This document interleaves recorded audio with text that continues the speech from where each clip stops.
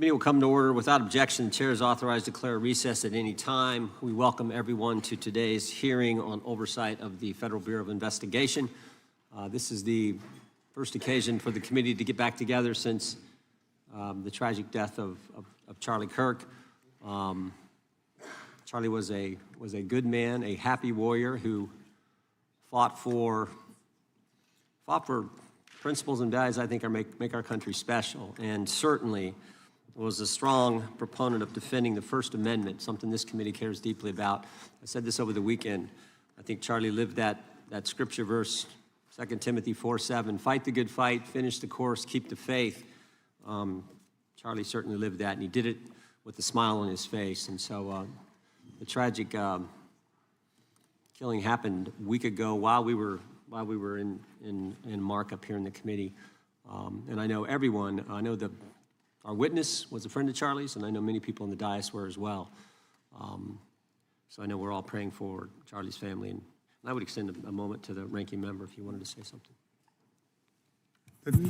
Thank you, Mr. Chairman, for saying that. The whole country reacted with horror and shock to the brutal assassination of Charlie Kirk in cold blood.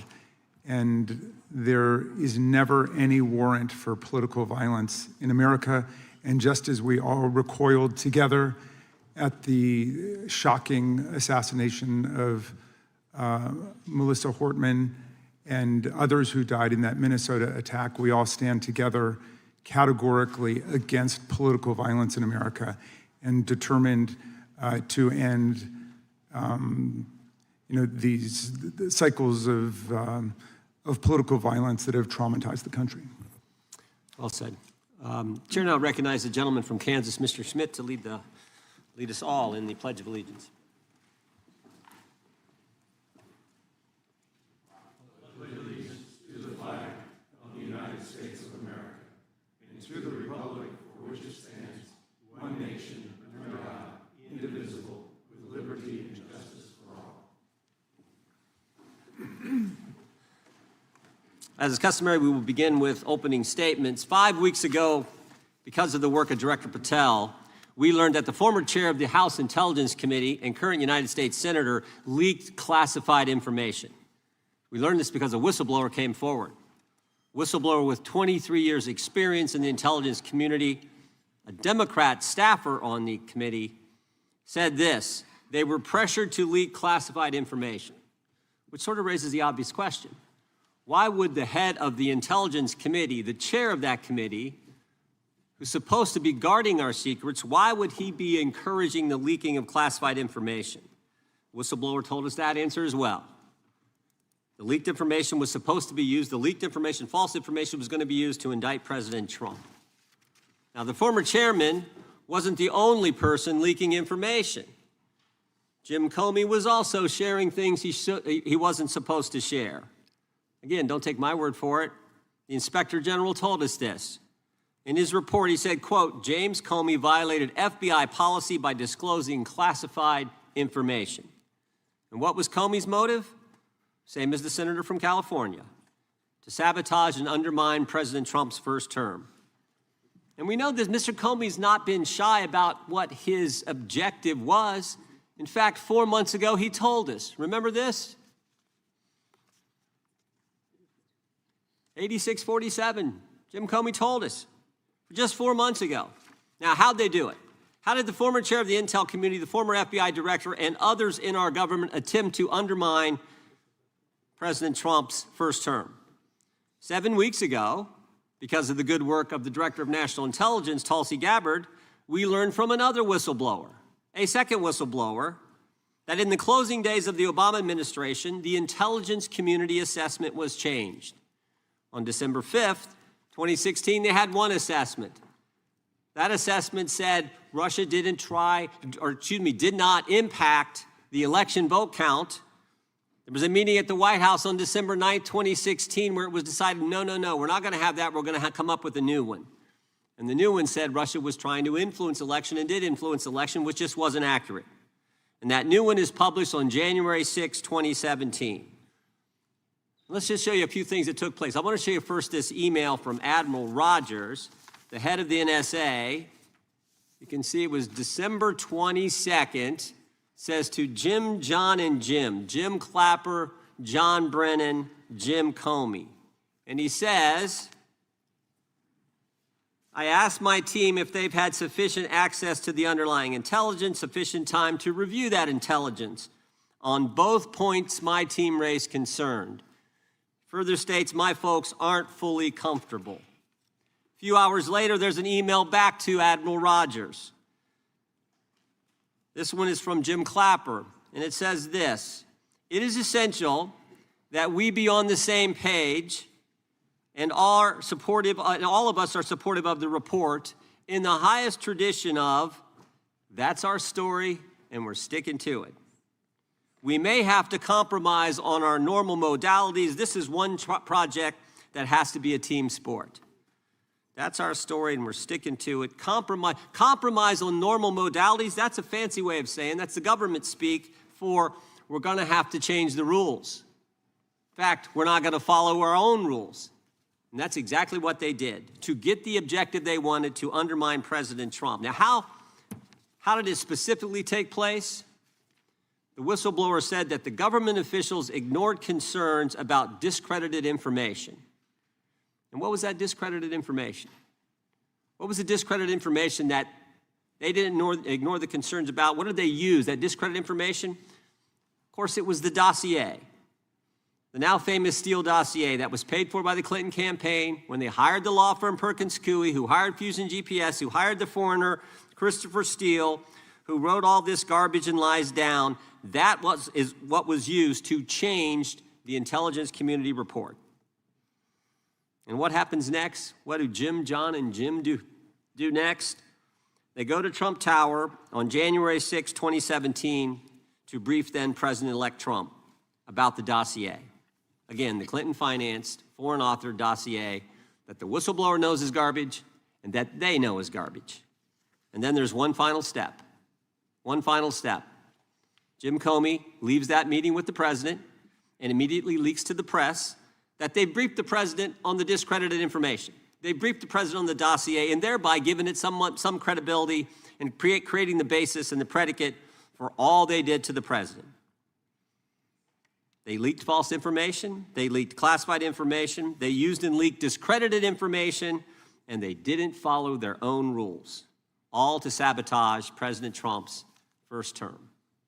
And but for this guy, Kash Patel, but for this guy, we would never have known this information. The good people of this great country would not have known what took place 8 years ago when they were trying to undermine the guy elected by we the people. And I want to thank Attorney General Bondi. She set up a special strike force, a special team, to look into this and see if there's any criminal liability that exists in what took place. Now, in addition to getting the truth to the people, Director Patel is getting the bad guys off the street. He's moved agents out of Washington, got the focus off of politics here in D.C., and is instead putting bad guys behind bars. 21,000 violent criminals have been taken off the streets, which is a 125% increase from the comparable period in the previous administration. He's rescued 4,000 kids. He's got 1,300 predators who he's arrested. He's also ended the weaponization of the FBI. No more spying on parents at school board meetings. No more pre-dawn raids on pro-life Catholics. No more retaliation against whistleblowers. And he's given us information that Chris Wray didn't. Maybe said better, he's given us information that Chris Wray wouldn't. Director Wray didn't tell us that there were 26 confidential human sources at the Capitol on January 6, 2021, even though he was repeatedly asked about that by members of this committee. Director Wray didn't tell us that there were 17 of those confidential human sources who entered restricted space. 4 went in the Capitol. None of them were arrested. They weren't authorized to do that. They broke the law. None of them were arrested. Lots of American citizens were arrested, but the guys whose whose American tax dollars was used to pay these guys who broke the law, none of them were. One was recommended for charging and was not charged. And remember when Chris Wray told us that the Richmond field office memorandum on pro-life Catholics was just a one-off? Turns out he wasn't being square with the Senate either. Director Wray wasn't square with us. He told us that multiple other officers were involved in targeting the Catholics. We got that information from Director Patel. We learned from Director Patel the FBI actually surveilled a priest, tried to get the priest to divulge information, break the priest-penitent relationship and confidence that exists. And Director Patel is saving taxpayers' money. He's not going to build a new headquarters outside of D.C. He's going to keep the headquarters right here in the capital city. Save Americans money, save the taxpayers' money. In 8 months, Director Patel has given us the facts. He's ended the weaponization at the FBI. He's taken bad guys off the streets, and he's saving taxpayers' money. But my guess is the Democrats won't focus on all that good news. They'll focus on politics. They'll stick with Comey and Clapper and Brennan and continue to try to undermine President Trump. That I yield to the ranking member for an opening statement. Thank you very much, Mr. Chairman, and welcome, Director Patel. You and I have not had the opportunity to meet, and alas, you failed to respond to the 8 oversight letters I've sent you over the last 7 months. So we do have a lot of questions piling up for you, but I want to start with a word of praise. The first FBI director was J. Edgar Hoover, who steadfastly refused to hire women, African Americans, and other minorities as agents. And although he was a closeted homosexual who lived in domestic partnership for decades with Clyde Tolson, he also participated in anti-gay crusades. He aggressively promoted what we would today call white Christian nationalism, and he would undoubtedly be turning over in his grave to see as one of his successors a first-generation Indian American and a proud Hindu. So I congratulate you on being a breakthrough in this sense and being a beneficiary of the civil rights movement that opened up the FBI and the federal workforce to lots of people who never would have been hired in its first decades. Alas, you share J. Edgar Hoover's dangerous obsession with blind loyalty over professionalism and effective public policy.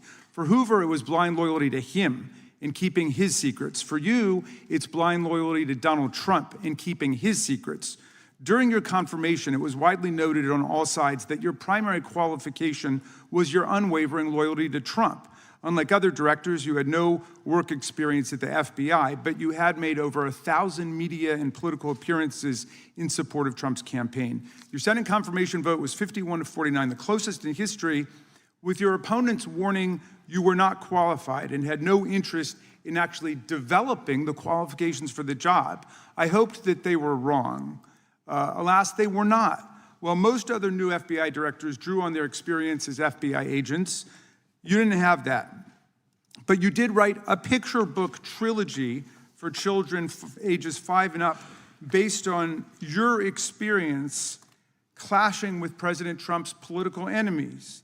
In your book, you describe your literary alter ego, Cash the Knight, as a wacky, easily bored wizard carrying out King Donald's vengeance by driving his enemies out of the kingdom. In the books, King Donald is besieged by the evil Hillary Queentown, but saved in the end by Cash. Then Cash goes on to catch mules who are stealing the 2020 election for the great King Donald from Sleepy Joe. And then in the third book, Cash takes down the dragon of the jalapenos, nicknamed the DOJ. Your supporters had hoped that you would graduate from imagining yourself a romantic fairy tale knight to actually running America's premier federal law enforcement agency. Alas, just as we've learned how dangerous it is to put a science-denying anti-vaxxer in charge of our public health, we've learned how dangerous it is to name as director of the FBI a man who thinks of himself as a fairy tale knight who keeps a fire-breathing dragon named DOJ at home to forcibly drive villains out of the kingdom. When Charlie Kirk was assassinated, while his killer was still on the loose, you decided you didn't need to be at FBI headquarters in Washington to work with your team while the chaotic manhunt unfolded. You spent your evening dining in a swanky Midtown Manhattan restaurant and tweeting out false information that the subject of the shooting was in custody, a statement you had to retract 1 hour later. Your performance was so disturbing that even the MAGA base was alarmed. Culture warrior Christopher Rufo, who just a few months ago sat in your chair as a Republican witness, observed that you performed terribly, and he called for your ouster. The FBI might be able to survive your delusions of grandeur and the explosively volatile temper that was on display yesterday in the Senate. But the intractable problem is that you are running the FBI not as a law enforcement agency charged with keeping the American people safe, but as a political enforcement agency working directly for the president's vengeance campaign. 7 months in, it's impossible to overstate the destruction, chaos, and demoralization you've brought to the FBI and its workforce and the resulting danger your actions have caused to our country. You've been systematically purging the FBI of its most experienced and qualified agents, division leaders, and experts in counterterror, counterintelligence, and cybersecurity, precisely the people who have the expertise you lack and which the FBI and the country need.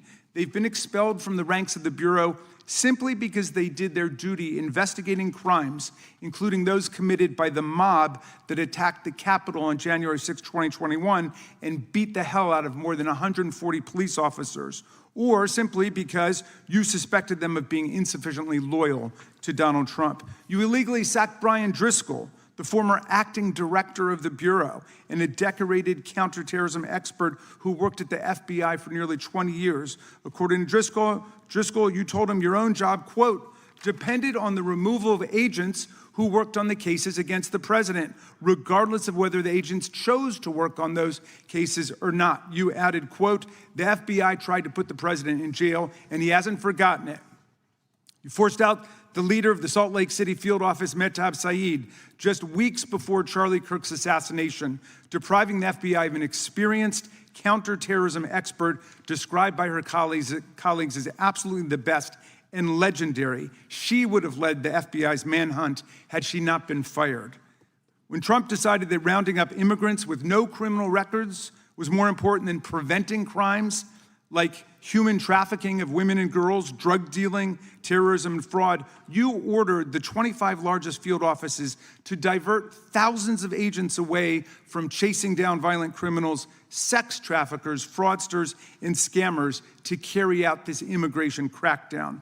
Director Patel, you treated the men and women at FBI with disrespect and paranoia. You've assembled a roving band of freelancing henchmen within your office and charged them with conducting unauthorized investigations, targeting and harassing career FBI employees. Amazingly, you forced senior leadership to repeatedly take polygraph tests to prove their political loyalty and pushed out leaders who refused these demeaning exercises. And now we're seeing one very clear reason why you want to build a political FBI. The Epstein files. You want an FBI blindly loyal to Trump and to you as his enforcer so you can continue your cover-up of a massive international sex trafficking ring with more than 1,000 victims, betraying all of the survivors of the sexual violence. Before you got in this job, you called for full release of the Epstein files, telling podcaster Benny Johnson that the only reason the list was not released by DOJ and FBI was, quote, because of who's on that list. Upon your confirmation, you promised that, quote, there will be no cover-ups, no missing documents, no stone left unturned, and anyone from the prior or current Bureau who undermines this will be swiftly pursued. This spring, you ordered hundreds of agents to pore over all the Epstein files, but not to look for more clues about the money network or the network of human traffickers. You pulled these agents from their regular counterterrorism or drug trafficking duties to work around the clock, some of them sleeping at their desks, to conduct a frantic search to make sure Donald Trump's name and image were flagged and redacted wherever they appeared, whether an email, a text, a letter, an interview, a photograph, or a video. In May, Attorney General Bondi reportedly told Trump that his name had indeed appeared multiple times throughout the Epstein files. And not long thereafter, in July, you and the Attorney General released a memo claiming that, quote, no further disclosure would be appropriate or warranted. In a few short months, how did you go from being a crusader for accountability and transparency for the Epstein files to being a part of the conspiracy and cover-up? The answer is simple. You said it yourself, because of who's on that list. Donald Trump's relationship with Epstein over the years is well documented. A week ago, the Oversight Committee released Trump's disturbing birthday book note to Epstein, written over a drawing of a woman's naked body, referring to a, quote, wonderful secret. The Oversight Committee obtained the note from the Epstein estate, not from the FBI, raising questions again of whether the FBI has been withholding documents. While you're unleashing the FBI to cater to Trump's desire to shut down the Epstein inquiry, the first 9 months of the Trump presidency have seen a spate of political violence and domestic terror events. We saw deadly attacks on political figures on both the left and the right. The brutal assassination of Minnesota Democratic House Speaker Melissa Hortman and her husband, and the attempted murder of Democratic State Senator John Hoffman and his wife, who miraculously survived a combined 17 gunshots. We saw an arsonist set Pennsylvania Governor Josh Shapiro's residence on fire. And of course, last week, we saw the horrific, cold-blooded assassination of Charlie Kirk in Utah that has shaken the nation. 1 minute after Charlie Kirk was shot in the neck, a 16-year-old shooter in Evergreen, Colorado, radicalized by white supremacist ideology online, opened fire and critically wounded 2 other students at Evergreen High School. We've seen lethal anti-Semitic violence, including the murder of 2 young Israeli embassy staffers just blocks from the Capitol, and then in the attack on a gathering of Jewish people in support of hostages held in Gaza in Boulder in June. We've seen continued mass shootings at schools, like the domestic terror incident at a Catholic school in Minneapolis last month, which killed 2 children and wounded 18 others. And in August, the man fired more than 500 bullets at the Centers for Disease Control and Prevention, killing a police officer who was a Marine veteran and a father. People like Melissa Hortman and Charlie Kirk should be able to participate in politics as elected officials or active citizens without being shot down in cold blood in the United States of America. People should also be able to go to elementary school, to middle school, to high school, to work, to the mall, and to church without being shot down in explosions of gun violence. The important position at the FBI requires a leader who puts public safety and national security and the rule of law first. I'm afraid, Director Patel, you've given us reason to believe you've used the powers of the FBI to serve Donald Trump and his agenda of partisan retribution. You've broken your promise not to do that. You've betrayed Jeffrey Epstein's victims and survivors. You've turned your back on the career law enforcement officers of the FBI, and as a result, you've left all of us less safe than before. Mr. Chairman, I yield back. Gentleman yields back. That opening statement may have been longer than any book director's ever written or anyone else has written. Without objection, all of the opening statements will be included in the record. We will now introduce today's witness. Mr. Patel has been the director of the FBI since February of 2025. He previously served as Chief of Staff at the Department of Defense, Deputy Director of National Intelligence with the National Security Council, and also as a congressional staffer, as a federal prosecutor, where he focused on national security cases, and he also worked as a public defender in the state of Florida. We welcome our witness, appreciate his work, and thank him for appearing here today. We will begin by swearing you in. Director, would you please stand, raise your right hand. Do you swear or affirm under penalty of perjury that the testimony you're about to give is true and correct to the best of your knowledge, information, and belief, so help you God? Let the record reflect that the witness has answered in the affirmative. You can be seated as you are. You know, you've been through this yesterday. Did a fine job. Please know that your written testimony will be entered into the record in its entirety. Accordingly, we ask that you summarize your testimony. Director, you may begin. Good morning, Mr. Chairman, Ranking Member Raskin, and members of the committee. I want to begin today by discussing the appalling assassination of Charlie Kirk. It's important for this FBI to be transparent without jeopardizing our investigations, so a little bit of the timeline is important. Charlie Kirk was unfortunately assassinated on September 10th. We immediately, the next day, released images early in the day in local time in Utah to start the public partnership in our manhunt for the assassin and culprits. At approximately 5 p.m. local time, I arrived on the ground and walked the crime scene myself, and we flew multiple FBI assets in and out to process DNA simultaneously while bringing in evidence response technicians, hostage rescue teams, and other experts to assist state and local law enforcement with their investigation. At 8 p.m. local on September 11th, the FBI collected and populated and promulgated at a press conference a video of the suspect on the grounds. We also released enhanced images. Due to that release that I directed and ordered, the suspect involved was apprehended and in custody at 10 p.m. local time. That's less than 2 hours after we did the video release and the photo release. So within 33 hours, that individual suspect was in custody.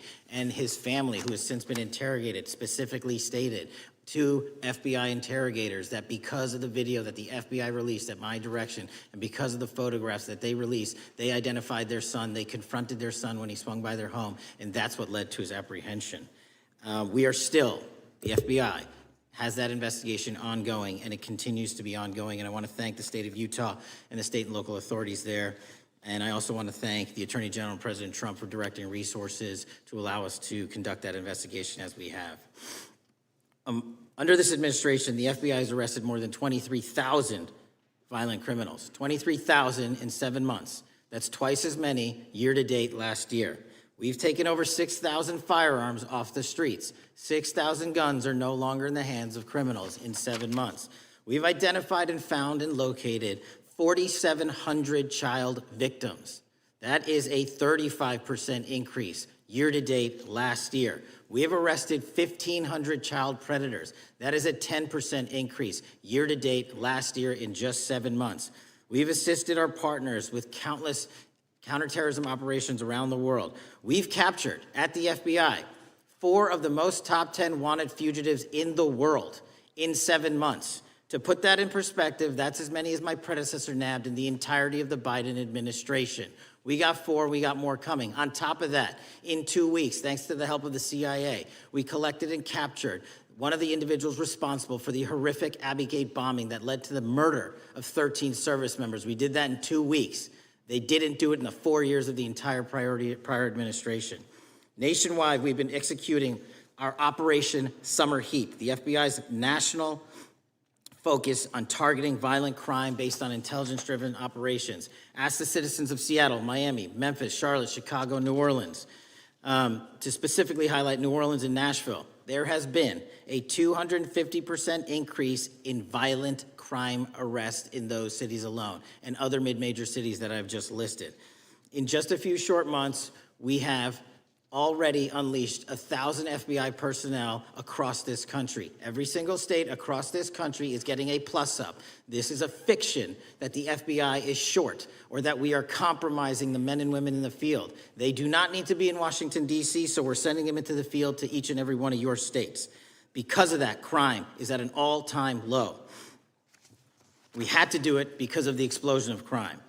And maybe the most important stat for Americans to realize, in just 7 months, we are on track to produce the lowest murder rate in modern U.S. history by double digits. Those are results not of mine. Those are results of the men and women of the FBI. If you want to criticize me, bring it on, but do not attack the brave leaders in the field. We are also working 24/7, 365 on the opioid epidemic that is killing more than hundreds of thousands of people a year. We have seized 1,600 kilograms of fentanyl off the streets so far in 7 months.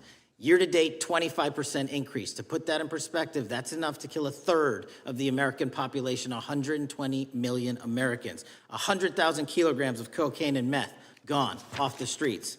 Earlier this year, I highlighted in Cincinnati, Ohio, how we're getting creative to chase down those that were willing to do harm to our citizens, not just by striking at the heart of the fentanyl producers, but the fentanyl precursor companies in China. And we indicted for the first time multiple companies and individuals, not just in America, but in mainland China, that are producing the ingredients that produce and make fentanyl that kill our children. And we're gonna keep going. Counterterrorism work, cyber attacks, and foreign adversaries are something the FBI must never sleep on, and we are not sleeping. In the counterintelligence space alone, this year, year to date, 30% increase in counterintelligence arrests from the DPRK, Russia, Iran, and China. And I want the American people to know, in this setting, there's a lot of work that the brave men and women in the FBI are doing we just can't get into, but they don't stop. Our cyber threats, ransomware attacks, those harming our children online. We have nearly a 20% increase in indictments and arrests in 7 months alone this year. We're going after those that harm our malware, infrastructure systems, telecom systems, and energy structure. Combating SALT and Vault typhoons are just a little bit of the examples we're doing. Maybe most importantly, under the counterterrorism and domestic terrorism umbrella, are nihilist, violent extremists, and those that label themselves 764, who wish to go online and convince children to maim and mutilate themselves and commit suicide.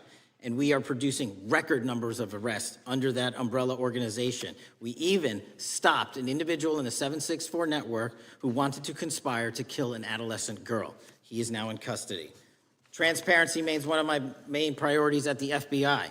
And this is what I've done in my 7 months at the helm. We've produced more than 33,000 pages of documents to Congress to a variety of committees, including, I believe, 7,500 to this committee alone, if memory serves me correct.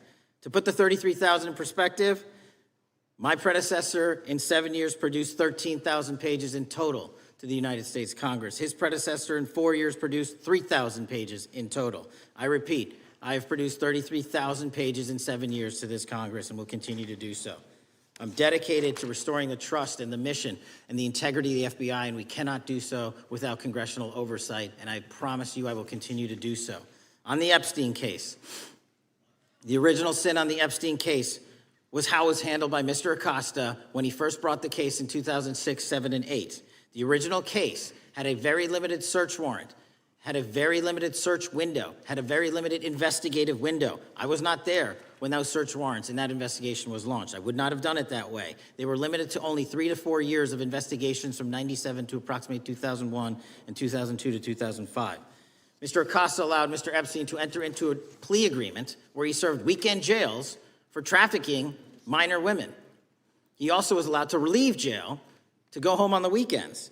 Plus, he allowed a non-prosecution agreement to be signed as part of that plea deal, prohibiting future investigations from that prosecution and from that evidence, and prohibiting the collection of further material. That is the original sin. We are working with Congress to produce more than any administration ever has material on Epstein. And I welcome the challenge to tell us that we are not being as transparent as the law allows. We even went to court and asked the judges to lift those prosecutorial agreements and to lift those court order seals, and they denied us 3 times. Congress is welcome to do the same and join the fight. And I'd lastly like to focus on operation that the president led in D.C.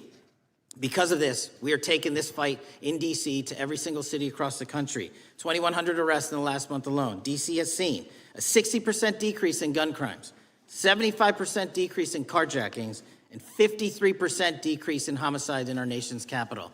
And rightly so. We're bringing that fight to the streets of America. I want to thank you for your support, and I'm proud to be the director that leads this FBI into a new headquarters building that they've needed for decades, saving the taxpayer $3.5 billion, and also providing our workforce a safe environment. If you don't know the calamity that is the Hoover Building, I invite each and every one of you to walk around. I'll give you a tour myself, and you can see where the cement falls on the heads of our employees that is only to be saved by netting. Just to give you an example. Thank you for support to our mission. And I do want to highlight one thing about D.C. It's because the FBI gathered sources and evidence that we were able to, through our source network, identify the horrific murder of the D.C. intern, Eric Tarpinian. And I've spoken to his family, and we are working to bring them justice. And Mr. Chairman, in my 16 years, now my 17 years of government service, if anyone has any questions about my service, bring it on. Yeah. Thank you, Director. We will now proceed under the 5-minute rule. The chair recognizes the gentleman from California, Mr. Ison. Director, delighted to have you here. You are a breath of fresh air. As you outlined, and I won't repeat it, the accomplishments, you did so with the same resources as your predecessor, roughly. Is that correct? I believe so, yes. And so how much of that has to do with taking people out of the backside of the FBI and moving them into the field, into doing the job for which we primarily pay the FBI? It's exactly what we needed done. 1/3 of the FBI's workforce resided in the National Capital Region before I got there. 1/3 of the crimes do not happen in Washington, D.C. Not anymore. Not anymore. So 1,000 personnel of the FBI were deployed across this country on a permanent basis, and every single state in this union is getting a plus up, not a reduction, a plus up of 1811s of intel analysts and support staff. And that is why the crime rates are going down in record numbers. Thank you for doing that, and it's perhaps the hardest thing for a bureaucrat to do is to lower the head count around them that support them, and I appreciate your willingness to do it different than your predecessor. A lot of what you covered earlier was the find, the discovery, and then the prosecution that is done by the DOJ. But I want to talk a little bit about the prevent side. On the Charlie assassination? sir? No, on all of these. Okay. Okay, for example, and I'll bring it up before the Democrats bring it up, January 6th. January 6th, we now know, because of your find, that in fact there were people involved who were not just observers but participants who in fact, it's been alleged, and I personally believe, in fact, were part of promoting, perhaps even the one woman who died, encouraging her to walk through a door that led to her death. When you see that kind of activity, and you know it was done under predecessors with full knowledge, whether it's January 6th, where embedded people crossed the line, or any other activity, including obviously the Russian hoax that we're now dealing with up in, front and center.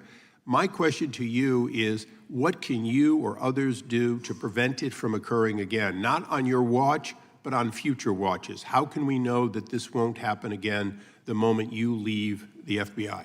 It's simple. What I'm doing through our leadership cadre is having FBI agents do what they were trained to do, not what they were not trained to do, not put them in situations that both harm them and the public. We're also utilizing our SORT networks and prioritizing the threat structure to go after the narco traffickers, the counterterrorism people, the counterintelligence threats, and the cyber threats. That's what they were trained to do, and that's what we're letting them do. One major question I have, after decades of doing this, on our side of it, both the chairman, myself, and others, both at oversight and here, have seen that the FBI and the Department of Justice hide behind non-statutory practices. Now, you've changed the interpretation of many of those practices. That's why we're getting the discovery that was previously withheld. How do we work together to make sure that we never again have false walls, non-statutory walls that say the Department of Justice has a prohibition about giving, quote, you fill in the blank, that has led to the chairman not seeing anything until you took over? I'm wedded to aggressive constitutional oversight. Having been a House congressional staffer, I know that is an important part of securing our democracy. And the way we make it an everlasting, enduring process is by showing the American people the results of what we are doing and the important work of this committee and putting it out to them so they can see government waste, fraud, and abuse. And then they can demand from our constituents and our electors that they want this process to continue. Last major question here. Some things are so sensitive that we both would agree they cannot be made public. Will you commit to this committee, when it is too sensitive to disclose, that you would at least make it available for in-camera review by the chairman and ranking members or others designated? I have done that, and I will continue to do that. Well, thank you, Mr. Chairman. This is a breath of fresh air. This is the beginning of what we need. But my questions today for the director are ones in which I believe that we do need to codify by agreement or by statute, if necessary, the kind of openness and transparency that we're seeing from this administration, the kind of discovery that's allowing us to do our oversight properly. And I would hope that that be the follow-up to this, obviously along with the Attorney General. And I yield back my 4 seconds. Thank you. The gentleman yields back. The gentleman from New York is recognized. Thank you, Mr. Chairman. Welcome, Director Patel. In the wake of the tragic murder of Charlie Kirk, Donald Trump said, quote, "Violence and murder are the tragic consequences of demonizing those with whom you disagree, day after day, year after year, in the most hateful and despicable way possible," close quote. I would note for the record that Donald Trump has famously demonized practically every person he has ever disagreed with, and therefore, using his own logic, he has put their lives at risk. I should know, about 2 weeks ago, when I announced my decision not to my decision not to seek re-election, many people on both sides of the aisle, including the chairman, offered me well wishes and thanked me for my service. Donald Trump, on the other hand, took to Truth Social to call me a, quote, psychopathic nut job, among other things. Yesterday, I received a threatening note filled with anti-Semitic comments and hateful attacks that mimicked some of the same language used by the president. I am sure many of us on this committee face similar threats every day. We have seen political assaults on both the left and the right. The attack on Charlie Kirk, the attempted assassination of the president, the murder of the Democratic Speaker of the Minnesota House, the assault on Paul Pelosi, and the attack on the Capitol on January 6th, for example. Director Patel, Do you agree that there is political violence from both the left and the right? There is too much political Do violence. you agree, yes or no, that there's violence? There is yes too or- much political violence based on ideologies from either side. Do you, from either side, okay. Are you aware of the study by the Cato Institute, a well-known conservative group, that found that 69% of the violence is from the right? I'm not familiar with that You're study. not familiar, okay. I would commend it to you. Are you aware the administration has threatened to use violence as an excuse to crack down on liberty and freedom of speech? Say that again, I'm sorry? Are you aware the administration has threatened to use violence as an excuse to crack down on liberty and freedom of speech? Nobody at the FBI is doing that. I didn't ask you about the FBI, I said the administration. I speak for the FBI. I would like to enter the record an article from today's New York Times titled, "Trump Invokes Kirk's Killing and Justifying Measures to Silence Opponents." In the wake of Charlie Kirk's killing, President Trump and his allies have laid out a broad plan to target liberal groups, monitor speech, revoke visas, and designate certain groups as domestic terrorists. I ask unanimous consent to insert this into the record. Thank you. Politicizing the murder of Charlie King to go after free speech is not a legacy I believe Charlie King would have wanted. Moving on, I want to address another topic. The FBI has traditionally played a key role in prosecuting public officials for corruption. But I fear that at a time when the president is accepting planes from Qatar for his post-presidential personal use, issuing pardons to major donors, and personally profiting from the office of the presidency, the FBI may be abandoning its commitment to investigating public corruption. Since its creation in the wake of the Watergate scandal, the Public Integrity Section has been one of the crown jewels of the Department of Justice, investigating and prosecuting corruption among the nation's public officials and acting as a key safeguard against politicized prosecutions. This section's work has been supported by an elite squad in the FBI devoted specifically to rooting out corruption. But according to reports, the Public Integrity Section has now been decimated, and the FBI's Public Corruption Squad has been disbanded. I would like to submit for the record a New York Times article entitled, "FBI Dismantles Elite Public Corruption Squad." I ask unanimous consent. Thank you. These actions are an invitation to corrupt politicians to break the law, since they know that the government is asleep at the switch. Last month, Senator Warren and I, along with dozens of other members of Congress, wrote to you and Attorney General Bondi expressing grave concern over your decision to effectively legalize corruption and to politicize prosecutorial decisions. And he asks unanimous consent to enter this letter into the record. Thank you. I don't have time today to walk through all your questions, all of our questions and concerns, but will you commit to answering this letter in short order so that we can understand what factors led to this decision and how it has impacted the ability to hold corrupt officials accountable? I will review your letter with my team and respond as soon as I You can. will respond. Thank you. I yield back the balance of my time. Gentleman yields back. Gentleman from Arizona is recognized for 5 minutes. Thank you, Mr. Chairman, and thank you, Director, for being here. I appreciate the change in the FBI and the tone since you've been there. We heard the ranking member, however, describe the FBI under your leadership as being resorting to political enforcement and you personally as being paranoid. I would just suggest that perhaps that is the projections of the ranking member himself and not you, sir. I want to refer to something that was said yesterday in yesterday's hearing by Senator Grassley. He said, "It's well understood that your predecessor left you an FBI infected with politics." At your nomination hearing, he gave you records, made public records about whistleblowers regarding something called Arctic Frost. Arctic Frost was the FBI case opened and approved by anti-Trump FBI agent Thibault, and Arctic Frost became Jack Smith's elector case. The new records show that Arctic Frost was much broader than just an electoral matter. In fact, it was expanded to Republican organizations. Some examples of the groups that the Ray FBI sought to place under political investigation included the Republican National Committee, Republican Attorneys General's Association, and Trump political groups. In total, 92 Republican targets, including Republican groups, Republican-linked individuals, were placed under the investigative scope of Arctic Frost. On that political list for investigation was one of Charlie Kirk's groups, Turning Point USA, In other words, Arctic Frost wasn't just a case to politically investigate Trump. It was the vehicle by which partisan FBI agents and DOJ prosecutors could achieve their partisan ends and improperly investigate the entire Republican political apparatus. I'd ask that, Mr. Chairman, that document be admitted. Without objection. So, I know that this may be under current investigation, but I wish to ask specific questions about this for just a moment.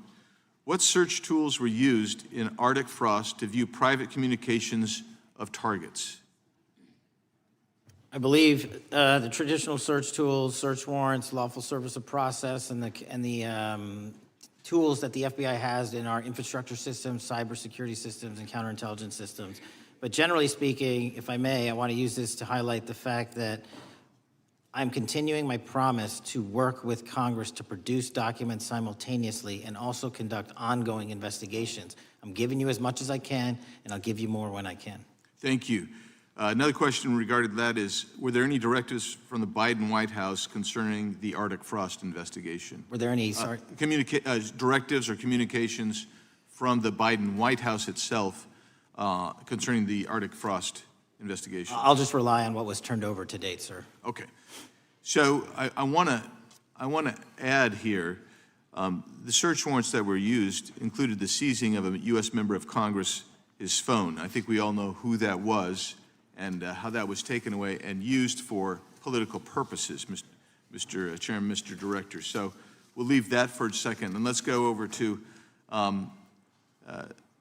the Charlie Kirk case for just a second. Let's emphasize this. How many hours did it take from the assassination to the arrest of the assassin, Mr. Director? 33. That seems pretty swift, and it was because of the actual release of videos and photographs that you directed to be released, sir. That's correct, and to put it in perspective, the Boston bomber took 5 days and Luigi Mangione took 5 days. Was the platform Discord forthright from the start with law enforcement about the shooter's communications on its platform? Discord, the platform ownership, has been working with our lawful process, and we are obtaining materials from them on a rolling basis. Thank you. And I want to get back here to Arctic Frost for just a second, Mr. Chairman. I'd like the unclassified document from the FBI released to be admitted to the record. Without objection. And a document from the Economic Times also to be admitted to the record. Without objection. So I'm going to give you the last 30 seconds. We could go on about the Epstein case. I've got a bunch about that, but I'm just going to let you, if you wish to respond to either of the two vitriolic questioning or statement from the Democrats. The work of the FBI speaks for itself. It's on showcase here today. Anyone that wants to attack the FBI can attack me, but leave our leadership structure alone. When you have 23,000 violent felons arrested, twice as many as this time last year, the work speaks for itself. Thank you, Mr. Chairman, and thank you. Appreciate your good work, Director Patel. Yield back. Gentleman yields back. Gentleman from Maryland is recognized. Thank you kindly, Mr. Chairman. Director Patel, before you joined the FBI, you railed against it for covering up Jeffrey Epstein's human trafficking ring. Let me refresh your memory with this clip. Has Epstein's list, they're sitting on it. That doesn't seem like something you should do. You're protecting the world's foremost predator. That seems like an evil thing to do, regardless of who may be embarrassed in the release of that list. Why is the FBI protecting the greatest pederast, the largest scale pederast in human history? Simple, because of who's on that list. So you finished that December 2023 interview with a challenge to the FBI and harsh words for Republicans in Congress for not getting the Epstein files out to the public.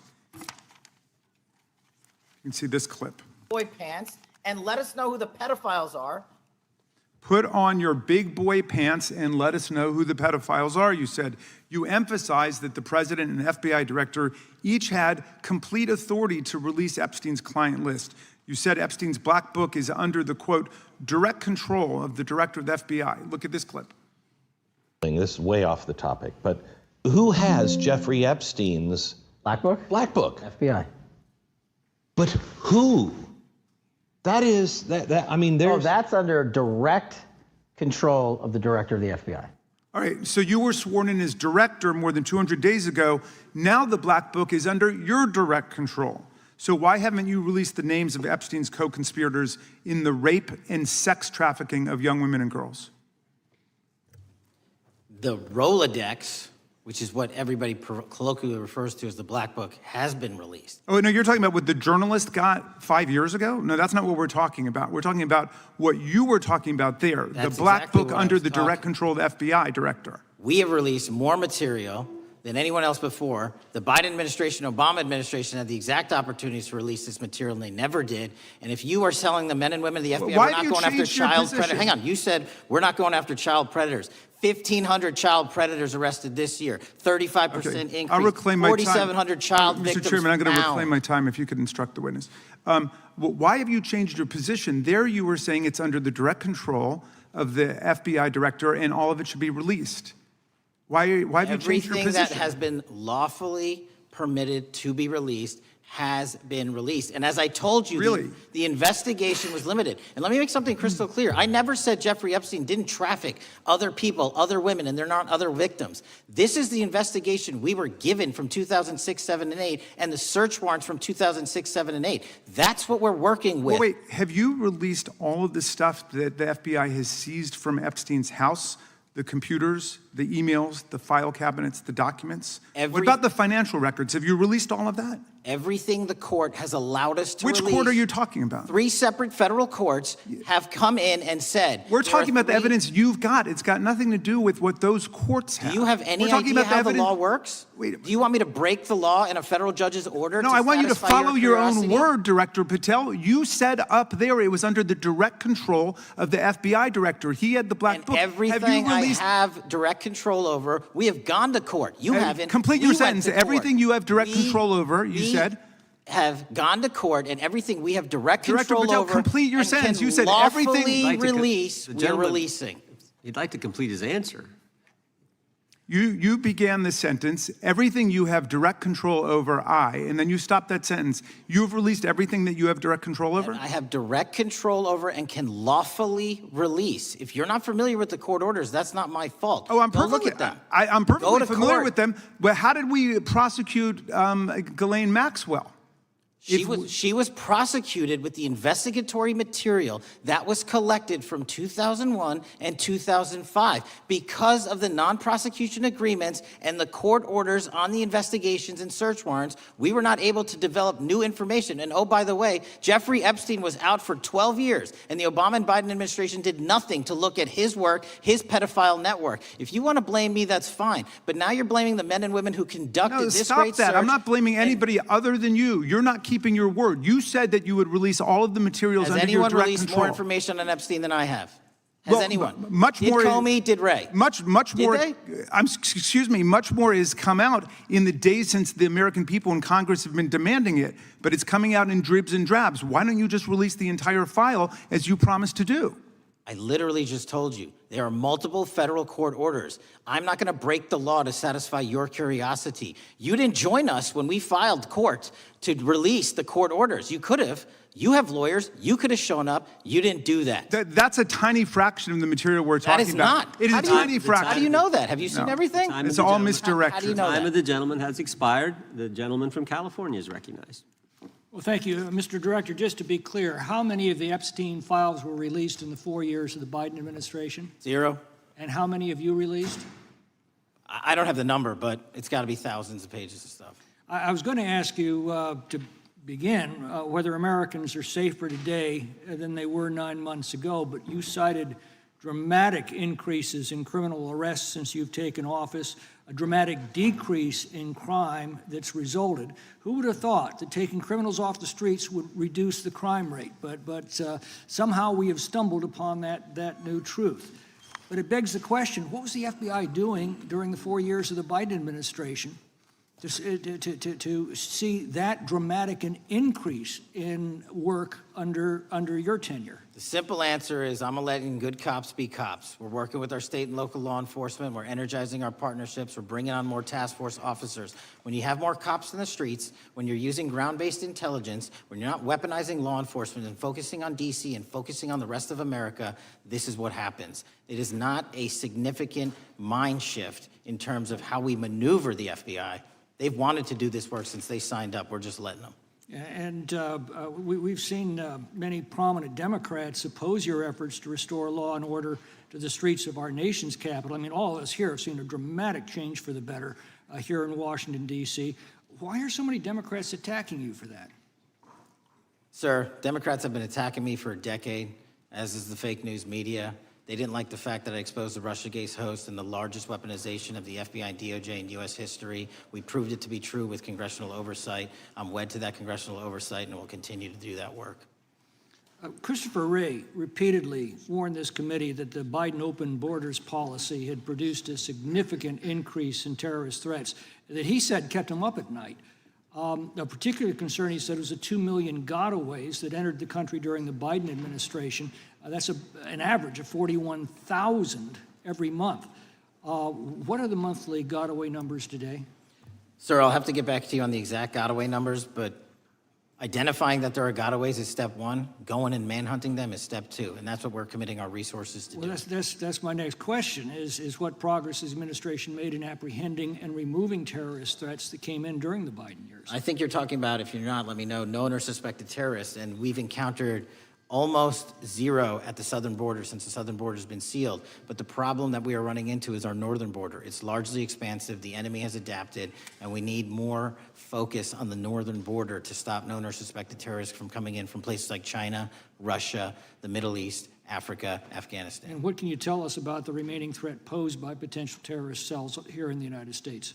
The terrorist threat that continues to be posed by international terrorists here in the United States is one of my highest priorities.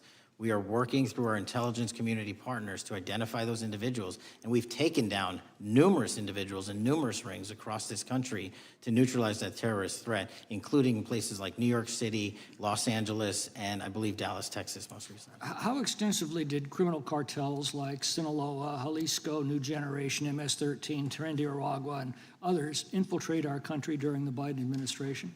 By the tens of thousands. Well, and what progress have you been making in combating their presence? I think the DHS is best to speak to that, but I think I can't remember the numbers of tens of thousands or hundreds of thousands of individuals they found that came in illegally, and the tens of thousands that associations to criminal networks have all been deported. And that effort is being opposed every step of the way by Democratic leaders in our cities, some of our states, and right here in the Congress. Isn't that true? Well, we're just working where we can in every single city we can, and I welcome the opportunity to partner with Republicans or Democrats on fighting violent crime like we're doing. Mr. Biggs asked about Arctic frost. What else can you tell us about that and what we need to do to assure that it never happens again? Continue the congressional oversight work that you're doing on Arctic frost. Let me provide you with more documentation on Arctic frost, and also call in witnesses from the paperwork that we have given you. You have that right, and the American public deserves to hear what those people have to say. As for my ongoing investigation, there's not much I can say. What role did the FBI play in suppressing the Hunter Biden laptop story during the 2024 election? Off the top of my memory, sir, I believe the FBI was in possession of verified information from that laptop, and it was improperly publicized that they did not have information and masked it as Russian disinformation. We now know that was categorically false. I don't know why the FBI did that, when they did that, but we've released all the materials related to that. Thank you. Gentleman yields back. The gentleman from New York is recognized. Mr. Goldman. Mr. Patel, does Donald Trump appear anywhere in the Epstein files? I'm sorry, could you say that again? It's not a complicated question. Does Donald Trump appear anywhere in the Epstein files? I didn't say it was a complicated question. I just didn't hear you, so my apologies. We have released where President Trump's name's in the Epstein files and everybody else, and all credible information that we are legally allowed to release has been released. All right, so let's go through that. You're referring to court orders that prohibit you from releasing grand jury testimony under Rule 6E. Is that what you're referring to when you say as the law allows? That's a piece of it. Really? What other evidence do those three court orders you cited prohibit from being released? Information that was collected pursuant to those search warrants that were limited Wrong. in fashion. Wrong. That's not what the court order says, and that's not under 6E. And you're talking, and I said that's 6E, and I said there was others, and I'm answering that. There are sealed court order documents. There are protective orders from They the are court. unsealed as part of discovery given to Ghislaine Maxwell. They are no longer sealed. That's just not true. We can argue about it all you want. Okay, or well, can go you to court. agree that there are, so your testimony here is that the reason why you are not releasing all of the videos that you have acknowledged, there are so many, and that the FBI spent thousands of hours of reviewing, the photographs, the photographs that you have. You're saying that you're not releasing those because there's a court order requiring them to be sealed? Is that your testimony? Never said that about the videos. On the totality of the videos, of the thousands of images that were seized pursuant to the search warrants executed at the time, the overwhelming majority of that video is pornographic material that was downloaded from the internet and child sexual abuse material. We will never release that. Well, as you should not release the victims, but if there are videos that relate to others who Epstein trafficked to, such as maybe Prince Andrew, or photographs, that you have total control to release. Yes, and if it And exists, so why haven't you released it? why are you supposing that that is a fact when in fact it is false? Are you saying that You're saying I'm that sitting none on of that the evidence? videos Hang on. relate to anything relevant to the Jeffrey Epstein trafficking ring? Every single video that we have collected pursuant to the prior search warrants has been examined for the last 10 years. And every single video has been utilized for whatever prosecutions were able to be legally brought. I'm not asking about prosecutions. I'm asking about why you aren't releasing the full Epstein files, including the names of people who were involved in the sex ring that you promised to do before you became FBI director. I just told you, I'm not going to release downloaded porn of I'm children not asking on the about internet. that. Fine. I'm asking about all the other files. What other videos? Tell me. Tell me. That's what I'm asking. Tell me. You're saying there are no videos that would be relevant to anyone else involved in the Jeffrey Epstein sex ring. Pursuant to Mr. Acosta's collection of information based on the search warrants. That's all we have in our I possession. understand. And I'm asking you, that stuff. That's all we got. I'm not asking all you got. I'm asking you, in that stuff, there's nothing that's related to to any other sex traffic, any other people engaged with Epstein in underage sex. That's correct. To my knowledge, no. Okay. Let's talk about the witness interviews. 302s of witness interviews. Those are not subject to the court order. Those are not subject to any fictional sealed order for a search warrant. Why aren't you releasing those with the redacted names of the victims?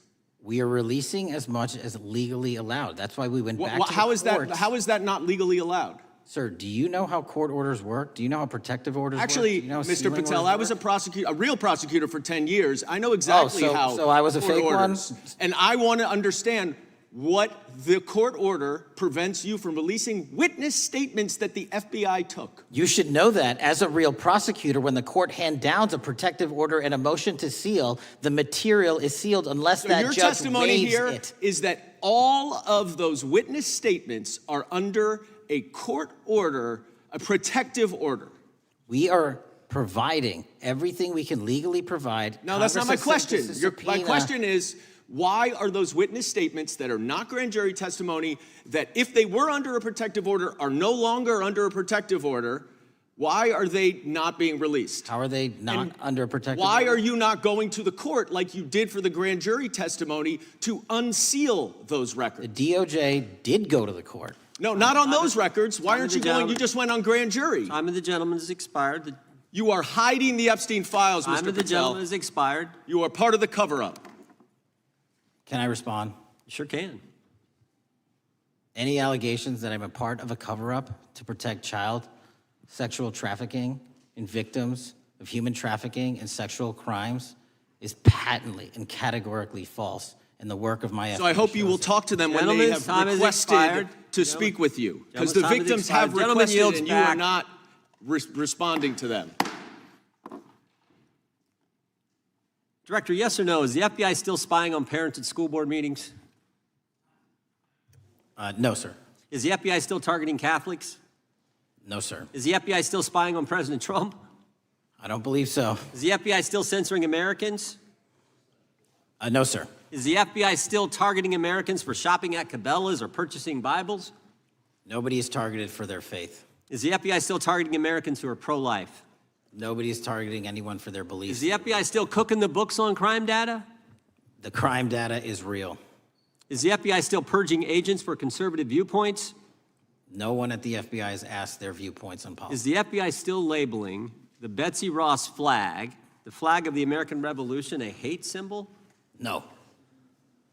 Well, maybe that's why you've been able to, what was the number? 23,000 bad guys you've arrested, a huge increase from the same time period in the previous administration. I think you said 1,400 predators, 4,000 children rescued.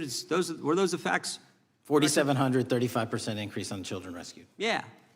And you got the guy to Abbey Gate. We got the Abbey Gate guy. We had a guy from the 4th District of Ohio who lost his life there serving our country. We appreciate that.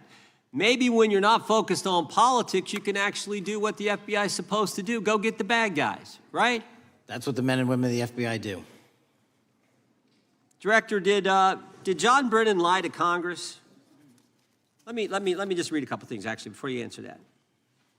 2 years ago, we had Mr. Brennan in for an interview, and I asked him, how'd you learn about the dossier in December of 2016? Mr. Brennan replied, I received a copy of it from the FBI, and the CIA was very much opposed to having any reference or inclusion of the Steele dossier in the intelligence community assessment. That's what John Brennan told the United States Congress. 7 weeks ago, the Director of National Intelligence told us this: John Brennan lied and denied using the dossier in the intelligence community assessment because he knew it was discredited. CIA officer told the House Intelligence Committee Brennan refused to remove it, and when confronted with the dossier's main flaws, he responded, yes, but doesn't it ring true? John Brennan lied to us? Mr. Chairman, I won't stylize the evidence. What I will say is that the intelligence community assessment, those that created it and any individual involved with it, is an ongoing investigation. There's an investigation into what took place in December and January of December 2016, January 2017, when this whole thing started, this grand conspiracy. That is being investigated, is that right? That has been publicly announced by the department. That's been announced by the department. Did Chris Wray hide documents from this committee? You would know better than me, sir. Well, I think you told us like 700 pieces of information you've given this committee since you've been the director relative to just one incident, the Catholic memorandum from the Richmond field office. I can give you the comparison, sir. Yeah, the Catholic memo, I believe we turned over 750 documents. In Mr. Ray's tenure, I believe they turned over 19 pages. 19 pages. You've given us 700. Why would Chris Wray hide information from this committee? You'd Want have to to hazard a guess? I'm sorry? Hazard a guess why he would do that? I don't know, sir. I think maybe it was because FBI was spying on a priest, trying to get him to break the priest penitent confidence that exists. You think maybe that was the reason? You'd have to ask him, sir. Yeah, we'd love to do that. I want to read a few names here. Arctic Haze, Tropic Vortex, Riding Hood, Foggy Falls, Echoes Fate, Sirens Lure, Genetic Christmas. What are these code names about, Director? You know? Not off the top of my head. Well, Arctic Haze, Tropic Vortex. My understanding, these are code names for leak investigations of classified information from the year 2017. Does that ring a bell? In terms of leak investigations, many of those are classified and many of those are ongoing, Mr. Chairman. But we are working with you to produce documents as we close those investigations or as we declassify them. Let me ask you this question, because this is something I've wondered about, the way the FBI used to work. Wade, this whole thing so many of these things unfolded. Seems to me you had all these people in government leaking information that then gets reported in the press, there's a story written about it, and then that article is then used to further the investigation and move forward with what they want to do. Did that take place back in 16 and 17? That's the exact scenario that took place in the FISA application for Carter Page and the rest of the Trump campaign. And that is frightening, because that's what the CIA is supposed to do in foreign countries. It's not supposed to happen to Americans, but it did, didn't it, Director? Yes. And not just any Americans, it happened with the President of the United States. Is that accurate? Yes, sir. Yeah, and you were the key guy in helping expose that. And I think our country will be forever grateful for what you did to let the country know that was going on involving Americans, which is not supposed to happen, and not just, again, any American, but the President of the United States. Chair now recognizes the gentlelady from California. Thank you, Mr. Chairman. I'm concerned by reports that FBI agents have been diverted from their important work on crime and anti-terrorism to work on matters that are not critical to our safety. I'd like to play the video, the whole video Jeffrey clip. Epstein's Black Book? Black Book. FBI. But who?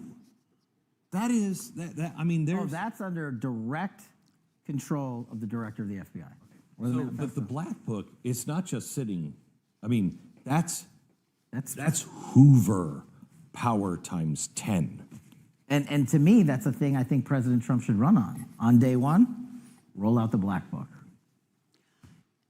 In contrast to that attitude of let it all out, we're getting reports of actions that run contrary to getting everything out and that also involve diversions of FBI resources. For example, an FBI whistleblower reported that you were pressured by the Attorney General to place 1,000 personnel on 24-hour shifts to mine roughly 100,000 Epstein-related records to redact President Trump's name from the files. Bloomberg reported this, that you directed FBI special agents from the New York and Washington field offices to join the Bureau's FOIA employees in Winchester and another building a few miles away, and that while reviewing the Epstein files, FBI personnel identified numerous references to Trump in the documents, and people familiar with the matter said that Trump's name, along with other high-profile individuals, was blacked out. Now, the New York Times reports, and this is a quote, Justice Department officials diverted hundreds of FBI employees and federal prosecutors from their regular duties to go through the documents at least 4 times, including once to flag any references to Mr. Trump and other prominent figures. Details of the review were based on accounts by 3 former FBI and Justice Department officials who spoke on condition of anonymity because of fears of retaliation, and further that the FBI finished, after they finished its review of the files and materials, was sent to a team of Justice Department lawyers who double-checked the FBI's redactions and, quote, were instructed to flag any mentions of Mr. Trump and other celebrities. Now, I have 3 questions for you, Mr. Patel, about this. First, how many times did President Trump's name appear in the Epstein files? Was it more than 100, more than 1,000? Were the agents who were pulled from their duties to redact the president's name from the Epstein files working on criminal cases or national security cases or child sex trafficking cases? And are the number of agents that have been reported diverted for these purposes, is that accurate? No. No what? You asked if it was accurate. I said it wasn't. So you're saying that none of this happened? That, No, I'm saying it was inaccurate. okay. How many times did President Trump appear in the Epstein files? More than 100? More than 1,000? No, and what we've been able to release is what we've been legally able to release, and that has been No, that's not provided the to question. public. I asked you, how many times did the president's name appear? I don't know. It's your testimony. You do not know that The answer. number of times, no. Could you tell us how many agents were diverted for this task and what they were working on? When you say diverted, you make it seem as if agents were pulled off what they do all the time.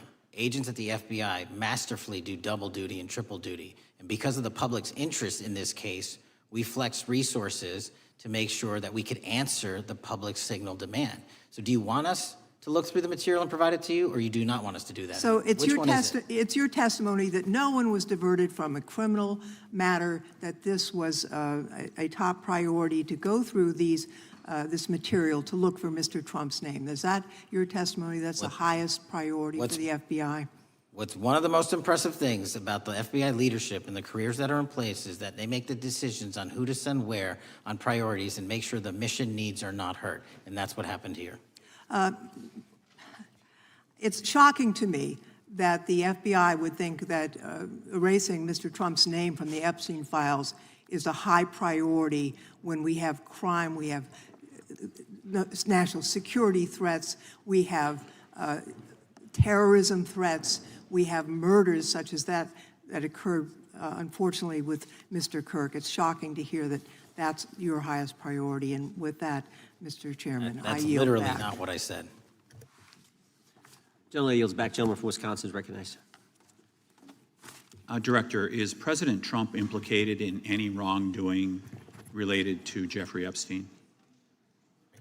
Based on the entirety of the evidence that we have, absolutely not. The president is not implicated. Correct. Thank you. I want to talk a little bit about China's malign influence here in America. And, we've seen spy balloons traverse the United States. We've seen police stations in communities around America. And sitting in the chair you're in just 2 years ago, there was a sheriff from Cochise County, Arizona, Mark Daniels, that was here, who said that the exponential increase in the amount of fentanyl that is coming into America is directly related to the open borders policies of the previous administration. Do you agree with Sheriff Daniels' characterization? In large part, yes. So, since you've been director, has there been a reduction with, we've talked about how the border is largely secure now, right? The southern border, yes, sir. The southern border is largely secure. Has there been a concomitant reduction or a reduction in the amount of fentanyl that is coming into America? There has been a massive reduction to the tune of, we've seized more than 25% year-to-date this year than the prior year, and that's enough fentanyl to kill 120 million Americans. Does China play a role in this fentanyl that's coming to America? As I stated in my opening, sir, what they do and the companies in China, mainland China, do is produce the precursors and the cutting agents that they ship overseas through various countries and to the Mexican drug cartels who produce it. So they basically are the cooks in terms of the ingredients. Tell us, what is the FBI doing to stop China from delivering death to America? So for the first time in a decade, I actually reached out to my counterpart at the Ministry of Public Security. No one at the FBI had done so, to engage. Ministry of Security, where's that? In mainland China. In mainland China, okay, thank you. To engage in a conversation to say, hey, can we have a certain number of these precursor chemicals listed in China so that they become illegal and illegal to trade. We're also working with our counterparts in places like India and Guatemala because the transshipment routes of the precursors, the Mexican drug cartels have gotten creative, and instead of coming directly to America, are going into these countries. And we've had massive success in India and Guatemala, and in those governments' great partnerships in shutting down the ability to ship the precursors into those countries, which are ultimately destined to America. So those people that are working with security agencies have been working with you, is that accurate? Yes, sir. So I want to turn to a couple cases that are at the University of Michigan, where Chinese nationals, on behalf of the Chinese government, smuggled in illicit biological materials, stuff that can harm our agricultural industry. What actions are you taking as we see repeated stories of Chinese nationals doing this in the United States? So just that, sir. In this calendar year alone, as I was mentioning, our counterintelligence operations and cases brought against the Chinese are up by, I think, something like 40%. And specifically, the cases in Michigan show two threat streams, not just against our agricultural industry, which is a threat to national security, but they were also bringing in chemical agents and mushrooms, I'm not the exact expert, that would have ultimately hurt our population. We arrested and charged all of those individuals, and we were aggressively going after them in every single state because they weren't doing it in Michigan alone. Should research universities across the United States be doing a thorough job of vetting Chinese nationals that are coming to their universities? They should. Turning to spying in America, we heard the stories about Senator Dianne Feinstein's driver, who was a Chinese spy. We're familiar with Linda's son, who worked in Governor Hochul's office, Christine Fang in California. What are you doing to find these people who are Chinese spies that are trying to burrow themselves into the politics of America? Because we know it's happening, right?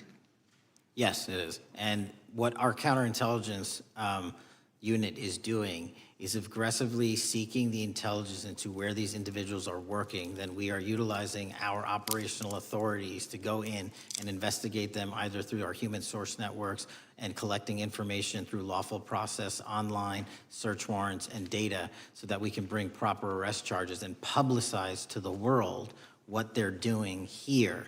And just because we've caught a few doesn't mean we've caught everybody. We've got a lot more to go. I get one more quick question in.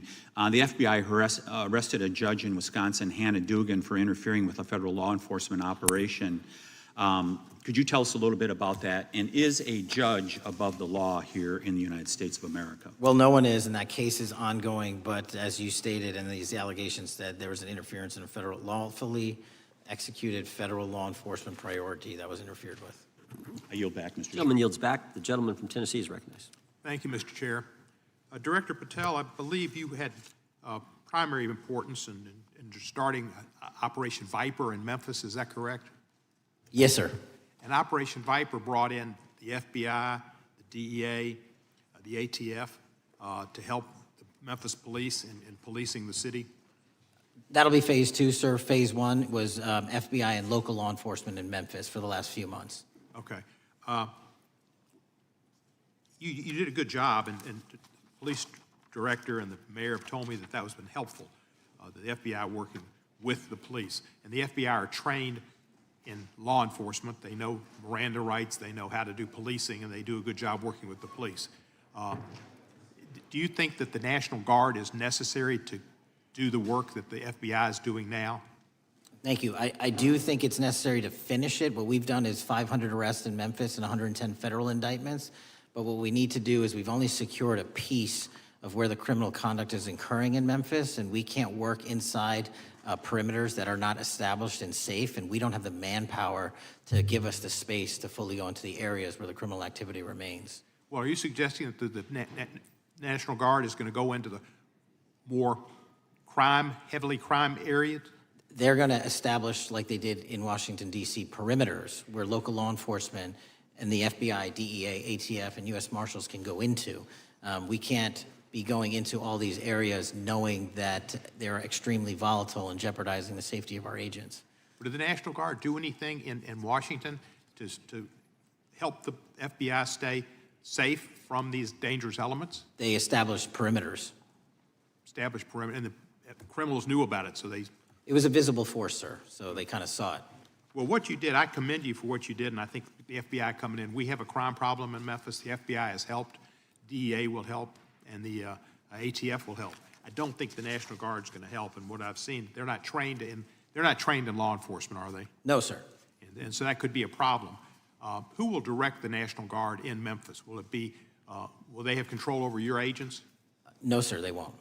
Who will have control over your agents? You? Well, the SAC and then ultimately the chain of command up to Washington, D.C. will control the FBI, but there's a task force that was put together that is going to be led by an interagency. The heads of U.S. Marshals, DEA, and FBI will be working together with DHS collectively on this. Have you visited Memphis before? Yes, sir, I have. So you know how good a city it is. I love Memphis. A lot of us do. And Memphis is a great city, great history, civil rights museum. Might say something about slavery, but that was the history. It needs to be taught.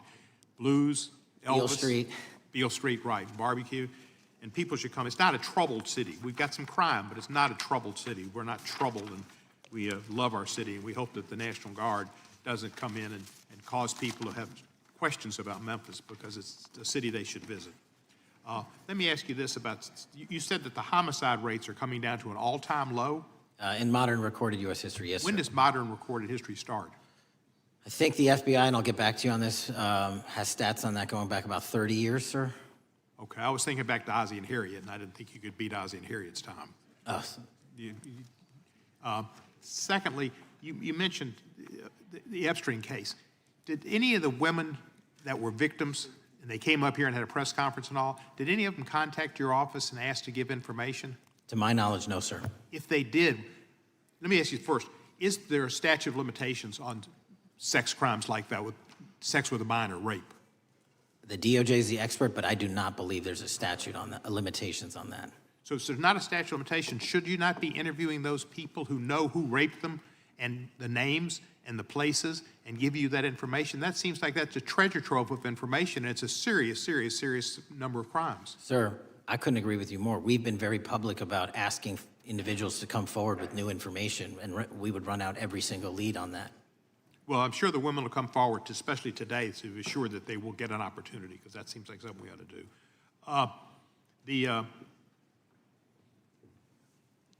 Mr. Driscoll, what was his reputation? I can't comment on Mr. Driscoll's matter. It's an ongoing litigation. Yeah, but his reputation you could tell us about. I can't tell you about his reputation. His work has been laid out in that lawsuit. How many of the FBI agents who worked on the January 6th case have been fired? I don't have that number, sir. Do you have a ballpark figure? No, but I can tell you that individuals based on case assignments in the FBI that I have led have not been terminated for case assignments. Thank you, sir. And come back to Memphis and you work with Kevin Kane in our Tourism Bureau. He's great. Thank you. And thank you for your work in Memphis. Gentleman, yes, back. Mr. Chairman, I have a unanimous consent request. Gentleman's recognized. So I've got 4 documents I'd like to introduce into the record. The first one is Jeffrey Epstein's 6th story played out for years in plain sight. And Acosta is quoted in here saying, "I was told Epstein belonged to intelligence and to leave it alone." The second document is entitled, "What Epstein's Bodyguard Warned About His CIA Connections." The third document is from Fox Digital. It's titled, "Epstein's Private Calendar Reveals Planned Meetings with Obama Admin Official CIA Chief." And the last document is Wall Street Journal article that highlights Ehud Barak's 36 meetings with Jeffrey Epstein. He was the former Prime Minister of Israel and head of military intelligence for Israel. It may have held that title when he met Epstein, and then, yes. Without objection, the gentleman will hold for a second. The gentleman from Maryland is recognized. Thank you, Mr. Chairman. Just one UC request. This is Judge Engelmeyer's decision from August in U.S. versus Epstein, stating the government's 100,000 pages of Epstein files dwarfs the 70-odd pages of Epstein grand jury materials. Without objection, the gentleman from Kentucky is recognized for 5 minutes. Thank you, Mr. Chairman. Director Patel, I watched some of your Senate hearing yesterday when Senator Kennedy asked you, "You've seen most of the files. Who, if anyone, did Epstein traffic these women to besides himself?" You replied, according to the transcript, "There is no credible information that he trafficked them to anyone else."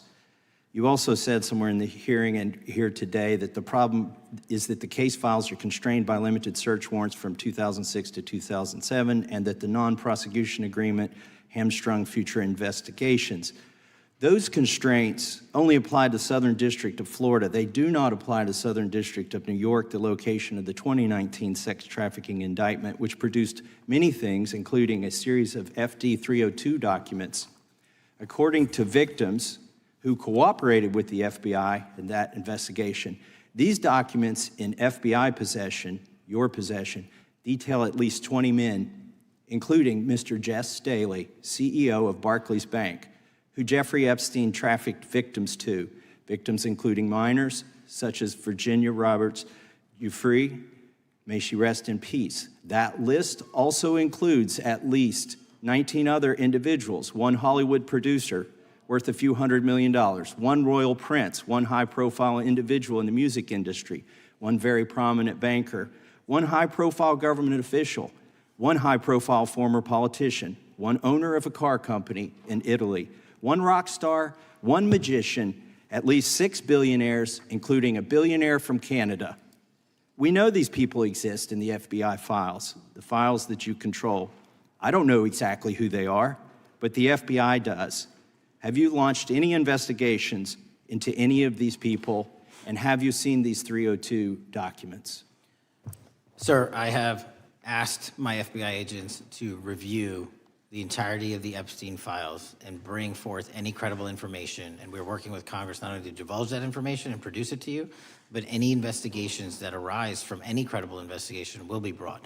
There have been no new materials brought to me launching a new indictment. So is the loophole here, or is it your assertion that these victims aren't credible, that the 302s maybe didn't produce credible statements that rise to a probable cause? It's not my assertion, sir. It's the assertion of 2 different United States attorney's offices from 3 separate administrations who investigated those same materials in live time. Are the 302 documents in the FBI's possession? They reviewed all that, yes, sir. And so have you reviewed those 302 documents where the victims name the people who victimized them? If I personally know, but the FBI has. So how can you sit here and in front of the Senate and say there are no names? I said I named one today. I said we are not in the practice at the Department of Justice FBI of releasing victims' names. That is not what we do. We are also not in the habit of releasing incredible information. That's not what we do. But multiple authorities have looked at the entirety of what we have. Okay, I got to move on here. Were you present when the AG had the White House event when she released the binders to the social media influencers? I was, yes. So if you're willing to meet with social media influencers who stood to benefit from the sensational and sad stories of these victims, will you meet with the victims as well? The FBI will meet with anyone who has new information. Will you personally meet with them? The FBI and the professionals who are handling the cases will. Were you instructed that it was important to release the documents to the Oversight Committee on the day of my introduction of the discharge petition to release these files? I don't know what day that was, so no. Well, they were released that day, and there were victims' names who weren't redacted because they were in such a rush, and the victims are not happy about that. Have you investigated any of the CIA connections? Have you seen the CIA file on Jeffrey Epstein? And if you wanted to see it, would they show it to you?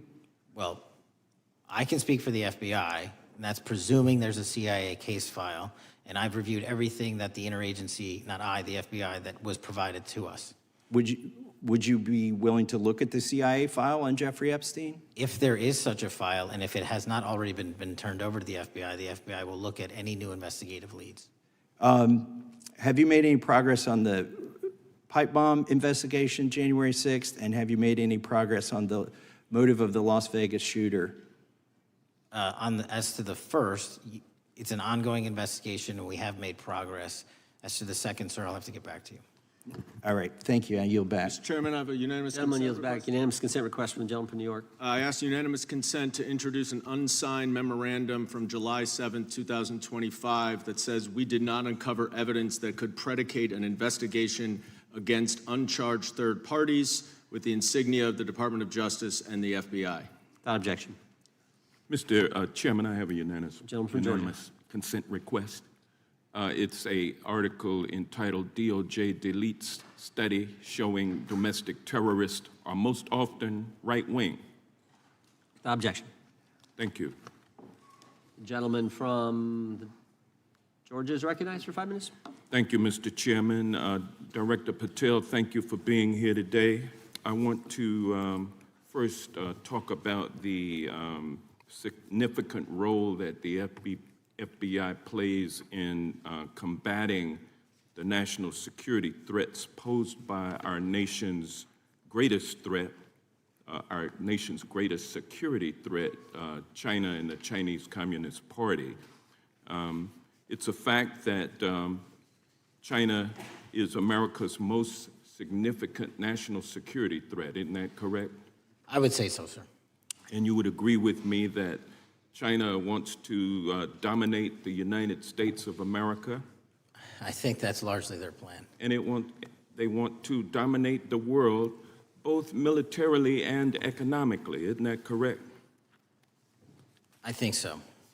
And sir, you've been FBI director for the last, 8 months? 7 months, yes. 7 months, and during that time, have you held any stock in any companies founded in China? I don't believe so. Well, you do own stock in a company known as Elite Depot, don't you? Which one, sorry? Elite Depot. You own stock. I think that's, I'll have to get back to you. I think it's a law firm and it's a company out of Singapore. Okay, well, no, the company out of Singapore, which is owned by Elite Depot, is the Shein Company, which was founded in China, correct? That company operates out of Taiwan. Well, they changed their headquarters from China back in 2022 to Singapore for tax purposes, but it's owned by a Chinese billionaire. I think his name is Charlie Zhu, and you own stock in the company that owns Shein. Which I disclosed during my confirmation process. You certainly did. And now, do you still hold that stock in that Chinese company? Pursuant to the Department of Justice, who reviewed my material that was submitted during my confirmation process, I was able to hold certain stocks, and they made the decision. You still hold the stocks that you have? You still hold on to these Chinese stocks, these stocks in this Chinese company? I disagree that it's a Chinese company, but I was in the DOJ, when you're appointed, makes a call on what you can and can't possess. Well, now, let me ask you this. Chinese companies steal trademarks. They produce counterfeit products and sell them over the internet on platforms such as Shein. They steal intellectual property. They steal data from American companies. And to me, it seems inconsistent with your role as FBI director that you would own stock in a company that is based in a country that is the nation's premier national security threat. It's like you are putting your own financial security over the security of the nation. I disagree with that characterization. Well, I think the American people look at it like it's a classic situation of the fox guarding the hen house. If the FBI is charged with investigating espionage, economic espionage by companies controlled by the Chinese Communist Party, and you are the director of the FBI, you've got a conflict of interest. Sir, I would just show if there's any intimation that I'm against. Why are you holding on to this stock? It wasn't a decision I made. And it's valued at up to $5 million as of when you last reported, correct? $5 million in stock? No, I don't follow it. You don't follow it, but you're still making money off of it. I don't have any money off of anything. Well, What I have done... Trump's trade policies directly impact the value of that Chinese stock. Won't you agree with that? Which trade policy? I'm not a trade expert. Okay, all right. But I want to tell you this. Crazy on me today. Let me ask you this question. Why are you hiding pedophiles? Why are you shielding pedophiles? Why are you protecting pedophiles? That is maybe the most offensive thing you could say to me, given the numbers. Well, you have not released the Epstein numbers files of pedophiles. You are aware of the Epstein arrested. client list that was published in the 18,000 The gentleman has emails expired. The gentleman yields back. Can he answer the question? Can I just respond? Of course, the gentleman can answer the question. Since I took over the FBI, there has been a 33% increase. Sir, all of that started under Christopher Your Wray. time is done, but No, it didn't. the witness gets All to of answer that the started question, under and then the we'll go to our previous, next. 33. FBI director, sir, and you're coming in here trying to take credit for something that a previous director Gentlemen, instituted and largely brought to conclusion. I take I no think it's credit. pretty clear It's that offensive. the director It's offensive. has numbers are so incorrect much also. better than the previous director. It's Dr. Patel, if you want to I take- answer the question. I take no credit. The men and women of the FBI have seen a 33% increase in the number of counterintelligence arrests out of the PRC. And so all of a sudden, with And you the- coming in 7 months ago, and, Gentlemen's time has Heaven on earth. expired. and on sir, the pedophile the American public not gonna accusation, go for that. we have arrested 1,500 child predators in the last 7 months. Under That's investigations more than initiated by anybody the prior Appreciate directorship. the director's good work, and we really appreciate that the time of the gentleman has expired. We now go to the gentleman from Texas. I thank the chairman. I thank the FBI director for coming before the committee. I assume the FBI director, Mr. Patel, I believe you probably agree with me that there is a significant organized effort on the left side of the political spectrum to advance criminal organizations being able to put more criminals out on the streets. And that what we've seen this in daily action. Are you familiar with the report that came out this last Monday from the Law Enforcement Legal Defense Fund? I'm not familiar with that, sorry. So this report came out this past Monday, and it said that significant amount of the money flowing out of George Soros and other leftist organizations and funders has been funding DAs and prosecutors, and, quote, many of these DAs had never managed an office, prosecuted a criminal case, developed organizational policies. In dozens of America's largest cities and counties, this report finds these progressive district attorneys have outsourced core parts of the American criminal justice system to activists and political donors, taking direction and advice on everything from staffing decisions and communication strategy. Organizations, it's a complex web of donors going in through these organizations to put radical DAs and prosecutors out there, putting criminals on the streets. Does the FBI director agree that this exists and is a problem? I will accept the factual representation, and if that exists, it is a problem. The organizations such as TIDES, the Fair and Just Prosecution, Brenner Center for Justice, Partnership for Safety and Justice, the Vera Institute of Justice, the amount of dollars flowing from George Soros through and to these organizations and to the various prosecutors that have resulted in increased crime on our streets, including the brutal murder of the Ukrainian refugee in Charlotte. I bring that up because that is one component of the problem. In addition, we have an organized effort targeting our border.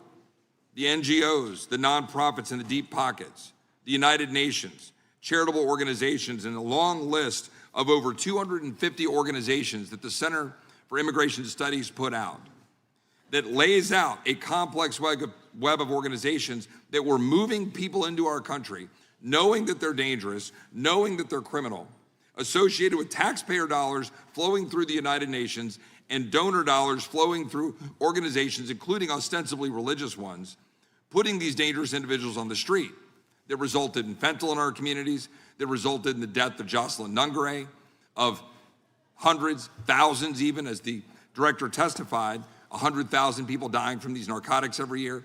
All of this in an organized effort, a complete effort by the radical left to use taxpayer dollars and these dollars to put people on our streets. In addition, the extent to which we've seen now with the Southern Poverty Law Center and their hate map targeting, for example, the Family Research Council, where we had a shooting right here in DC over a decade ago, putting Charlie Kirk, putting a target on TPUSA, Antifa, other radical organizations that are very specifically organized in targeting conservatives and ordinary Americans. Well, how about the organized effort to infiltrate our schools and advance a transgender agenda and advance a radical agenda, perhaps one that we will see exposed further in the individual that actually shot Charlie Kirk? So here's my question. Will you as the director, and are you as the director, pursuing all legal channels to follow the truth wherever it may lead on this organized effort, one? And two, do you agree that Congress should take all action necessary to expose this web of dollars that are flowing to undermine our way of life? I got another minute in my time that I'd like to hear from you on this topic broadly. I'll keep it short.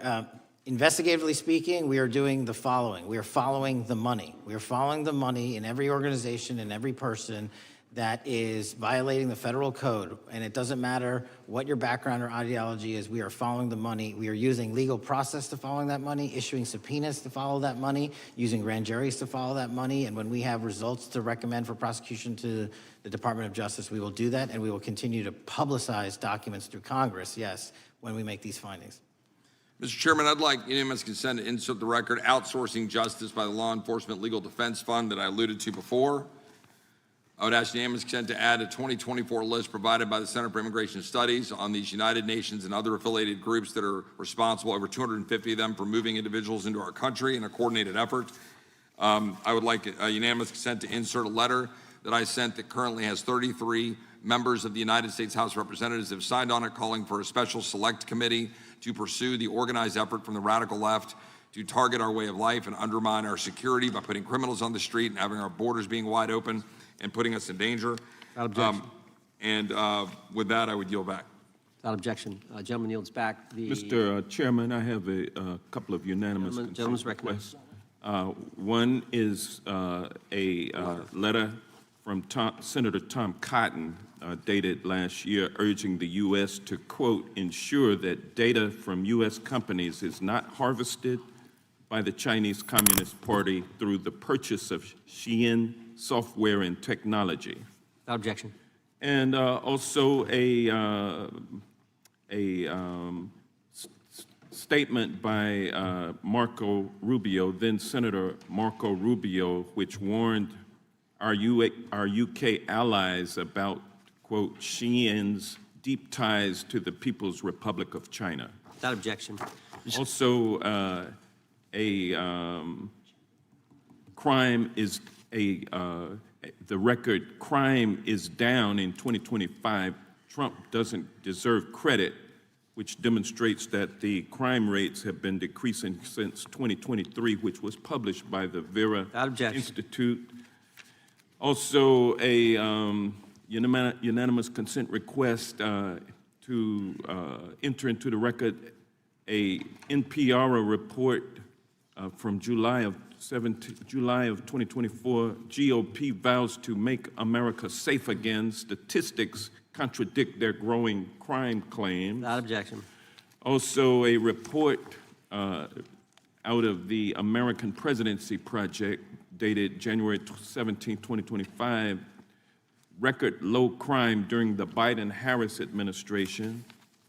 Without objection. Also, Joe Biden is correct that violent crime is near a 50-year low, which was a PolitiFact publication of May 2024. And last but not least, a FBI releases 2024 reported crimes in the nation statistics. These are FBI statistics published on August 5th, 2025, which details decreases in murder, rape, aggravated assault, and robbery in 2024.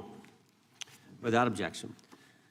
Gentleman from Kentucky is recognized for unanimous consent. Mr. Chairman, I ask unanimous consent to submit two sets of documents. The first is a series of emails from the victims of Jeffrey Epstein. They are making FOIA requests to get their own FBI files and not having any success. So I want to bring attention to that by submitting that to the record. The second document that I want to submit to the record, for the record, I know we don't usually read these. This one's not readable. It's completely redacted for the most part, the first 50 pages. This is actually the search warrant that was served on James O'Keefe for a diary that he had already given to the government 2 months before. And as it turns out, there were no indictments here, yet he still doesn't know why he was raided, and I think he deserves to know. So, Without objection. Thank you. The chair now recognizes the gentleman from California. Director, the first time you saw Donald Trump's name was in the Epstein files. Did you close the files or keep reading? I have reviewed not the entirety of the files, so You haven't reviewed all of the Epstein files? Personally, no. You're the director of the FBI. This is the largest sex trafficking case the FBI has ever been a part of. Buck stops at the top, and your testimony today is you have not reviewed all the files. What I've been doing is been busy providing the safest country this country has seen in modern U.S. history in historic speed, because the men and women of the FBI are given the resources to reduce the homicide rate, to reduce the drug trafficking rate, to reduce the amount of children that are being trafficked, and the number of pedophiles. It sounds like those children being trafficked would appreciate the director reviewing the files. You said you don't know the number of times Trump's name appears in the files, so it could at least be 1,000 times. Is that right? The number is a total misleading factor. We have not released anyone's name in the Epstein files that has not been credible. Director, could it at least be 1,000 times? We have released every piece of legally permissible information. Okay, you can characterize the numbers however you want it. Reclaiming my time, Director. It sounds like if you don't know the number, it could at least be 1,000 times. Which It's not. Means It's not. Is it at least 500 times? No. Is it at least 100 times? No. Then what's the number? I don't know the number, but it's not that. Do you think it might be your job to know the number? My job is to provide for the safety and security of this country. My job is not to engage in political And that innuendo includes protecting so you can go sexual out to the assault sticks and get your 20-second hit in your fundraising reclaiming my article. time, And Director. keep going, reclaiming your time, because the Director, people of California If are Trump- being if the underserved by president- your If the representation. president is not implicated, why not release everything that involves him? We have released everything, the president and anyone else's side, that is credible and lawfully be able to be released. Your fixation on this matter and baseless accusations that I'm hiding also child Mr. Massey's pedophiles is disgusting. interest. Anyone that says that needs to look at the stats alone. And go back to the state of California, who's receiving the biggest surge in FBI resources through my redeployment because the cities of Los Angeles, San Diego, and San Reclaiming Francisco my time, need it. Director. Remembering your oath to tell the truth, did you ever tell Donald Trump his name is in the files? I have never spoken to President Trump about the Epstein files. Did you ever tell the Attorney General that Donald Trump's name is in the Epstein files? The Attorney General and I have had numerous discussions about the entirety of the Epstein files and the reviews conducted by our team. Did you tell the Attorney General that Donald Trump's name is in the Epstein files? And we have released where President Trump's name is in the It's a simple attorney's question. file. Did you tell the Attorney General that the President's name is in the Epstein files? During many conversations that the Attorney General and I have had on the matter of Epstein, we have reviewed The question is painstakingly simple. who Did you can tell be- the Attorney General that Donald Trump's name is in the Epstein files? Yes or no? Why don't you try spelling it out Yes if or you're going to mock no, me? Director? Use the alphabet. Yes or no? No? A, B, C, Director, D, E, F? Don't it wanna sounds do like it? you don't want to tell us. Did you tell the Attorney General that Donald Trump's name was in the Epstein files? Why don't you try serving your Director, constituency did by you tell the focusing on Attorney reducing General that violent Donald crime in this Trump's name- country and the number of pedophiles that are Director, legally reclaiming my harbored in time, your Director. sanctuary cities in Director, California? reclaiming I'll my work with time. you on that. Do Regular you wanna order, Mr. work with us Chairman. on that? Director, Time reclaiming my belongs to the time. gentleman from California. Did you tell the Attorney General that Donald Trump's name is in the Epstein files? Yes or Question no? has been asked and answered. You've not answered it, and we will take your evasiveness as a consciousness of guilt. Director, did Donald Trump ever say to you, just find and release the entire truth? Don't worry if I'm in it. The instructions from the administration were to release all credible information, and we have done that. Did Donald Trump ever provide information about Jeffrey Epstein as an informant? Donald Trump has not been, and I can only speak for the FBI, an informant of the FBI. So, Director, you've played this cute shell game where you say you can't release everything because the court has said that it legally is not allowed to be released, but the court calls bullshit. Judge Richard Berman said that when you went to the court, quote, information contained in the Epstein grand jury transcripts pales in comparison to Epstein investigation information and materials in the hands of the Department of Justice. So let's move on, Director. You wrote a book called Government Gangsters. You identified 20 individuals in that book. You put me on that list at the top of the list. Thank you. My children find it flattering. 20 of those individuals have been investigated or have had adverse actions. Director, considering that you have identified these people as, quote, government gangsters, will you recuse yourself from making any investigation decisions about these individuals? Anyone that has been terminated at the FBI has been done so No, the because question they failed again. to meet the muster in Director, their constitutional I will obligation. work on the audio-visual capabilities. I'm of going to the rooms. I borrow don't think your you can hear me. terminology and call I'm reclaiming bullshit my on your time. entire career in I'm Congress. reclaiming my It time, has been a Director. disgrace to the American Director, I'm people. reclaiming my You time. can Will reclaim your you time all you recuse yourself? want. Mr. Chairman, Try you're and gonna protect allow a the witness citizens to of speak this California. way? Mr. Chairman, would you give... Recuse yourself, Director. The gentleman has no time to Mr. Chairman, would you Mr. Chairman, admonish the point of- witness not to insult members? The gentleman has no time. Mr. Chairman, just... The committee will remember. Quick point of order. Could the gentleman be extended an additional 20 seconds to complete his thoughts since the witness decided to interrupt him And continuously? then the witness will be able to respond if he wants. We'll make sure Thank he has you. time to do that. My question Gentleman, is, continue. will you, Director, recuse yourself, yes or no, from investigating or making decisions about the 60 individuals, including myself, that you identified as government gangsters? Yes or no? Time of the gentleman has expired. The witness may respond if he would like. And the answer was no, as I heard. Correct. Okay. The gentleman from Wisconsin, the gentleman yields back. The gentleman from Wisconsin is recognized for 5 minutes. Thank you, Chairman. Thank you, Director Patel, for being here today.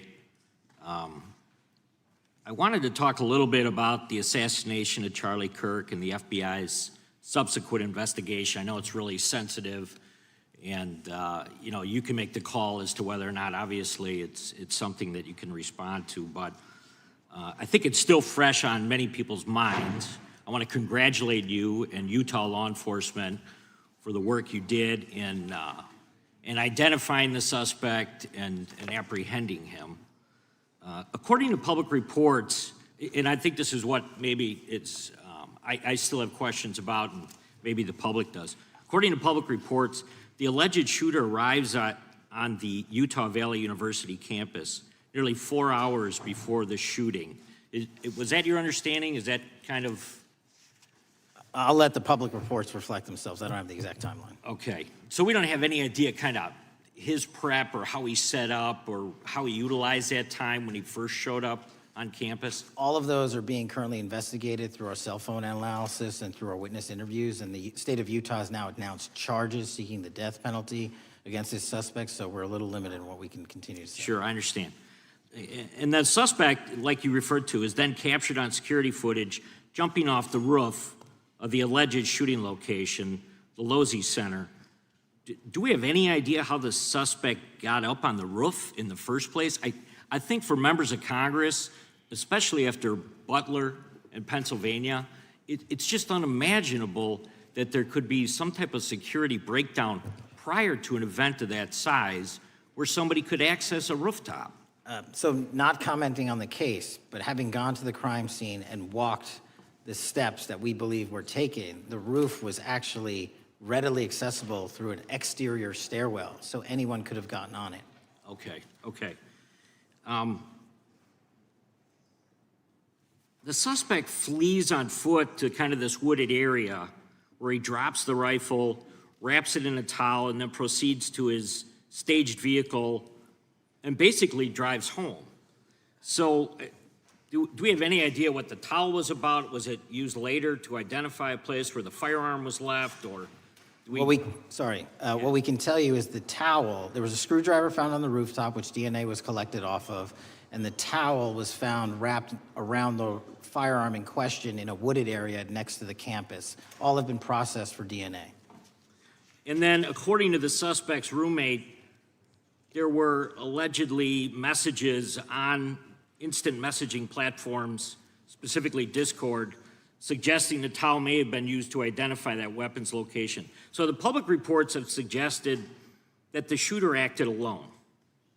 Do we still believe that that's true? Do we have any idea as to whether or not those Discord messages led us to believe that the shooter may have had help in any way or assistance? I can only speak to the FBI's investigation, and our investigation is ongoing, and we are interviewing any of those individuals involved in that chat and other individuals in the area. Very good. And so my suggestion, if there are accomplices, I'm sure this is something that the FBI is going to continue to investigate fully and thoroughly into the future. Yes, sir. The reason I ask that is because I don't know that that was necessarily the case with Butler, Pennsylvania. So thank you so much for your persistence kind of in this matter. There's still a lot of public questions that need to be asked.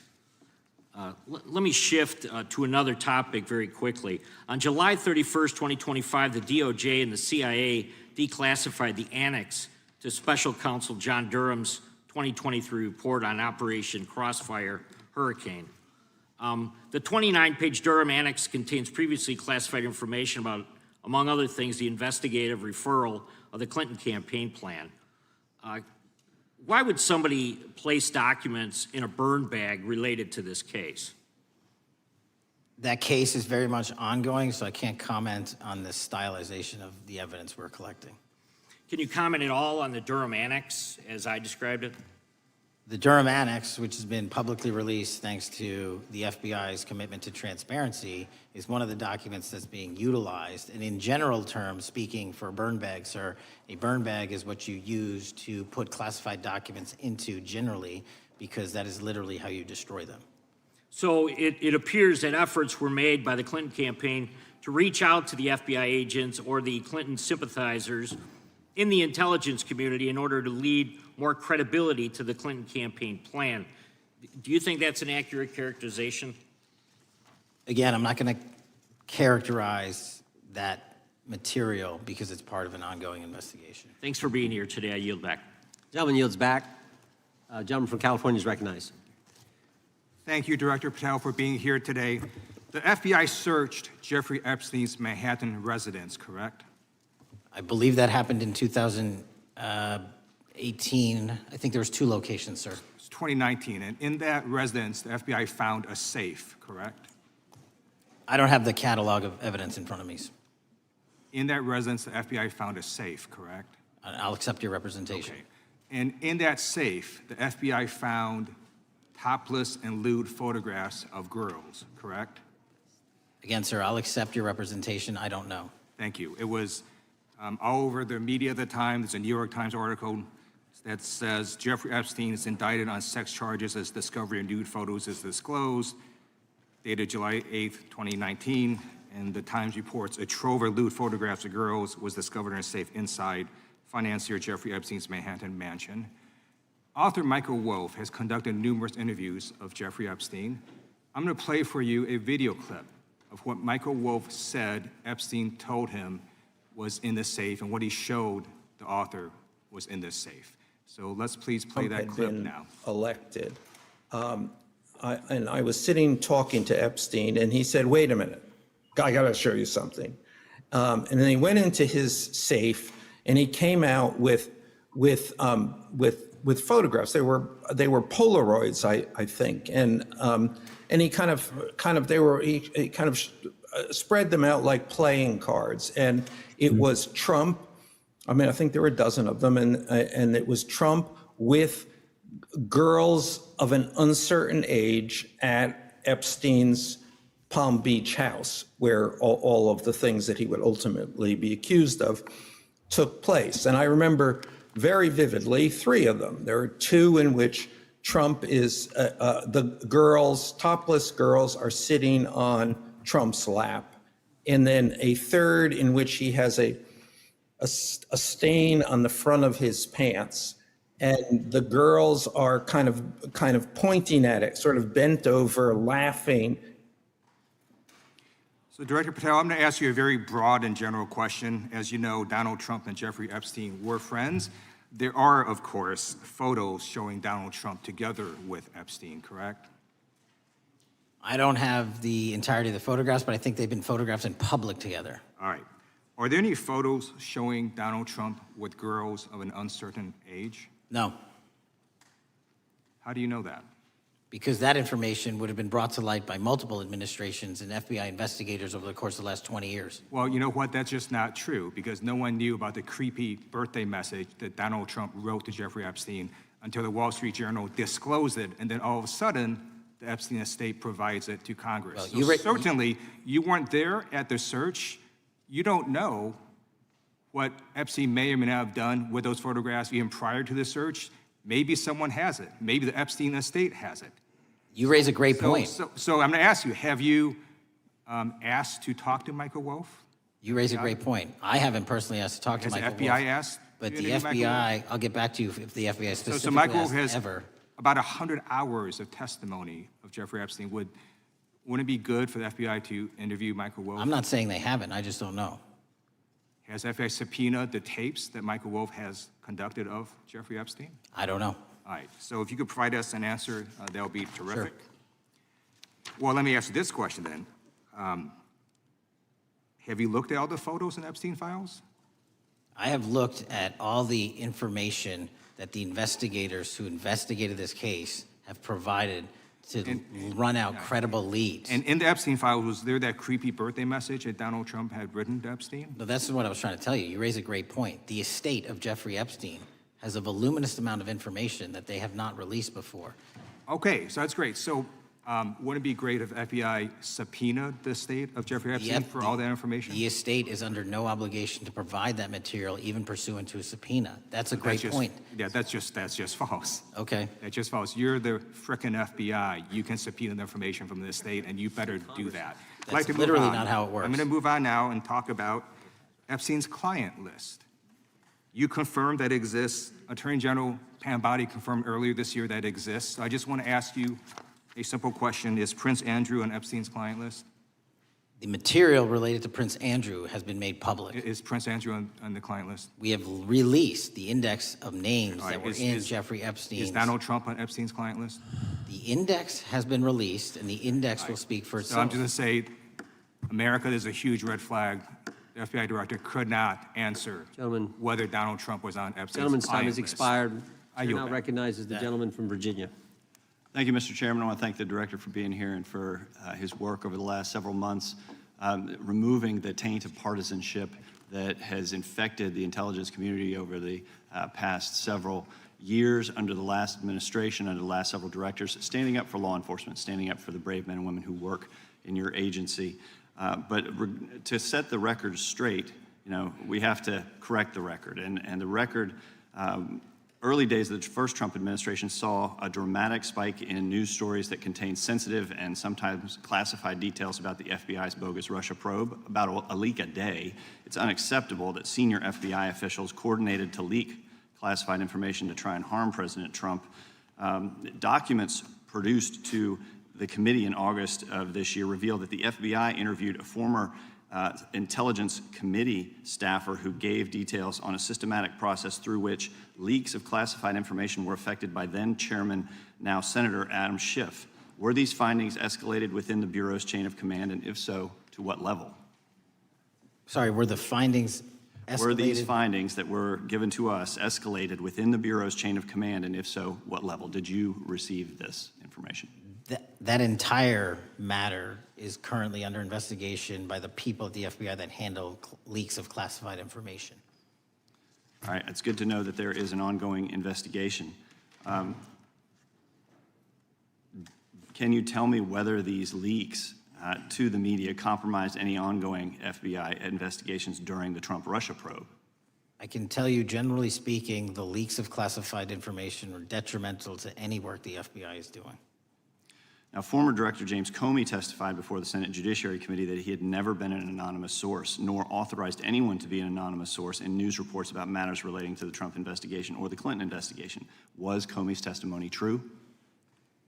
In reference to Director Comey, I'm very limited in what I can say because of what the current status of those matters are with the FBI and the Department of Justice. When I am able to make those public, I will. Can you tell me if there's an ongoing investigation there? Again, without identifying any individuals related to the information you're generally speaking about, there is an ongoing matter that has been under review by the Department and the FBI for some time.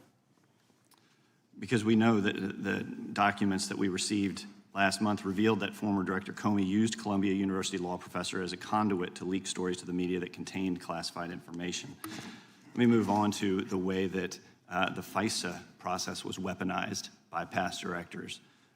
Prior to your confirmation, you raised concerns about government misuse of FISA, including Section 702, stating that FISA was in need of major reform. Specifically, you highlighted that the FISC report that the FBI had conducted 278,000 improper searches of the FISA database. Do you remain concerned about governmental abuse of FISA in Section 702? I'm always concerned, but what we've done since I became FBI director is implement new audit systems. We are nearing 100% review of the 702 query system that you are specifically referring to, and we've also eliminated anyone that has ever touched that database that has in any way made a mistake, whether intentional or not. And we have also identified a system in which those going forward who misuse the 702 system, they don't get 2 strikes. They get 1 and you're done.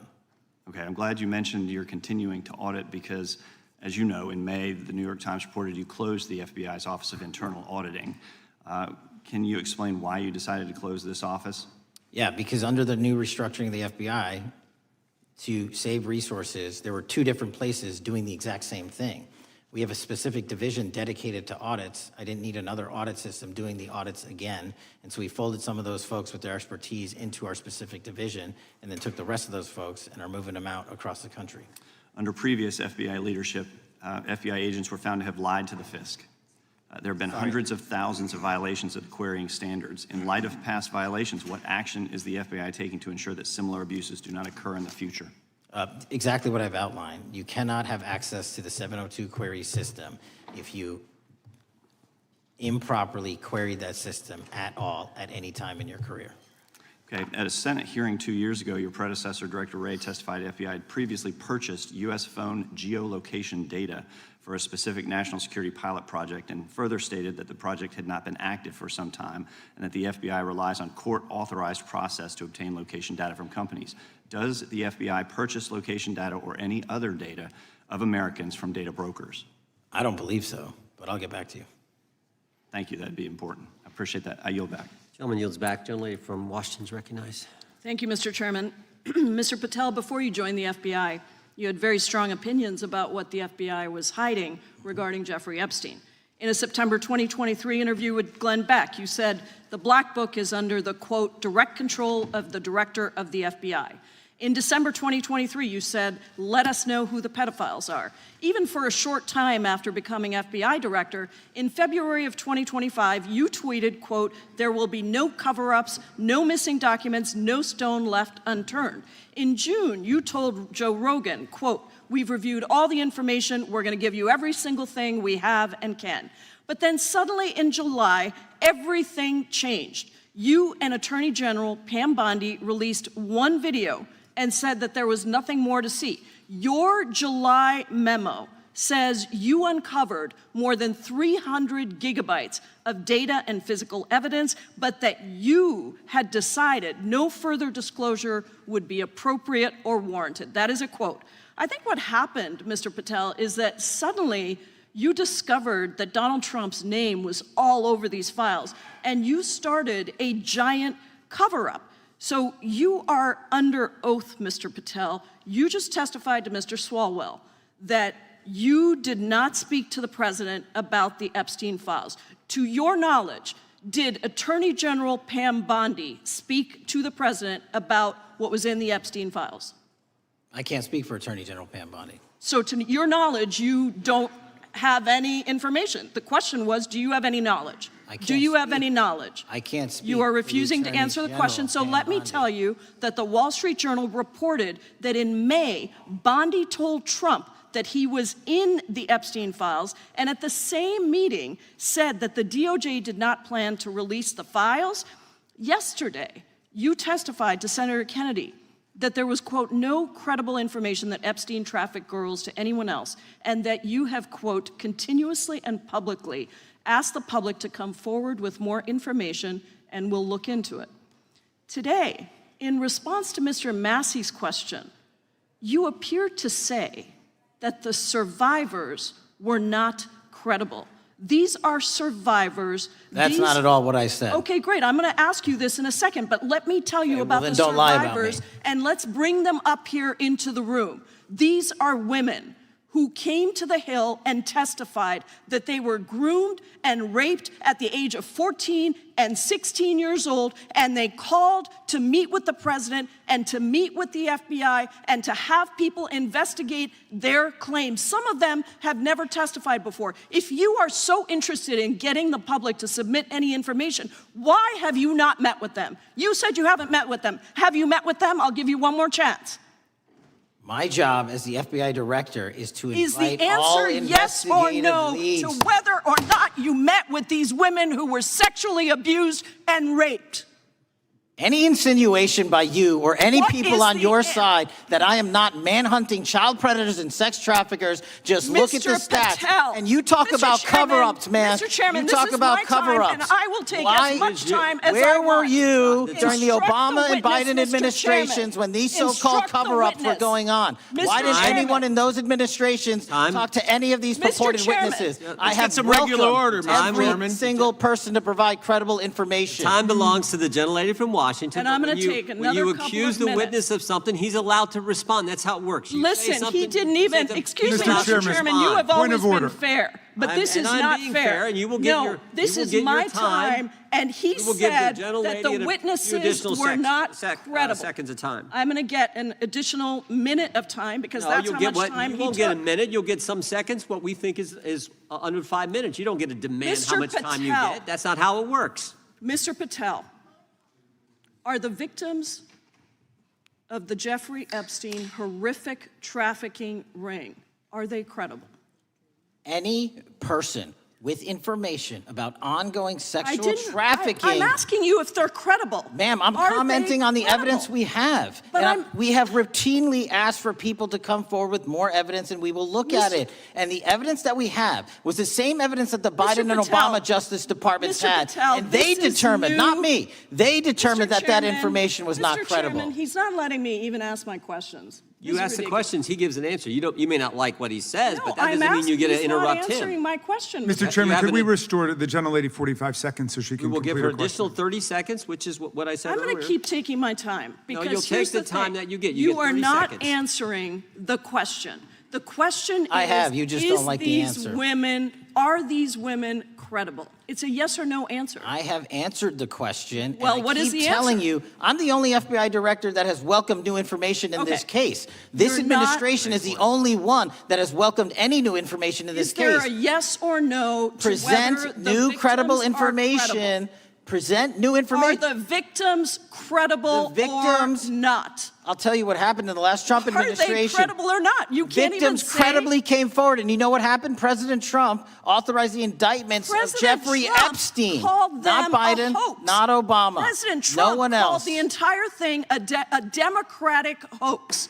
So I would like to ask The you gentlelady's if time has you expired. will I gave her the additional if 45 seconds she if you requested. will The meet- gentlelady yields back. The gentleman from Mr. New Chairman, Jersey is I would like recognized to for his ask if 5 you would minutes. meet with the women who were sexually time does not belong. abused and raped and groomed time does at not the belong ages to the of gentlelady from 14 Washington. and The time now 16 belongs- years old. Are the you time- going to cover up? No, I'm Are not you gonna- going to I'm continue gonna to recognize cover the up gentleman for from the New Jersey rich for and his 5 minutes. powerful men, including those that might be on this committee? I can yell Or too, are Mr. you Chairman, going but I don't want to yell allow above them this. to The time belongs testify? to the gentleman from New Jersey. I Are you appreciate going the to allow gentlelady them to yielding testify, back. Mr. Patel?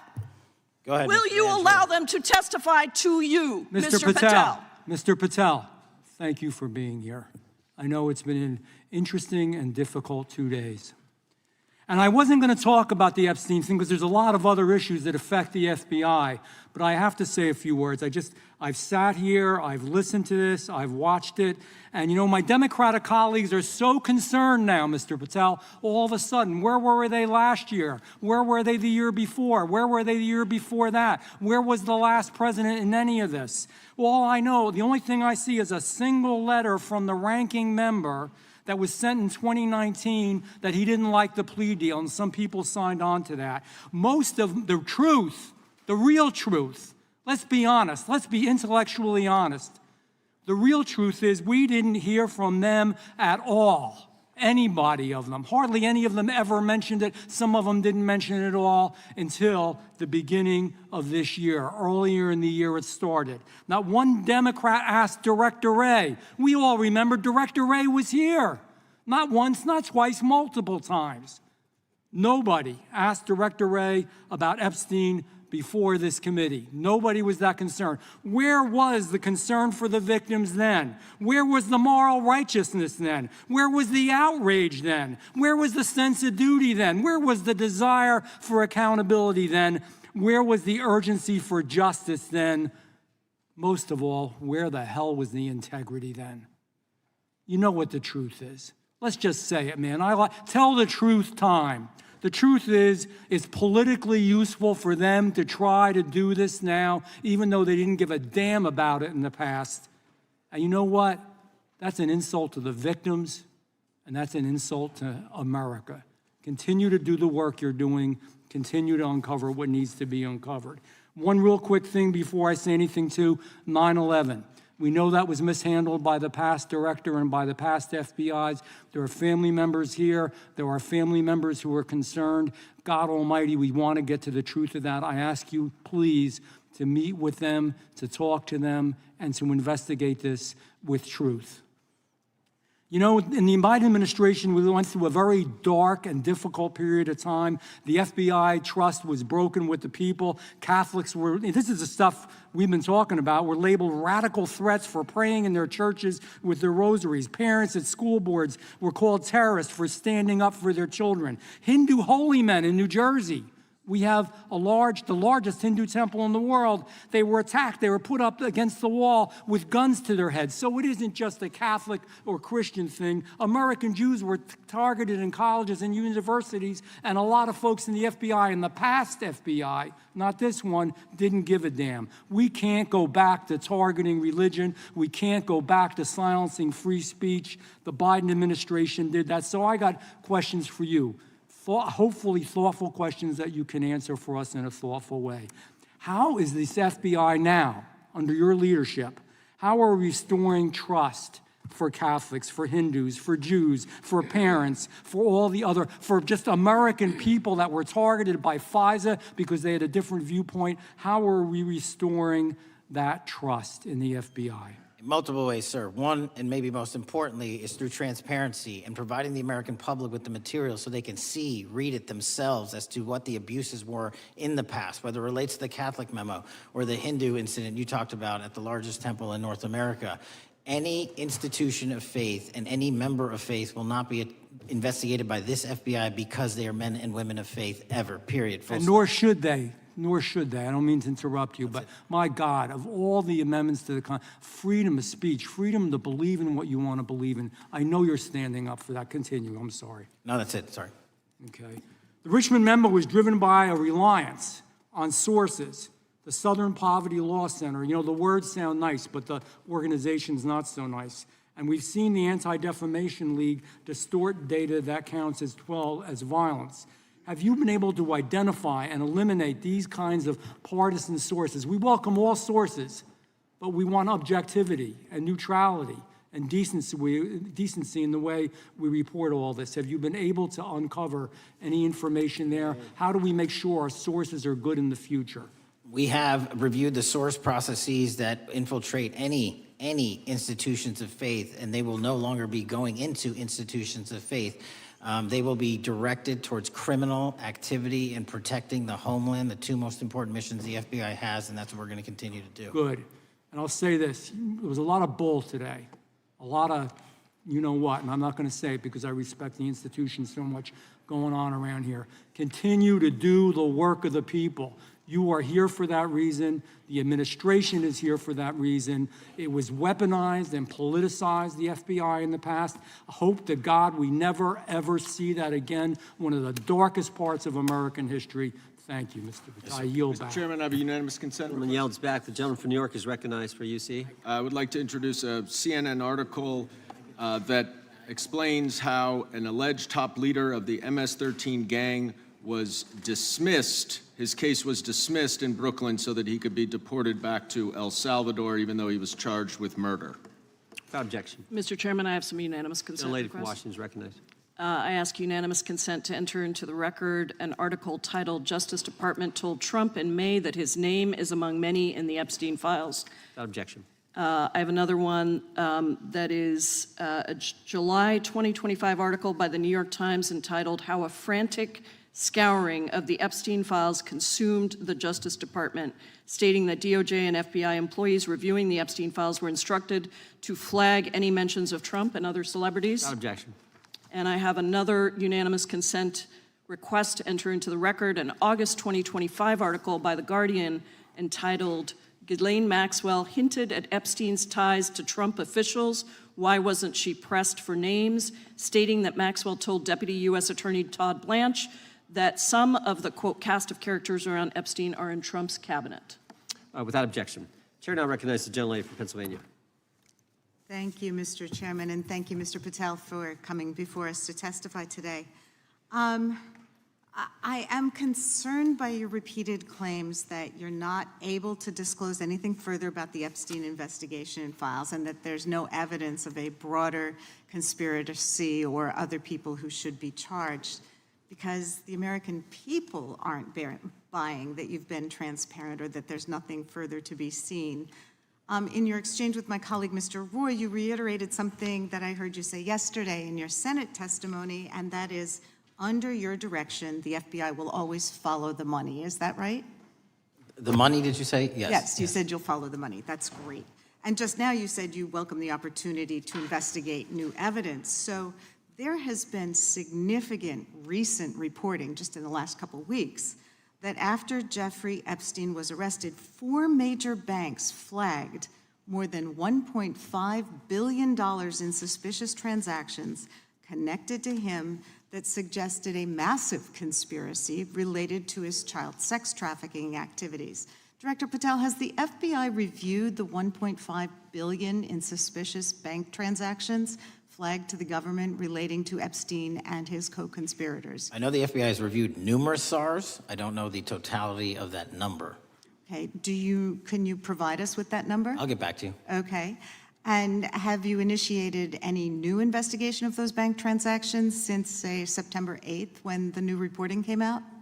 I'll check with the Treasury Department because they're the lead on that.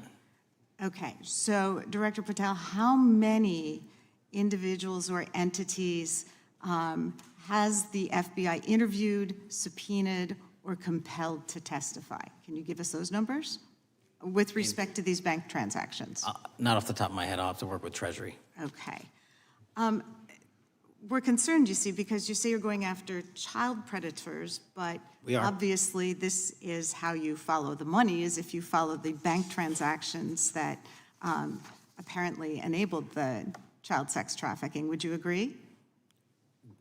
It's one of the valuable investigative tools is to follow the money. Okay. Have Jeffrey Epstein's victims have asked us to ask you whether or not you've investigated Epstein's lawyers, the lawyers who facilitated those payments. Have you subpoenaed or questioned any of those lawyers? So in 2018 and 19, what I recollect is many, if not every one of those lawyers was part of the investigation.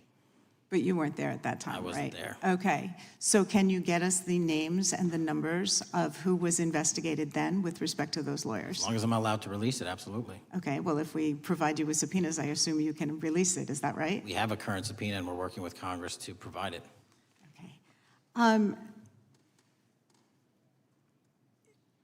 You've said that the Acosta investigation had an original sin. Mm-hmm. What do you mean by that? Basically, if you're looking at an actual pedophile ring, what you should not do is limit the time frame in which you're legally able to collect information. So search warrants that Mr. Acosta utilized in 2006 and 7 leading to the 2008 plea agreement had a very specific narrow window of years, I think 3 or 4 years.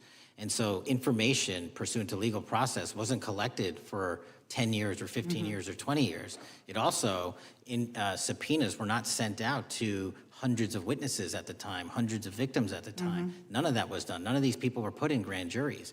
And so the totality of information from the jump, instead of being this big, was like this. And that, in my opinion, is not how you run an investigation if you're trying to break a sex trafficking ring. So you're now in charge of the FBI. Why haven't you done that investigation? Great question, and here's the answer. Simply because I am not able to go back 20 years and collect information that the courts had decided was already subject to search warrants. They have said, this was the investigation, there's a non-prosecution agreement out of that plea, and when the case was reopened, and this is where it comes into play, when the case was reopened in 2018 and 2019, the search warrants, again, were limited to the conduct of Jeffrey Epstein. Now, whether that's right or wrong, that's a different discussion, but I'm telling you that's the information well, we I think reviewed. that is a different discussion, and I think the discussion we'd like to have today is why you aren't following the money with respect to the broader conspiracy that it has been reported in the New York Times and elsewhere, and that if you really want to attack the issue, if you wanted to attack the issue, if you wanted to get to the bottom of it, if you wanted to disclose what really was involved in the Epstein files, the Epstein cover-up, that you would be taking very different actions that you are today. I do want to seek unanimous consent to enter into the record the New York Times September 8th, 2025 article, How J.P. Morgan Enabled the Crimes of Jeffrey Epstein. Objection. And also an article dated July 17th, 2025 in the Epstein case, Follow the Money. Objection. Okay, thank you. Gentlelady yields back. Mr. Chairman. Gentleman from Maryland is recognized. Thank you much. Pursuant to Clause 2K6 of Rule 11, I move that the committee subpoena the CEOs of 4 banks, J.P. Morgan, that's Jamie Dimon, Bank of New York Mellon, Robin Vince, Bank of America, Brian Moynihan, and Deutsche Bank, Christian Sowing, in order to get the suspicious transaction reports. These 4 banks have flagged to the government $1.5 billion in suspicious transactions related to the sex trafficking crimes and conspiracy of Epstein, Maxwell, and all of their collaborators. And as you know, Mr. Chairman, we got the SARS reports for Hunter Biden totaling around $20 million. And so these $1.5 billion in SARS reports we should get, especially since the director doesn't seem to be forthcoming. And I request that we do this immediately. I think the director's been very forthcoming. We will hold any motion to subpoena in abeyance until the conclusion of the hearing. The chair now recognizes the gentleman from Texas. Thank you, Mr. Chairman. Thank you, Director Patel, for being here. It is quite clear that certain members of this committee, they want their 15 seconds on TV, stamping and coming. Maybe it's for fundraising. Maybe they're struggling in their district. They need a little bump. But they turn a committee into a clown show, and that's what we're seeing. You're being unjustly attacked today. I watched the Senate hearings yesterday. You were attacked there. We know there's an agenda. There's always an agenda. It's the same characters with the same personalities, the same objective, and that is destroy the mega movement. You're being attacked, Director, is because you're effective. You highlighted what you've been doing in D.C. with the president in reducing violent crime. You're very effective. Another individual that was very effective with meaningful debate and dialogue was Charlie Kirk. And they killed him for it. Charlie Kirk was a man of faith. First and foremost, he loved his Lord Jesus. He loved his family. Beautiful wife, beautiful children. Just a remarkable, honorable man that was silenced with this assassin's bullet. I would say if Charlie Kirk lived in the biblical times, he'd have been the 13th disciple. He'd have been the 13th disciple. We have a new committee, if you're not aware, a new select committee regarding January 6th. I'm honored to be on that committee. I'm looking forward to working with other members to expose truth, questioning federal agencies that were involved on January 6th, like the FBI, played a role, but we don't really know, Director, to what extent. We don't know. The January 6th sham committee was not formed by Nancy Pelosi to seek truth. It was nothing about getting to the truth about January 6th. Their sole mission was to damage Donald J. Trump and end his political career. And everybody knows it. That's what the purpose was. You know what's nice, so I kind of get to ask the question, though, how did that work out for you? Donald J. Trump is back in the White House, and America loves him. I spent 30 years in law enforcement, retired sheriff from a large county in the great state of Texas. I have seen, Director, I have seen more enthusiasm and support for law enforcement today because of what you and Donald Trump have done over the last 8 months to protect the American people. The American people couldn't count on their government to protect them. Crime is rampant. And now we have a president and an administration that puts the American people and their safety first. It's interesting, a few minutes ago, a classmate reached out to me and sent me I told him, I said, yes, we got Director Patel in front of our committee today. And Andy Kane wanted me to tell you, he said, quote, tell him we love him. Tell him we love him and all the brave warriors exposing the deep state. Cash, you're a great American, sir. You're a great American. Your work as the director of the FBI is commendable. It's commendable. And I want to thank you, sir. Thank you for your service. Keep up the good fight, brother. Don't let him tear you down. Keep up that good fight. You have it in you. With that, sir, I yield back. Gentleman yield to me.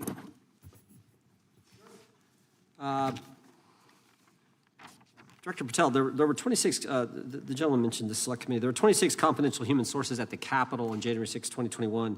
4 entered the Capitol and thereby broke the law. Do you know if those individuals were being paid by the Ray FBI? So we've provided 600 pages of documents to this committee alone regarding January 6th. That's 600 pages more than any of my predecessors. Generally speaking, confidential human sources are always paid by the FBI. That's how it works. I can't speak to the specifics on each one and how much they made. And we appreciate it. We've reviewed some of that material, and you've given us a lot of material that we didn't get from Director Wray. That specific question, I think, is important to the American people. Were people who were confidential human sources of the FBI who broke the law, one was recommended for prosecution, my understanding is, by the information we've received from you. Were they actually paid by the very taxpayers who may have got charged with the same offense? I think that's important for us to understand. I'll get back to you on that. Thank you. Chair now recognizes the gentleman from California. Thank you, Mr. Chair. Welcome, Director Patel. I want to focus a little bit on domestic terrorism. We have a graph here, data up to 2021, but as you can tell, domestic terrorism is on the rise. Nation, our citizens under threat. We saw the assassination of Charlie Kirk, 2 assassination attempts on the president, school shooting, Minnesota last month, and closer to home, just a couple of days ago, Huntington Beach, peaceful vigil for Charlie Clark, infiltrated by neo-Nazis who essentially made the local individuals attending that event fear for their safety. All of us know that a lot of these domestic attacks are by lone wolves, but yet they do leave clues, social media or elsewhere. Director Patel, you're it. You're the thin blue line. The FBI, your job to protect our citizens back home from those that would harm us. You have to find the needle in the haystack. Takes a lot of work, a lot of resources. Talking to my local sheriff this morning, who said they're concerned. Federal cuts to local grants that help them do the job. Then, of course, let's not forget about other threats that are coming before us, like high-tech fraud. Local senior recently was talking to me about a text she had gotten, a demand by the IRS to send a payment immediately, or the IRS agents were on their way to arrest this individual. Pretty gutsy stuff by folks probably from Europe, North Korea, Russia, China, people, okay, going after those precious savings our senior citizens rely on. Yet the president's proposing a budget cut of $500 million or more to your organization, the FBI. You've said that that'll essentially equate to about 1,300 less jobs at the FBI. So I'm going to ask you essentially, what is it that we can do to help you do your job? Little concerned. Friday night lights. One of the events I love to do on Friday nights, go to the local high school football game. Sit there at the stadium and you always say, what if? What if? You're the thin blue line. Can you do your job cutting $500 million from your budget? Thank you, sir. I think we are doing our job, and the distinction is with the budget that we have, we are flexing more resources to the field. California is receiving the largest FBI plus-up of any state in the union due to that plus-up. They're not getting a reduction. No state is getting a reduction. Every state is getting a plus-up. And so I'm utilizing the money that we have to first plus it up. And the empty vacancies that we have, those haven't been filled in years, not under my leadership. Here's my concern. You're going to do well, you're doing more with less, is what you're saying. Yet we're about to vote on a budget that has $88 million more to protect members of Congress, the executive branch, and the Supreme Court. There's a contradiction here. Back on Main Street, we're saying you can do more with less, you can protect them with less money, yet here in Washington, we're saying we need more money to protect members of Congress.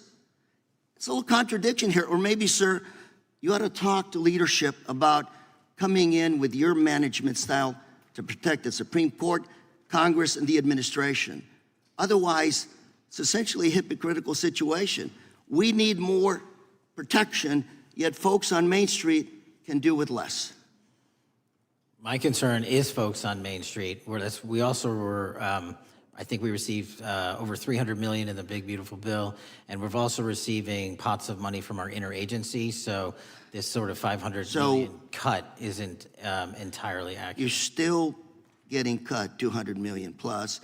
You're still moving your agents to do ICE work. So you are leaving a lot of bases uncovered. And I'm not going to be argumentative with you, Director Patel. I'm just saying, if that thin blue line does not hold, people on Main Street will pay the price. I agree with you, sir. And I just look forward to working with you because I am very concerned that these kinds of budget cuts are short-sighted, especially when my local sheriff calls me and says, we need more support, and we're looking at budget cuts. I'll work with you, sir. Thank you, Mr. Chair. I yield time. Mr. Chairman, I have another unanimous consent request. The gentleman yields back. The gentleman from New York is recognized for unanimous consent. I seek to introduce a December 2024 OIG report from the Department of Justice, which confirms the conclusion of the Bill Barr Justice Department that the so-called whistleblower, a disgruntled former employee of the Intelligence Committee, was not a credible witness and there were no further actions taken. Without objection. Mr. Chair, I'd like to submit some items for the record. You bet. Gentleman from California. First one, Trump's deportation diverts FBI agents off child predator cases. Second one, FBI director backtracks on administration's proposed budget cuts. And number three, Trump administration says 70% of ICE detainees do not have criminal convictions. Without objection. Gentleman from Texas is recognized. Thank you. Director, earlier this year, the committee learned of new documents tied to the Crossfire Hurricane investigation and the Russia collusion hoax against President Trump. Your efforts in declassifying key documents tied to this investigation allowed the committee to acquire thousands of pages that it did not have previously. Did any of your predecessors make any effort to declassify these documents? Not to the extent we have. Did any of your predecessors share or leak any details that were classified at the time? There are ongoing leak investigations across the board at the Bureau related to this. I believe one of those is Mr. Comey, and I thank you for continuing that investigation. Among the declassified documents are the Durham Report Annex, the Crossfire Binder, and the Nellie Orr Criminal Referral. Could you summarize for those watching what we know about the Russia collusion hoax so far? Well, sir, I think the record will speak that the Russia collusion matter was perpetrated by a political party to go overseas and obtain information from a foreign intelligence asset, only to have that information, which was demonstrably false, turned over to the FBI, who walked into a federal FISA secret court and asked for a secret surveillance court order and lied to the federal court, and we know that because someone was convicted of it, and only to surveil the political opponent. So that is a massive scandal. We helped expose it. And in terms of the pages of productions, I provided 1,400 pages of production related to Crossfire Hurricane, and my predecessors have provided 0. I appreciate that, and I appreciate your courage and commitment to declassifying these important documents for our review, and hope that you'll continue with this commitment. Can we expect to see more declassification efforts regarding the Crossfire Hurricane and Russia collusion hoax? Yes. Thank you. I yield the remaining balance of my time to Chairman Jordan. Oh, I thank the gentleman for yielding. And Director, that's when it all started, right? The whole Russia, that's when it all began. And then it was Mueller, then it was impeachment, then it was Jack Smith and Fonnie Willis and Alvin Bragg and you name it. But it all started then. And that's why I think the gentleman from Texas wants to make sure we get all the information there. And I want to go back to when it was changed. We talked about this earlier. I just want to read to you what the CIA officer said to the House Permanent Select Committee on Intelligence, quote, Brennan refused to remove the dossier, and when confronted with the dossier's main flaws, he responded, yes, but doesn't it ring true? So that's what he initially said. And then when he was talking to this committee, he said the CIA was very much opposed to having any reference or inclusion of the Steele dossier in the intelligence community assessment. So on one hand, you got a witness who was there who said he refused to remove it even though he knew it was garbage. And then he's, on the other hand, telling the committee, no, we didn't want anything to do with it. It shouldn't have been a part of the Intelligence Committee assessment, which we know it was. You know it was. You found that. Those are two entirely different stories. I think Mr. Brennan has some explaining to do, frankly, what happened there. And I think you said earlier that this whole thing, and I think you said to Mr. Gooden, this whole thing is being looked at as part of this grand conspiracy to undermine the president, whether it's Comey, Brennan, Clapper, former head of the Intelligence Committee, now senator from, whoever it is, that's all being looked at. Is that accurate? Yes, sir. Well, we appreciate that. And part of what's also being looked at, and I think the gentleman from Wisconsin brought this up earlier, what is a burn bag for, by the way? Generally speaking, the intelligence community obviously utilizes and possesses classified documents, but drafts of those classified documents and even ultimate finished products of those classified documents have to be recorded and or discarded. And if they are discarded, the only way we do that, the hard copies, is we literally put them in burn bags that are identified specifically for that purpose, and there is a very exact courier system in which those burn bags are obtained and the material inside is destroyed. So it's to get rid of the material, right? Yes, sir. And it looks like the annex that Mr. Durham in his investigation had was put into a burn bag by your predecessor, I assume, to be destroyed. Is that accurate? Without getting into the stylization of the evidence, anything that's put in a burn bag is for purposes of destruction. Do you find that interesting that the Durham annex was placed in a burn bag, that you would discover that when you took over as the head of the FBI? We found a lot of information in a lot of burn bags. Well, we appreciate you finding that. We'd like to know a little bit more about that, and we look forward to that information coming forward. And I appreciate the gentleman yielding. With that, we now recognize the gentleman from Colorado. Thank you, Mr. Chairman, for holding this hearing. Thank you, Director Patel, for being here today. I have a couple of questions regarding a terrible shooting that occurred in Colorado, which is a state, as you may know, that I represent. You've testified previously about, I think, what you would describe as your efforts to provide more information regarding the investigation with respect to the horrific assassination of Mr. Kirk. And so, in that same vein, I'm hoping you can provide this committee and my constituents in Colorado with some clarity. Absolutely. I think, as my colleagues know, in Evergreen, Colorado, Jefferson County, a county that I proudly represent, at Evergreen High School, a shooter ultimately injured. 2 students were praying for their swift recovery. There's an article here from Colorado Public Radio. The title is, quote, FBI was already investigating an account that may have been linked to the Evergreen shooter. You're familiar with the circumstances generally, Director, regarding this terrible tragedy. Yes.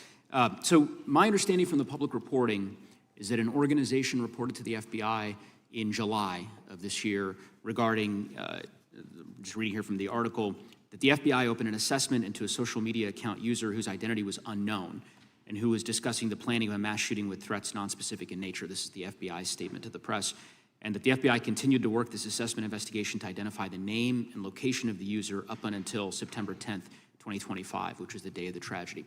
Can you provide us some clarity on what were the impediments to finding, the account user, and maybe describe in greater detail the FBI's work in that regard? Generally speaking, yes, because I know even though the shooter's deceased, the investigation we're not done. Sure. And so the impediments to finding these individuals, and you highlight a great point.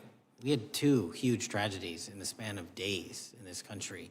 The school shooting in Evergreen, Colorado being one of them. And proactively going out onto these social media platforms, which are so large, is our biggest impediment.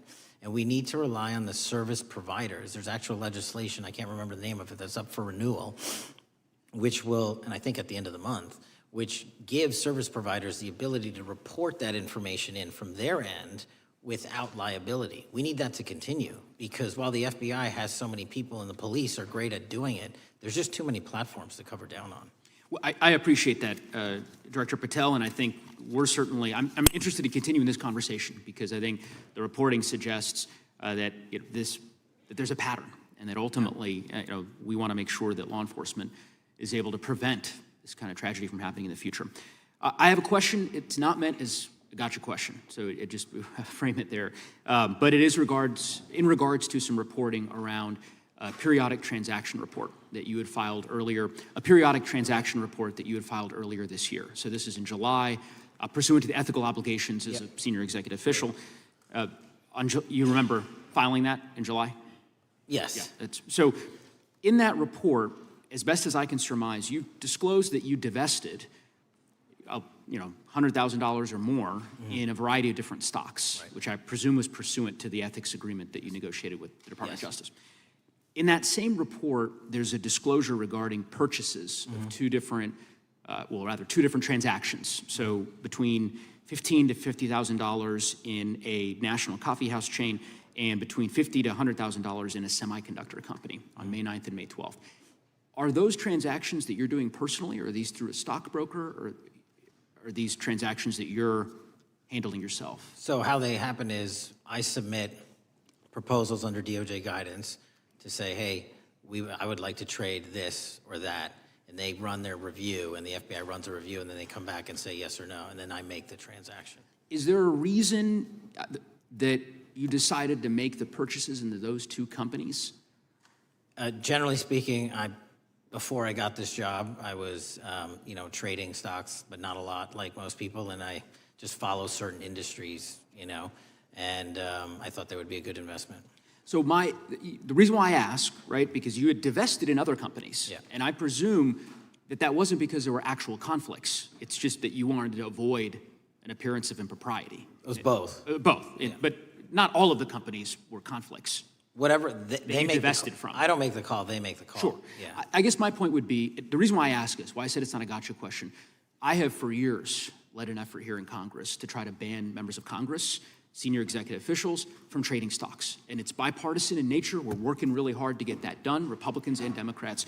And you can understand, I think, given your role, given the nature of the position that you hold as the leader of the largest law enforcement agency in our country, that divesting entirely, not doing day trading now, I think would be something that would be in the interest of the American people. So I just would hope you would consider that, and that moving forward, that perhaps not purchasing stocks in individual companies, I would think would be something that would be worth pursuing. Gentleman's time is... I'm happy to give the witness an opportunity to answer. Thank you. I'll work with you on it. Gentleman from Alabama is recognized. Thank you, Mr. Chairman. Thank you, Director Patel, for being here today. Newly declassified documents confirm that the intelligence community under President Barack Obama knowingly relied on unverified and fraudulent evidence to manufacture a false claim that Russia, in fact, meddled in the 2016 election. Is there more to be done to uncover the depths and origins of the Russian collusion hoax? There is, and we're doing it. Why should Americans still care about that, Director Patel? Everybody wants to talk about a weaponized bureaucracy. And when we put out the facts about a weaponized bureaucracy, not because I said so, but because we found the FISA documents, because we found the 302s and the 1023s, then it becomes a political football. My job is to continue to put out that information and let the American public read it for themselves when I'm lawfully able to do so. And that's been my commitment on any subject, Russiagate or otherwise. Wherever the law allows me to do it, I will do it. You know, when I first came in 2020, the number one concern as I was doing town halls was the weaponization of the government against the American citizen. And so are there things that you're doing, structural reforms that implementing so that the FBI cannot be weaponized again, whether it's against President Trump or future elected presidents? Well, it shouldn't be weaponized against anyone. And the structural reform is simple. If you're going to go after a political individual or someone seeking political office, there has to be a grounded basis in law and fact to open up a criminal investigation. And if there's not, the investigation isn't even opened. And I've also gone back and reviewed other cases that were opened in prior administrations related to public officials. And we've closed a number of them because we felt that some of these actions were weaponized on either side of the aisle. I felt it wholly inappropriate for the FBI to be playing umpire and referee amongst these decision makers when there was no factual or legal basis to continue those investigations, so I shut them down. And I think that's so desperately needed because we need to restore trust in law enforcement and certainly in the DOJ and the FBI so that the American people don't fear the very government that's supposed to protect them. And so thank you for doing that. On August 11th, you released to the committee documents concerning leak investigations that began in 2017. Do You believe these leaks were accidental, or were they intentional in order to influence public opinion against President Trump? When I can publicly make a final decision on that, either through a recommendation of charging that the DOJ makes or findings that I have, I'm able to do so, but they're still not complete. Why did the FBI under Director Comey want to undermine the Trump administration? I don't know. You'll have to ask him. Think it might have been political? How will Director Comey be held accountable for his leaks and classified information concerning the Russian collusion hoax? Well, anyone. Doesn't matter what you did before or what seat you were in. If you leak classified information, that's illegal. And we will investigate it fully. And if we can bring enough evidence to recommend charges to the Department of Justice, we will. But as you know, in these leak investigations, it's very difficult to produce the information necessary. We know leaks happen. They literally happen every week. It's one of the most destructive things to this country. Media receives classified information beneficial to one side or the other. I'm a fan of none of it, and I want to shut all of it down. And we need to bring some real cases to deter individuals from doing that, and that's my focus. What was Comey's role in creating the ICA? You know, speaking from my memory, as the head of the FBI, he was charged under then Director Brennan and Director Clapper and the other IC elements to come in with the NSA, CIA, FBI, and ODNI and put together a collection of information on how the information sort of surrounding Russiagate came together. So he represented the FBI in that. Was former Director of CIA, John Brennan, he's denied that the Steele dossier was used in creating the ICA. Is that true? Well, it's, without commenting on him, the FISA has been released, and the dossier was in the FISA. It was in 4 FISAs. So I'll let the public decide. Well, former Director Brennan actually denied repeatedly that he pushed for the Steele dossier to be included in the ICA. Is that true? Denied. I'll let his testimony speak for itself, but then Deputy Director Andy McCabe also testified to the House Intelligence Committee, which has now been declassified, that were there no Steele dossier, there would have been no FISA. Well, my time's getting close, but let me tell you this, sir, and well, my colleague from Texas said, thank you for the job you're doing. You're making the American people safe. You're restoring trust in these agencies that so many of us had lost trust in. So thank you for the work you're doing. That thin blue line, you're doing a fine job, and we want to let you know we appreciate it. Thank you. God bless you. Lady from California is recognized. Thank you, Mr. Chair, and thank you, Director, for coming here today. And actually, thank you for your response to my colleague from New York who asked you earlier about violent extremism. And you said that there is violent extreme ideology on both sides. And I think you actually alluded to that same statement yesterday in the Senate. So I too have some questions I'd like to ask you. These are not gotcha questions, and just deny, please, what you deem to be false. So Dylan Roof, who followed white supremacist propaganda, murdered 9 black parishioners in Charleston in 2015. Do you deny this? I'm sorry, Dylan Ruth? Roof? Roof, can you give me some more information?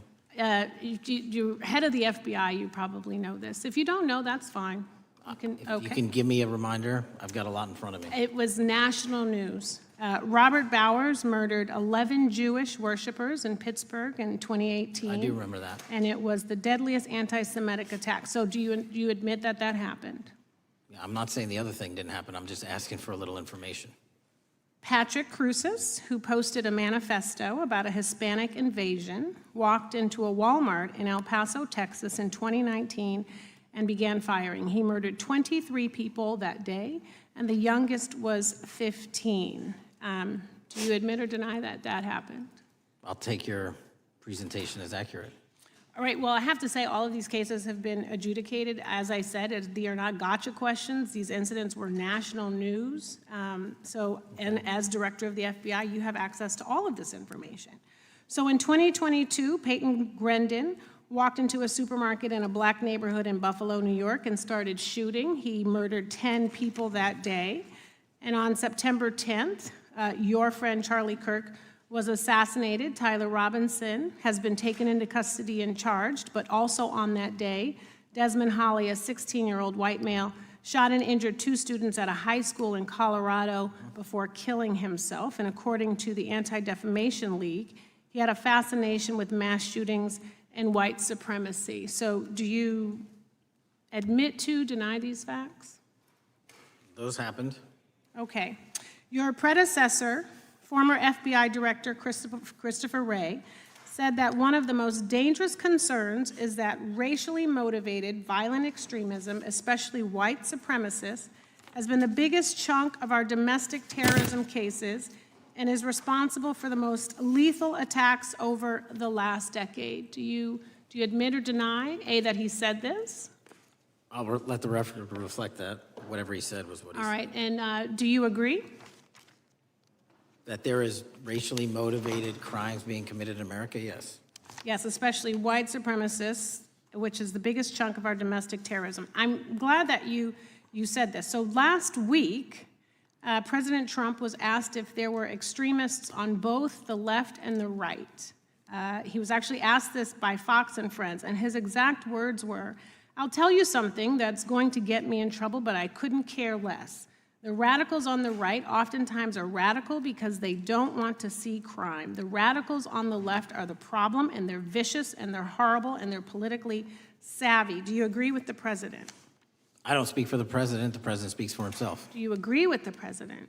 I don't. On what matter? On the question that I just asked, do you agree with his statement about the radical left? That there's ideology that's driving violence on both sides? Yes, that's what he acknowledged. No, he didn't. He didn't. But I'm glad that you're saying that and actually creating some separation between you and the president. And I'm glad that you That's literally are not what happened. He said acknowledging both. that there is violent extremism on both sides. What's interesting is that the research arm of the Department of Justice, the National Institute of Justice, do you know what that is?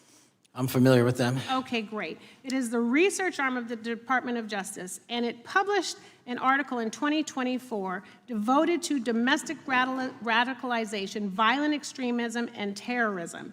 I have it. It's interesting that it's no longer on the website. It has been scrubbed, but I ask these questions because what makes a strong, qualified director of any business, of any household, of the FBI, what makes a reputable prosecutor is not lapdog loyalty, but a commitment to the creed that evidence is agnostic and that the evidence will lead you to making the right decisions. And your job, no one's job is to like the data or the evidence, it is to collect it.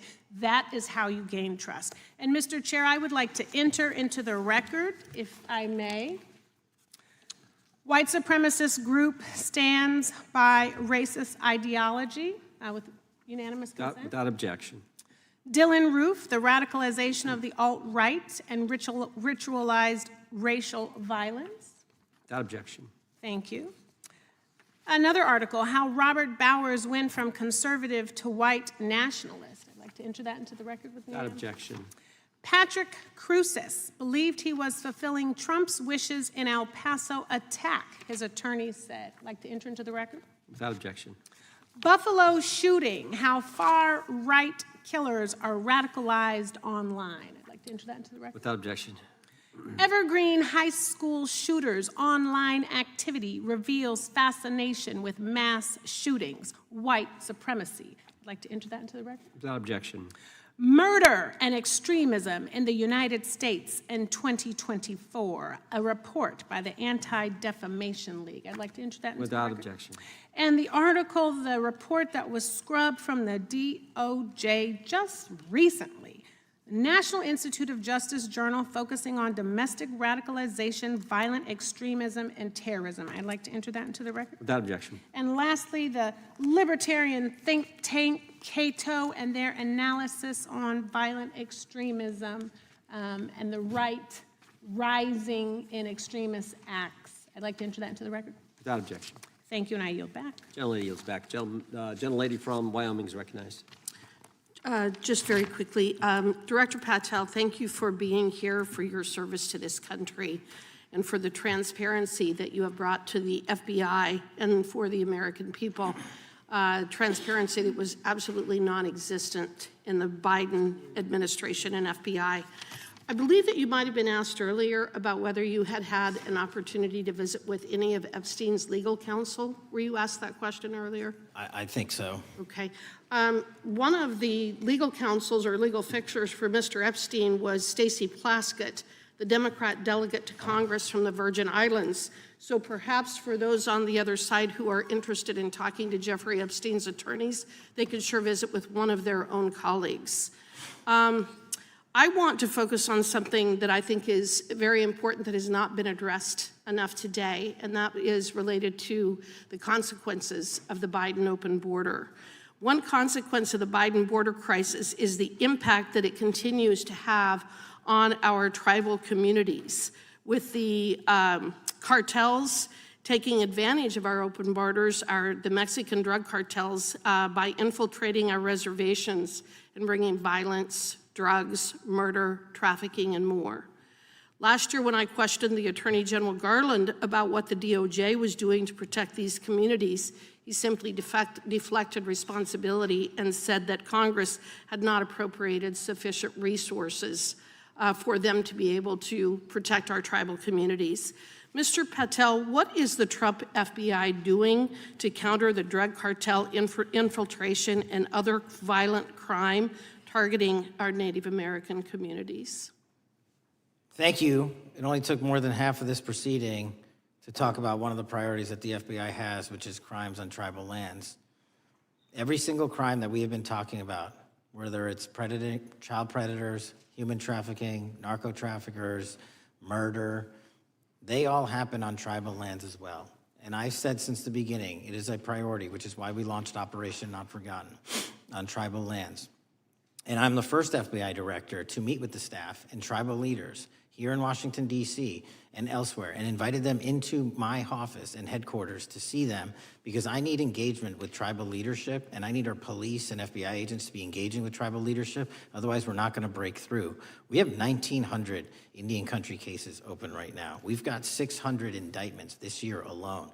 We cannot forget tribal lands. Every single one of those people lives in the United States of America, and it is an absolute priority to protect them and their children just as it is anyone else. So I think it's fair to say that what Mary Garland testified to, that the FBI and DOJ did not have the resources to address that. I think that was an absolutely false statement. Would you agree with me?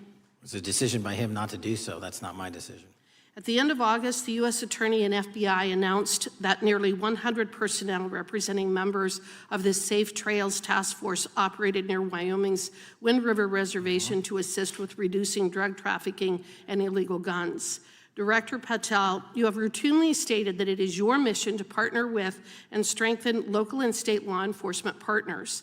How does the task force and other FBI efforts bring tribal law enforcement into this process?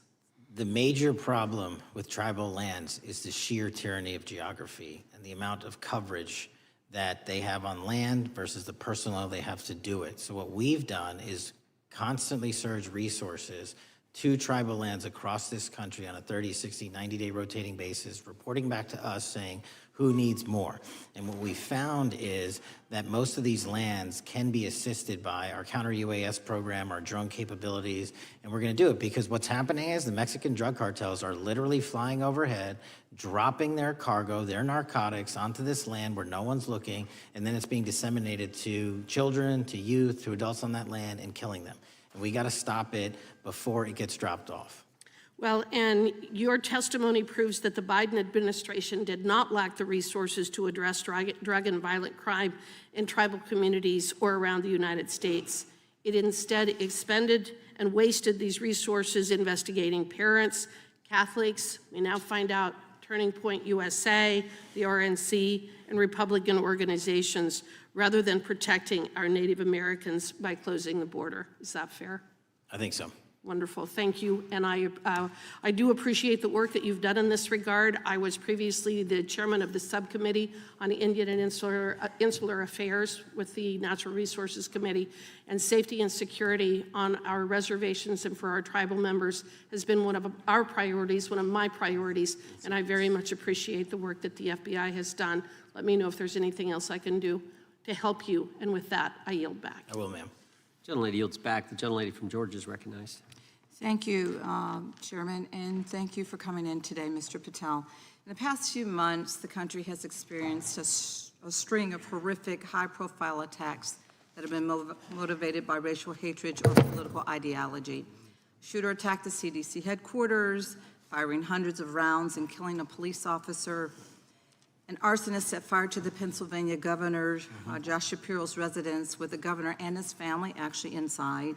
Minnesota House Speaker Melissa Hortman and her husband were assassinated earlier this year. Clark and Charlie Kirk was murdered last week. Bomb threats have been made against HBCUs and the DNC, and just the list goes on and on. I only have just a few minutes today, so I don't want to take a lot of time to go into all the countless and devastating violent crimes and incidents that have happened at our schools or on our streets and in our communities that have just been happening all year long. Mr. Patel, just yes or no, is this type of political violence ever acceptable in your eyes? No. I'm glad that we agree that these heinous acts designed to instill fear and division in our nation are never, ever acceptable, yet each of these incidents has recently taken place under your watch. The FBI's website states that protecting the United States from terrorist acts is the FBI's #1 priority, including from domestic terrorists. Is this still your #1 priority? Domestic terrorism? Preventing domestic terrorism. Our #1 priorities are protecting the homeland and international terrorism and crushing violent crime, and domestic terrorism sort of interlays between both of those. Okay, so, well, then I'm glad that you're giving us the right answer, but unfortunately, your actions kind of tell a different story. Earlier this year, you granted the ranks of the FBI's Domestic Terrorism Operations Section. This is the section of the FBI that is most directly responsible for addressing political violence in our country by preventing attacks from occurring and effectively responding to them if they do.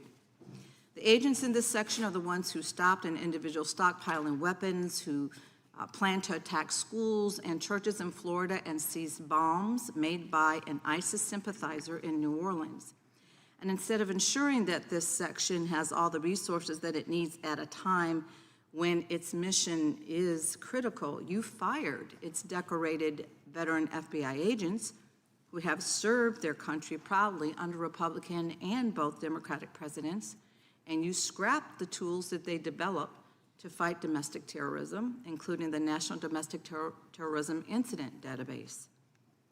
I mean, most of that is just not true. We have 1,700 current DT managed programs. We're up 300% in the amount of cases we brought against nihilistic, violent extremists, including 764, wishing to harm our children. The FBI and the men and women are getting after that problem set more than ever because I've unleashed them to do so. And any insinuation that these tragic occurrences across the country are somehow singularly my fault or disgusting because that watershed goes down to the men and women at the FBI, and they are not responsible for it. I'm happy to work with you to get them what they need. Gentlelady controls the time. Unanimous consent request.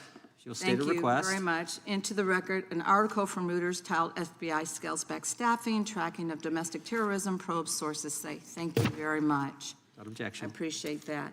So, Mr. Patel, and it isn't just the domestic terrorism operations section. Under your watch, agents are fully diverting their attention to these anti-immigrant and city takeover operations, leaving our children vulnerable to dangerous networks of online predators, both domestic and international.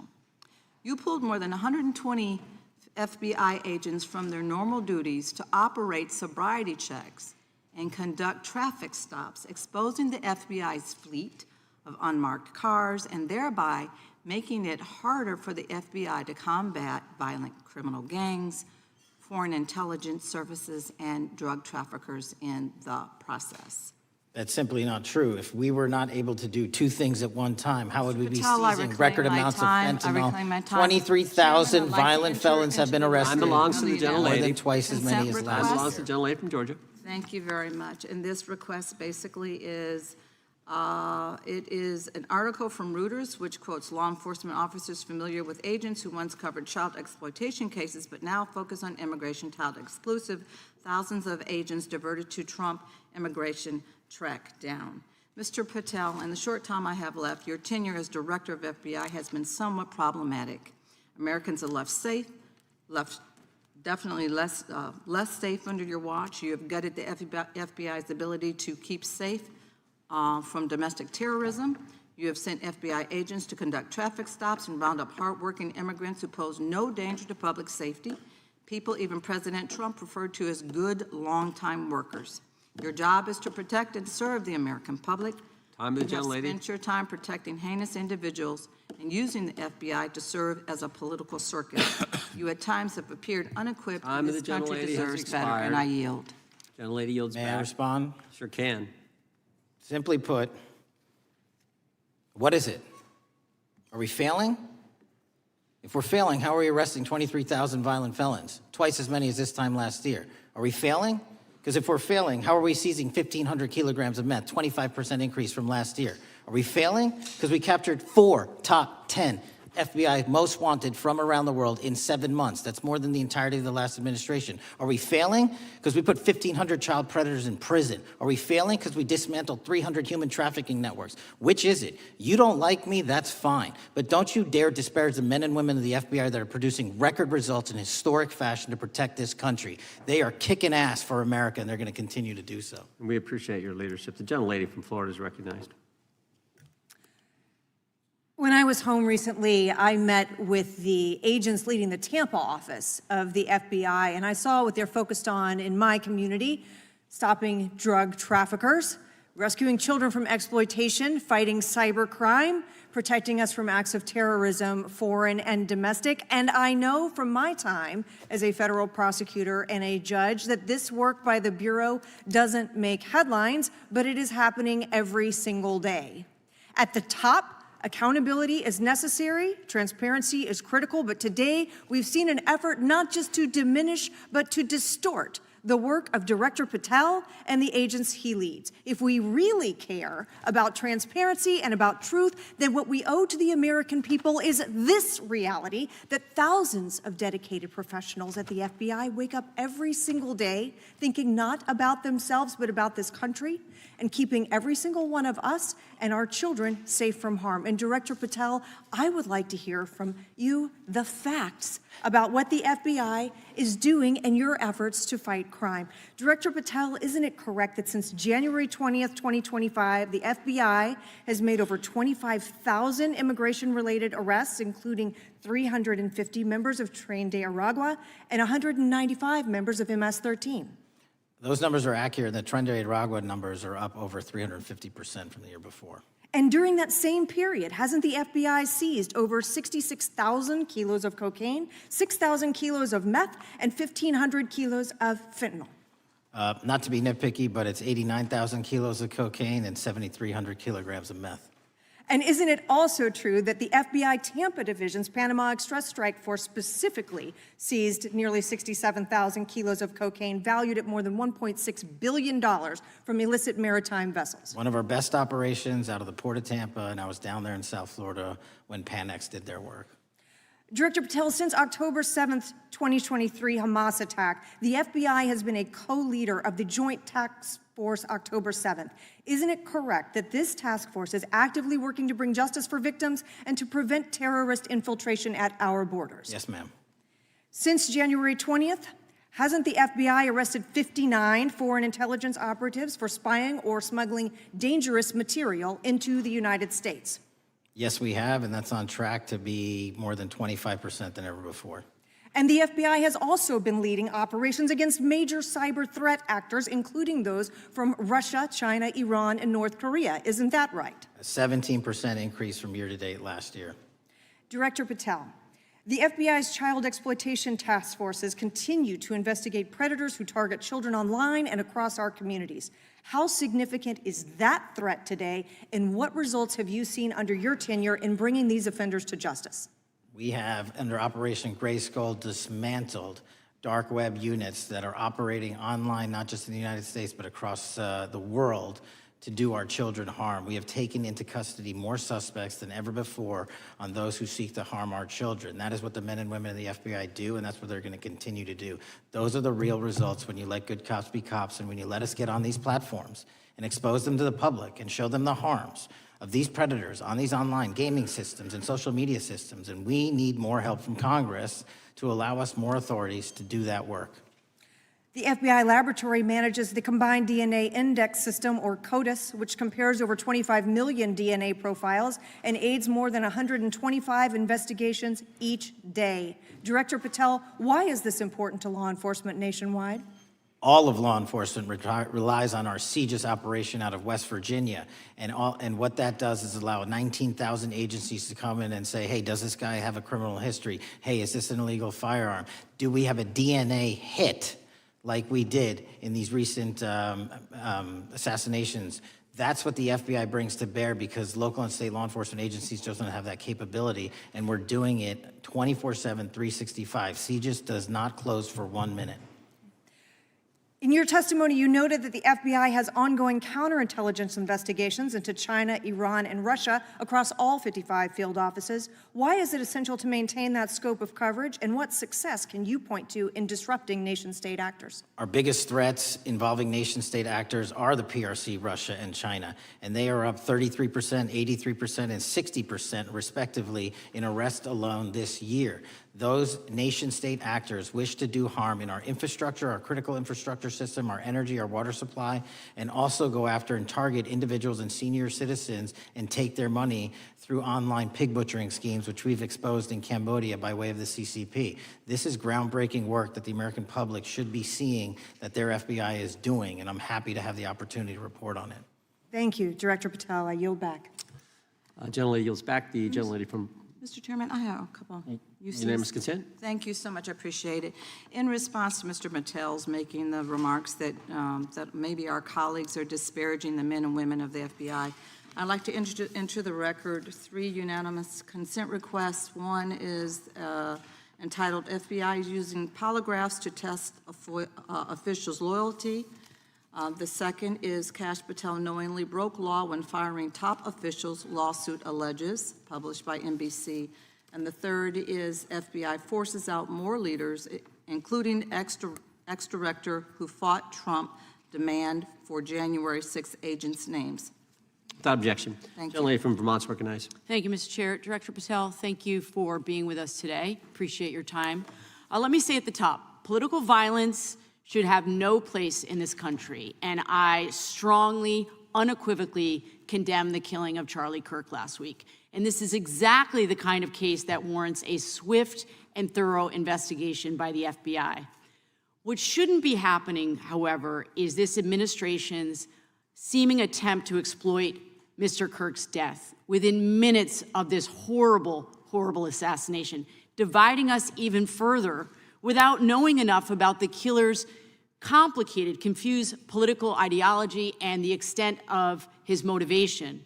And this week, Vice President Vance claimed that this is, quote, an extremely destructive movement of left-wing extremism, and said that, quote, it's part of the reason why Charlie was killed. He pledged to go after organizations on the left.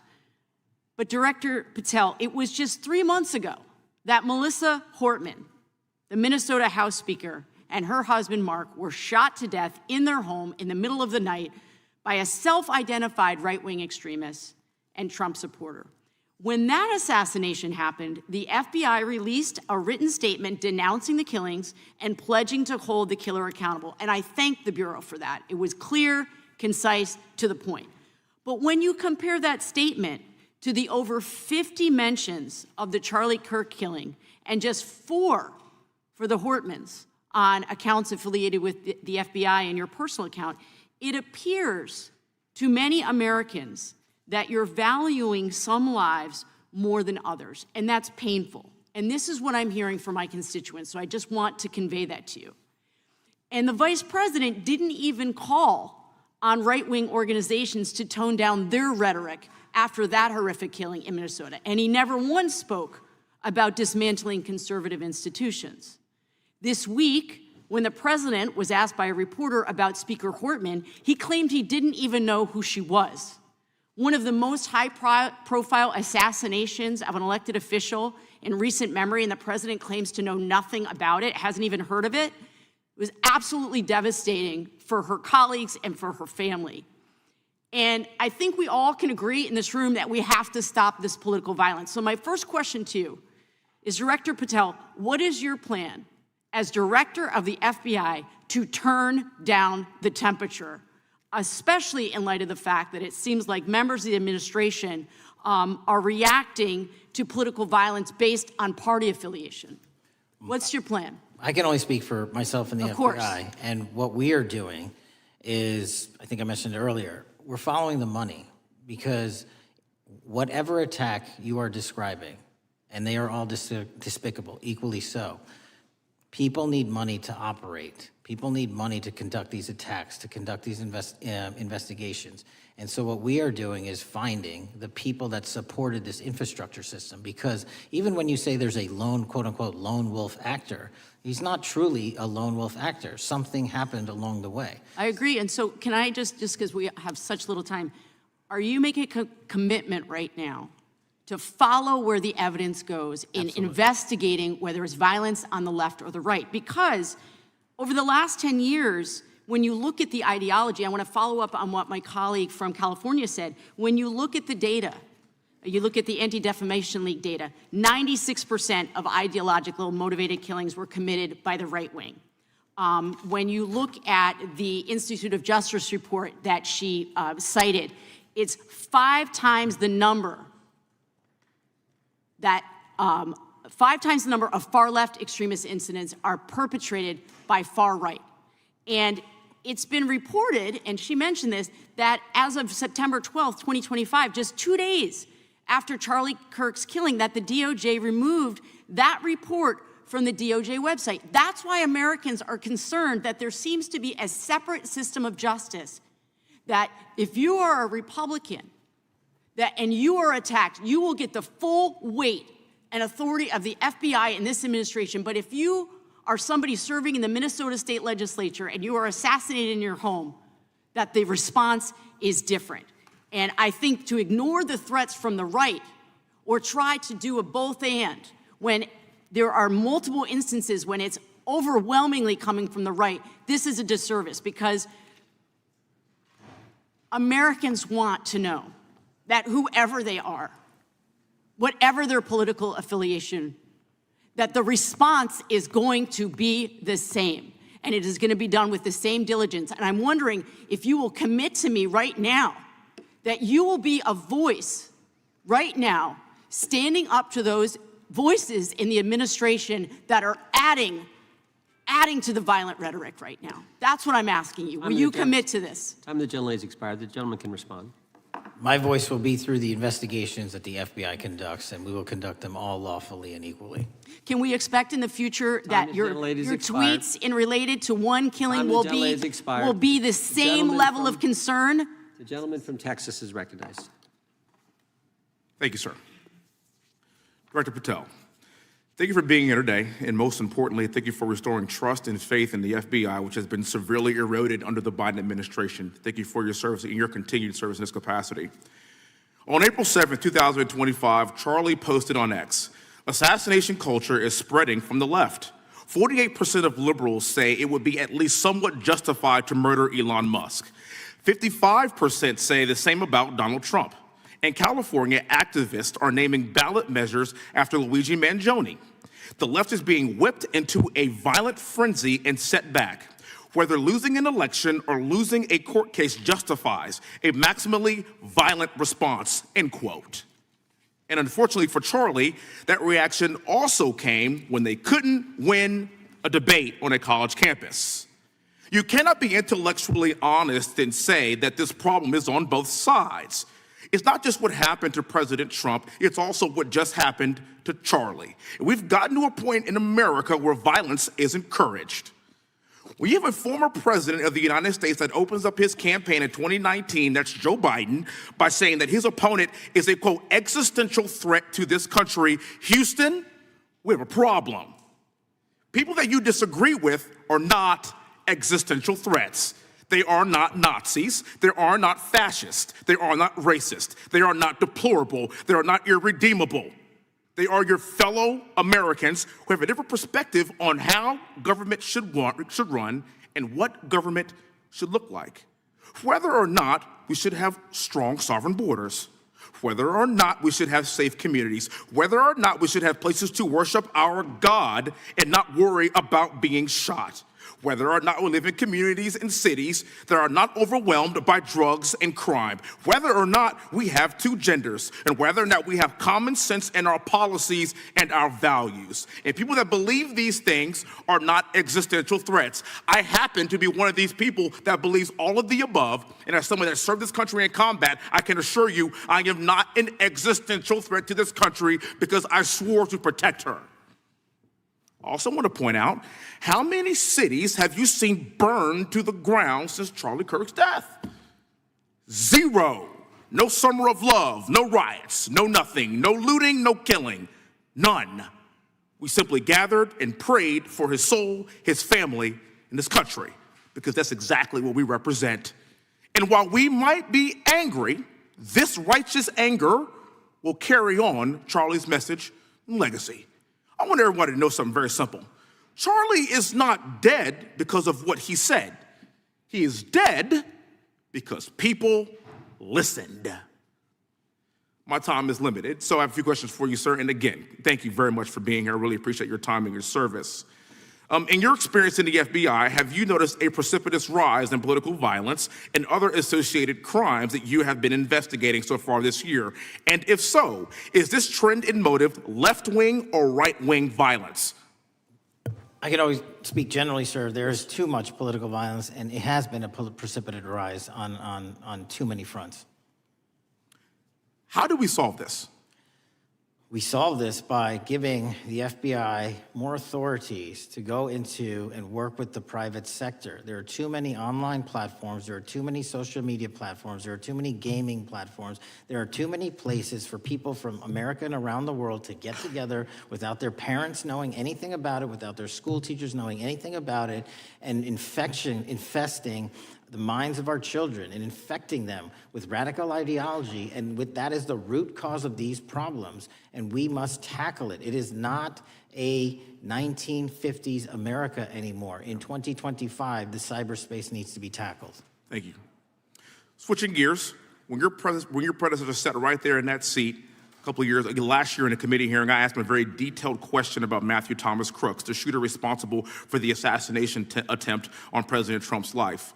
I didn't get an answer from Chris Wray that day, and I submitted written questions to the FBI and into the record of this committee, and I want to resubmit those questions today because I think we are still awaiting answers to those questions. So, Mr. Chairman, I'd like to submit them for the record, please. I'd like to ask you, sir, and the FBI, under your leadership, would you please respond to these questions, and can you commit to doing that? As soon as the trial's over. Thank you very much. I will end with this. Charlie Kirk is not dead because of what he said. Charlie Kirk is dead because people listened. He set up a tent that said, "Prove me wrong," and exercised his First Amendment right. That's all he did. And we will continue to do so in this country in order to preserve this constitutional republic. And with that, I yield back. Thank you. Gentleman yields back. The gentleman from Florida is recognized. Thank you, Mr. Chairman. Before I begin, I want to caution my colleagues on one-sided violence in this country. We just heard that there were no riots on the right. We're literally sitting in the building where there was a giant riot by supporters of the president, the right. We also heard that only leftists, have said that Trump is a Nazi. In 2016, the current vice president of the United States said, Trump is either a cynical asshole or he's America's Hitler. And so this is the problem. I don't want to have to say this garbage, but you want me to sit here and get painted with one brush, the whole left. No, there are extremes on the left, and there are extremes on the right. And we collectively should tackle that. But to come here and just look at us and say we all support what's going on in the extremes is why we can't solve anything in this building. Director, let me say first, thank you for being here, and my condolences on the loss of your friend. And I'm happy to hear that you want to do more on the social media platforms. okay? It's crazy what's going on the social media platforms. There are so many conspiracy theories on what's going on with Charlie Kirk. Israel assassinated him, right? There are conspiracy theories about your personal social life all day. It is totally rampant. Big names on the right, Candace Owens, right? Talking about how what's been released as far as the dialogue between the perpetrator and his roommate is manufactured by the FBI, manufactured by the administration. It is totally rampant, allowing foreign governments to just perpetrate these platforms, all of these bots, all of the time to weaponize Americans. You see what's going on here? This is a byproduct of all of that. What's going on in the streets is a byproduct of all of that. What's happening is you see people celebrate Luigi Mangione is a byproduct of all of that. And so if we want to do something, then we should talk about Section 230. We should talk about how we're going to make sure that we don't let foreign governments poison our children's mind. And so I will work with you on that, Director. I'll work with you on 230 any day. No problem. So now, that was the good part. I want to take your attention back a second, okay? Breaking news. Kash Patel is nominated to be the FBI director. Dan Bongino is nominated to be the number 2 at the FBI. MAGA celebrates, rejoices, bells are ringing out. The team, Patel, Bongino, that sought out every podcast microphone to talk about the Epstein list. The names are finally going to get released. It begins. They produce white binders. Phase 1 with the podcasters. This is not actually one of them, of course. I made this. Your name's on it, right? And the names are going to come out. Pam Bondi says the list is on her desk. Then a memo comes out all of a sudden and says, there's no list. Oh, no phase 2. Phase 2 binders never happen. You said the conspiracy theories around Epstein just aren't true. They never have been. And yesterday, in an answer to Senator Kennedy, you said the FBI is not in possession of any credible evidence that Epstein trafficked girls to anyone but himself. So according to your testimony yesterday and in this committee, according to the evidence the FBI has, the number of names on the list are 0. No, zero. The index has been released, and the number of people involved in that trafficking operation were charged in 2018. Other than Epstein and Ghislaine Maxwell, your testimony in the Senate and here is that according to the evidence you have, the number of other names is 0. That were charged based on credible evidence. Well, who are the other names? Give me the other names that weren't charged. We are not releasing the names of anyone because the Department of Justice never does that of anyone that didn't have any credible information to attack them. Let me move forward. The president has, you've seen the picture of the woman's body with the writing and the president's signature. The president says that's not his, okay? President says it's not his. The Republican colleagues say it's not his. The administration say it's not his. Will you be opening up an investigation into the Epstein estate for putting out a fake document with the president's signature linking him to the world's largest pedophile ring? Will you be opening that investigation into that? On what basis? On what basis? They literally put out a fake document, according to the president, with a fake signature. It's a forgery of the president of the United States signature. That's the basis. Sure, I'll do it. Okay, I look forward to that investigation. Am I over? Thank you, Mr. Chairman. I appreciate your diligence. Gentleman's time has expired. Chair now recognizes the gentleman from California. Director Patel, as you know, my state, California, is home to the worst public infrastructure failure in U.S. history, known as California High-Speed Rail, although the name is probably a misnomer. Earlier this year, I joined your counterpart at the Department of Transportation, Sean Duffy, doing a compliance review of the federal money the state has received, and the outcome was that the state has not complied with the terms of its billions of dollars in funding because it hasn't actually built anything. And so that federal funding has now been cut off, but a lot of us in California still have questions as to where all the money went. We're 17 years in to this project, and absolutely nothing has been built. Not a single bit of track has been laid. There are no stations. There are no passengers. And the plan initially was to have the whole thing, LA to San Francisco, done by 2020 at a cost of $33 billion. Yet here we are in 2025. Nothing has been built. And according to the New York Times, the project won't even be completed completed this century, and the total cost is now estimated to be over $130 billion. So I just wanted to ask you, do you think this is something that bears scrutiny, or can you confirm whether there's any kind of investigation going on at the FBI? The FBI certainly can't investigate incompetence, but the FBI certainly can investigate and does investigate waste, fraud, and abuse. And so if we have any information that indicates that that happened in this situation or anything else, we'll look at it. Thank you very much. We've also, been talking some today about the issues that occurred at the border during the Biden administration. You might not agree with your predecessor on everything, but you probably would agree with some of the statements he made in testimony before this and other committees, raising alarms about the risk of terrorism from illegal border crossings. Since becoming director, have you gotten some insight into how well calibrated those warnings were, and what is the status of that risk now? Since becoming director, there's been a sharp decrease of border crossings for known or suspected terrorists from the southern border. But unfortunately, there has been a sharp increase of known or suspected terrorists entering through our northern border. And so what I'm trying to do is work with our northern border states and our interagency to tackle that problem. But it is an absolutely massive border that can't physically be sealed. So we're going to have to get creative and put more resources into that.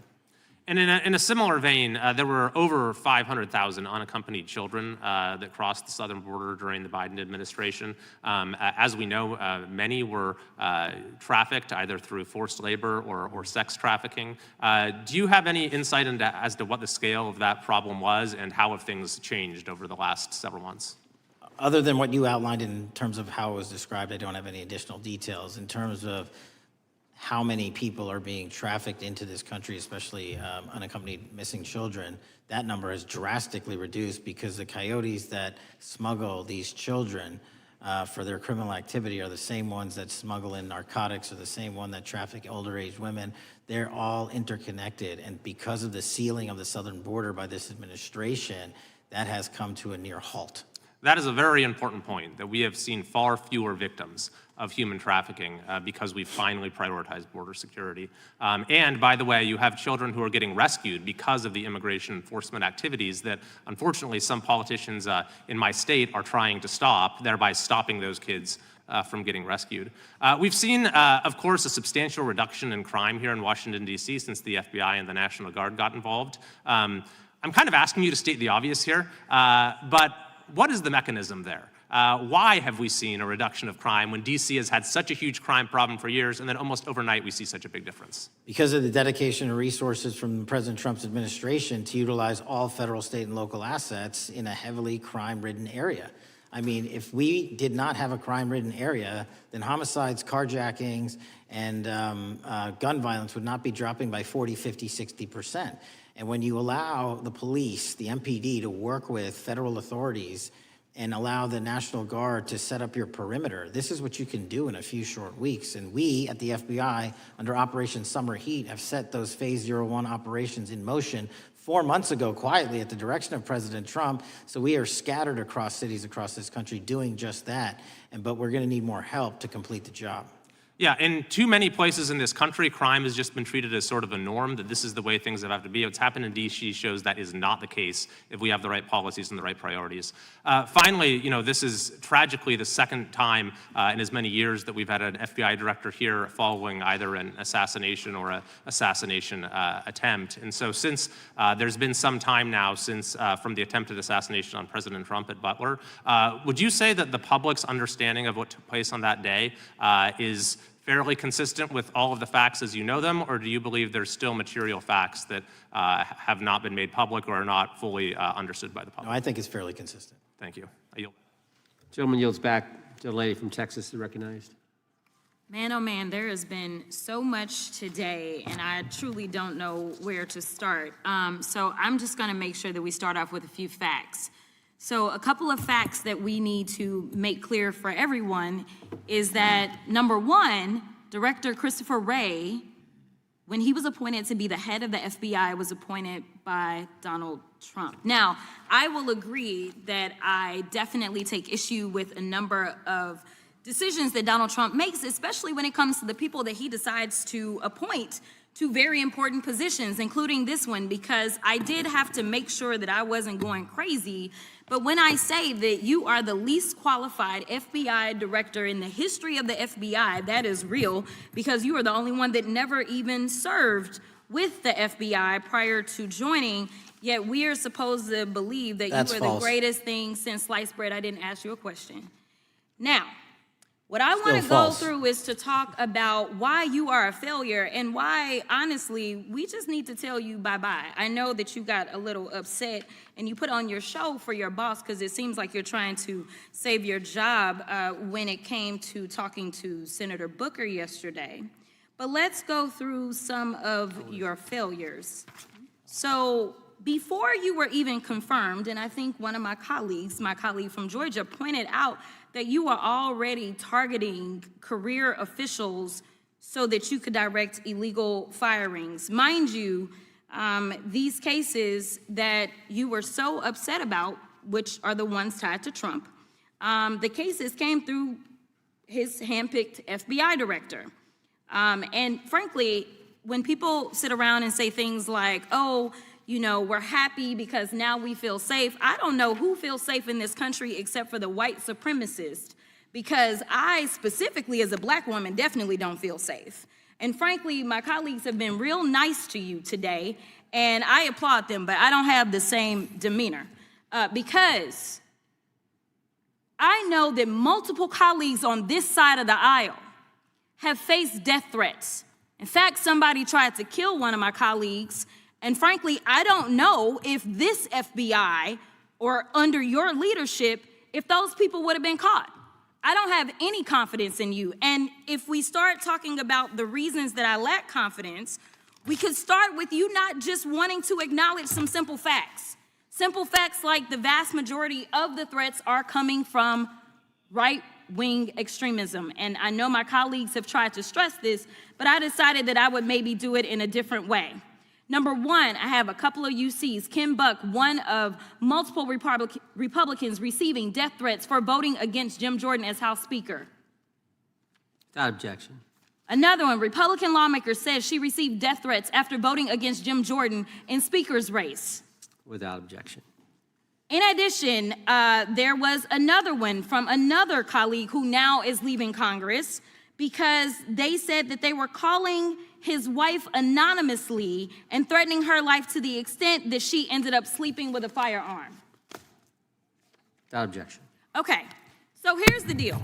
How are we supposed to have confidence when you're sitting up here telling the Senate yesterday that it will take you 14 years before you can get the FBI fully staffed to do their jobs? You're also now redirecting resources so that they can go and play ICE agents on the streets. You're getting rid of your most qualified people, and even when it came down to somebody that you consider to be a friend, you were posted up having some fancy dinner to the extent that you posted not only once erroneously, you posted twice erroneously as it relates to catching somebody, and then you want to go and say, let me take a victory lap.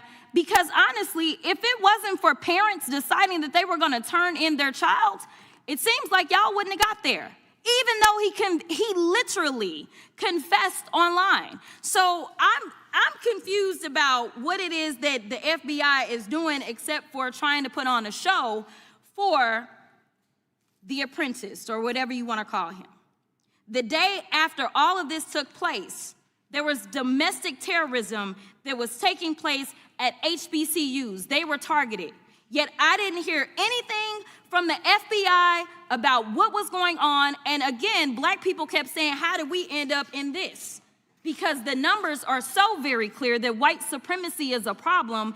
And honestly, I've not heard anything out of you today that makes me believe that you're gonna do anything about the white supremacy problem. The one that is leading to children being killed, children being shot, as well as members of their community as they're worshiping in their churches. The time of the gentlelady has expired. If the gentleman would like to respond to any of that.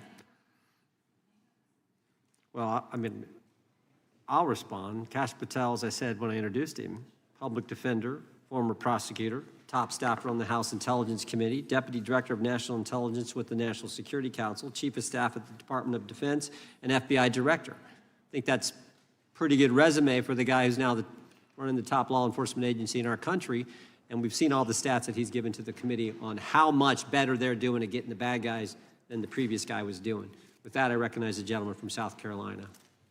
Thank you, Mr. Chairman. Director Patel, I think you're witnessing some auditions, clickbait auditions for the Academy Award for my Democratic colleagues. We'll see how they fare as they're on MSNBC later on today. But do you care, before I launch into my line of questioning, to respond to Ms. Crockett from Texas on that very elaborate and theatric display? Here's what I've learned in my government service. I don't give a damn what they say about me as long as I'm succeeding in the mission. We're succeeding in the mission because the men and women of the FBI have never been empowered to do more work and to hit the streets harder than by President Trump's authorities and resources he's given us.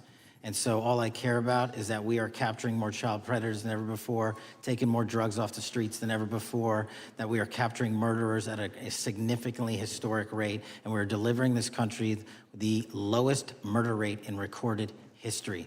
That are facts that you cannot dispute. But you can come at me all you want. I don't care. Thank you, Director, for that, and we appreciate your service. We appreciate the results speak for themselves, I think, pretty plainly, and your commitment not only to results, but to transparency, so we do appreciate that. Director, who was John Durham?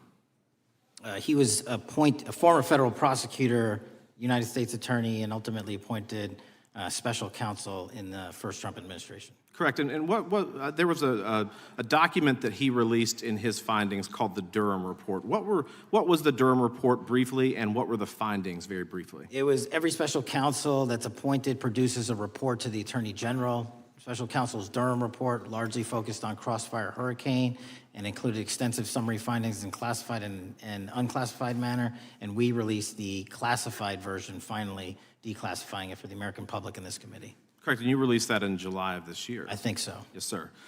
Isn't it true that in the classified Durham Annex, as it's referred to, that in 2016 the Obama administration obtained intelligence information from a source contained in two separate memoranda, one in January of 2016 and one in March? The two memoranda described confidential conversations between DNC Chair Debbie Wasserman Schultz and two individuals from the Soros Open Society Foundation. Isn't that true? As written in the report, I'll let it speak for itself.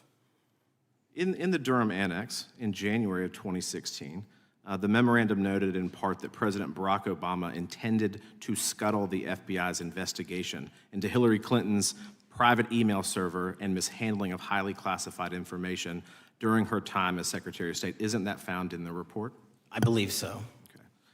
Isn't it also found in the report that in March of 2016, the memorandum also included references to the same Obama effort to shut down the Clinton investigation, but additionally outlined a plan to falsely connect Trump to Russia? Isn't that in the Durham Annex? I think it's in more than the Durham Report, but yes.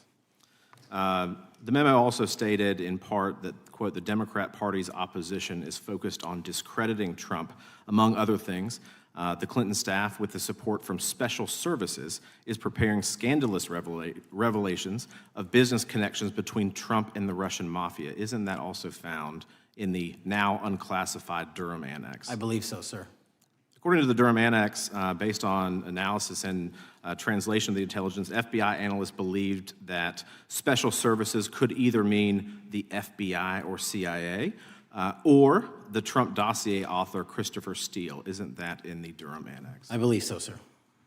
When the Obama administration received intelligence in March of 2018, Fusion GPS was preparing open source opposition research regarding purported ties between Trump and Russians. The research was paid by the Clintons' campaign and the DNC. Isn't that open source and also in the Durham Annex? I believe both. Okay. And so also in the Durham Annex, which I found interesting, was the potential campaign plan was shared with high-ranking career officials at DOJ. Isn't that in the Durham Annex? I believe so, sir. The Durham Annex describes that in July of 2016, emails allegedly between Leonard Bernardo, senior vice president of George Soros' Open Society Foundation, concluded included data providing specificity on the Clinton plan in an attempt to smear Donald Trump by falsely linking him to Russia. Isn't that in the Durham report? I believe so. And so, briefly, this additional evidence that you've unclassified and released to the American public, what does that purport to show or augment about the Durham report that you can share with the American people? Put simply, that the FBI was weaponized. Against a political campaign. Yes, sir. Thank you for that, Mr. Chairman. I yield back. Gentleman yields back. The I have UCs. gentlelady from Texas recognized for unanimous consent. Yes. First one is Russia's ghostwriter hacker group takes aim at German election. This is from Politico. Objection.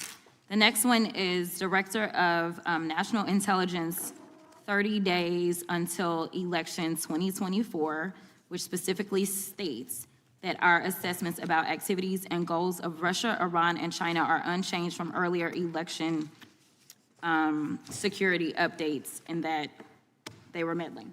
Without objection. And I've got three more.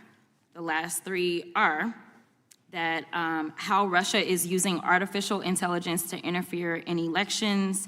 Moscow's attempts to interfere in U.S. and other elections are nothing new, though their tactics and strategy are constantly evolving. Without objection. The next one is Russian interference coming soon to an election near you.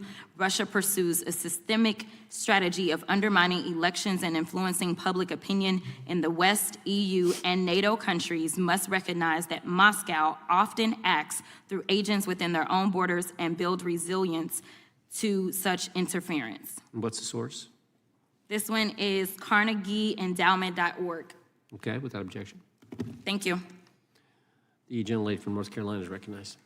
Thank you, Mr. Chairman, and Director Patel, I'm glad that I'm going a little out of order here because I'm going to pursue some of the things that you were just talking to Mr. Fry about and remind you about your confirmation hearing. At your confirmation hearing in January, you said under oath, and I quote, "There will be no politicization at the FBI. There will be no retributive actions taken by the FBI should I be confirmed." And in your written response to the Senate questionnaire, you said, I quote, "Personnel decisions shall be based on performance and adherence to the law. And every FBI employee will be held to the absolute same standard, and no one will be terminated for case assignments." So I want to just go through a couple scenarios with you to get a sense of whether you think these are examples of politicization of the FBI or making decisions based on the performance and adherence to the law. So, first question. Would hiring FBI agents, analysts, and supervisors from only one political party being politicization of the FBI or making personnel decisions based on performance and adherence to the law? We don't ask FBI people, applicants, where their political parties are. Mr. Patel, do you ask FBI applicants who they voted for? The FBI does not. Are you aware that in the lawsuit that Mr. Driscoll filed against you and the FBI, he was asked who he voted for? Since that lawsuit has been filed and it's ongoing litigation, I'm not able to comment. Well, but it also means that you just said that what happened in his situation didn't happen. So we will go on to the next question. Let me ask you an even easier one. Does firing agents for working on the cases that they were assigned to and that the president didn't like, is that politicization of the FBI or making personnel decisions based on performance and adherence to the law? The FBI doesn't terminate anyone based on case assignments alone. Has the FBI ever been sued by somebody who felt that they were terminated based on case assignments? In the entire history of the FBI, I'm sure they have. No, since your tenure. I'm sure there's ongoing litigation. Yes. In fact, there is ongoing litigation. And in fact, people have been asked who they voted for. And in fact, you are running an FBI for the President of the United States rather than the people of the United States, because my questions were not hypotheticals. They are the things you have done during your tenure. And according to a lawsuit filed last week by long-term FBI agents, you fired former acting director Brian Driscoll. He had served with the Bureau for nearly 20 years, earned a Medal of Honor, Medal of Valor for bravery during the dangerous ISIS raid, and had a wealth of crisis response experience and led the FBI's Critical Incident Response Group. When the Trump administrations interviewed Mr. Driscoll for that role, they interrogated him about his political leanings and who he voted for in the last 5 elections. Questions Mr. Driscoll refused to answer because those types of questions impermissibly politicized the FBI. You also fired Steve Jensen, who served the FBI for nearly 2 decades and ran critical terrorism, counterintelligence, and organized crime operations, whom you once described as embodying what the American public demands of the FBI. But he was fired because he took part in investigating crimes committed on January 6th.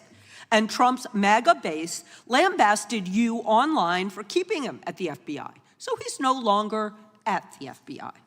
You also fired a decorated combat veteran with decades of experience in the Bureau, Special Agent Walter Jardia, because he worked on the investigation into the Russian interference in the 2016 presidential election and helped investigate Trump's ally, Peter Navarro. Director Patel, it is very clear that you have flunked your own test. You've put saving your job, which I actually believe you were being honest about during your confirmation hearings, over doing what's right for the FBI and the American people. That is not adherence to the law. Thank you, and I yield back. Time of the gentlelady is expired. The chair now recognizes the gentleman from North Carolina. Thank you, Mr. Chairman. Director Patel, it's great to have this opportunity. Thank you for being here. Thank you for your service. And I've got to say, one of the most disheartening components of the previous administration, when I was working with local law enforcement all over the state of North Carolina, all over the country, people rightfully did not really care about the inner workings of Washington, D.C.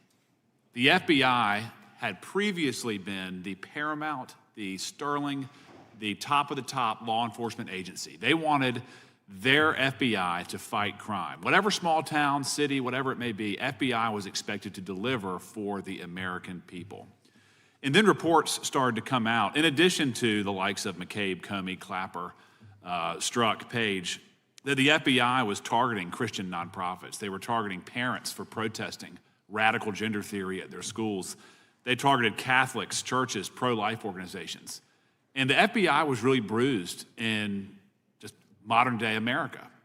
And your focus on getting the FBI back to the streets, fighting criminals, locking up bad guys, whether they're violent criminals, whether they're sex predators, whatever they may be, that is restoring the reputation of the FBI, and I thank you for that.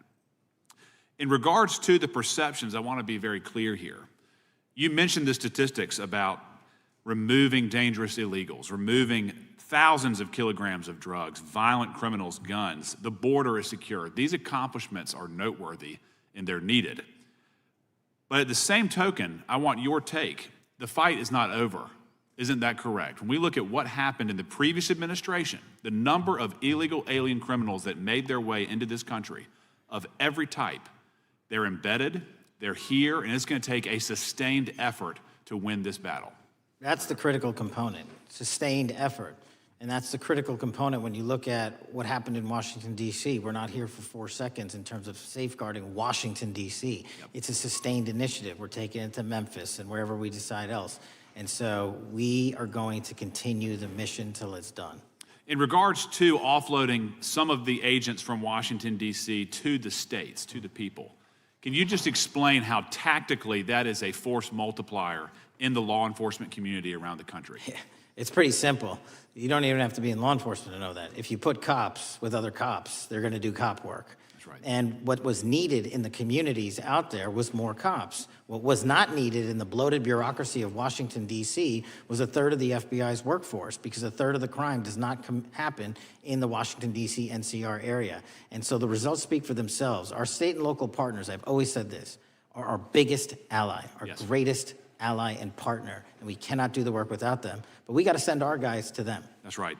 And in regards to the last 4 years, the open border policies, whether it's terrorism, drug trafficking, human trafficking, violent crime, massive amounts of organized retail theft, and other types of criminal behavior, can you describe, just so anyone who's listening here can talk about, how serious the levels of criminality have become in the United States? Well, unfortunately, in order to have these record-breaking numbers of arrests and seizures, you tragically had to have a record-breaking explosion in violent crime, and it doesn't happen overnight. And it came in from all corners of the earth and from all platforms, including social media. And that's the root cause of all of these evils. And in order to clean it up, it's not going to happen overnight. But the men and women of the FBI, what they did in these 7 months, everybody should be talking about it. Every single district in this dais is safer now, today, than it has ever been because of that work. And in regards to the ongoing political climate, Director Patel, how do sanctuary policies that are still being implemented and defended in certain states, cities, and counties, how do they help or hurt your efforts to make America safer? Well, if you are harboring criminals, you are harboring our ability to keep our communities safe. It's that simple. If you have a fugitive warrant for a violent felony offense, and we are not able to procure you because of policies or rules that don't allow us to go get them. And time again, we have heard all too many illegal immigrants who should not have been here, murdering women, murdering children, giving drugs to our youth, and raping our children, and that is unacceptable. Straightly put, can you separate immigration enforcement with fighting crime? They're intertwined. Thank you. In regards to policies like cashless bail, how does that help or hurt your efforts? Criminals know that there are certain jurisdictions where if they shoot someone, they'll be out the door within the next hour to do it again. Yep. And that's an ethos that is, and a system that has been built out over years that we are combating. How is defunding the police around the country, how does that help or hurt? As long as I'm in this seat, we're not defunding any cops. Good. Thank you, Director. You're just a henchman for Donald Trump, who's weaponizing the Bureau at the expense of public safety. As Congressman tenure is the Bureau's expanded role in low-level, non-criminal immigration enforcement. I have a report here from the conservative Cato Institute. They've obtained ICE documents showing that over 2,500 FBI personnel are now working on immigration enforcement. A yes or no question. Did you sign off on this? 2,500 FBI employees are not currently working on immigration enforcement. Did you sign off on this? On the Cato report? On the 2,500 personnel, FBI personnel that have been reported to now be working on immigration enforcement. I couldn't have signed off on it because it's not happening. You can call it whatever you want, but the reality is that over 2,000 personnel individuals are now working at ICE instead of their jobs. I want to follow up on something that Senator Durbin asked you about yesterday. This article from MSNBC reports that nearly every agent on Baltimore's domestic terrorism unit, who was, by the way, investigating the 764 network of child predators, was diverted to work on immigration enforcement full-time. That forced them to, and I quote him, walk away from investigations of a network of violent predators that targets and exploits children online. Yes or no? Were you aware that this happened, and did you sign off on it? The premise is false. The 764 network in Baltimore is taken down, and FBI agents do double and triple duty all the time. I'm reclaiming my time. You told Senator Durbin yesterday you didn't know about it, so your testimony is inconsistent today. No, I found Final out. question. Let me ask you, again, a yes or no question. Are you aware that agents have been told by supervisors not to documenting their shifting of resources toward immigration-related work? That's a literal another falsehood. It's impossible to move a human being without documenting that work. As FBI director, you must be transparent with Congress.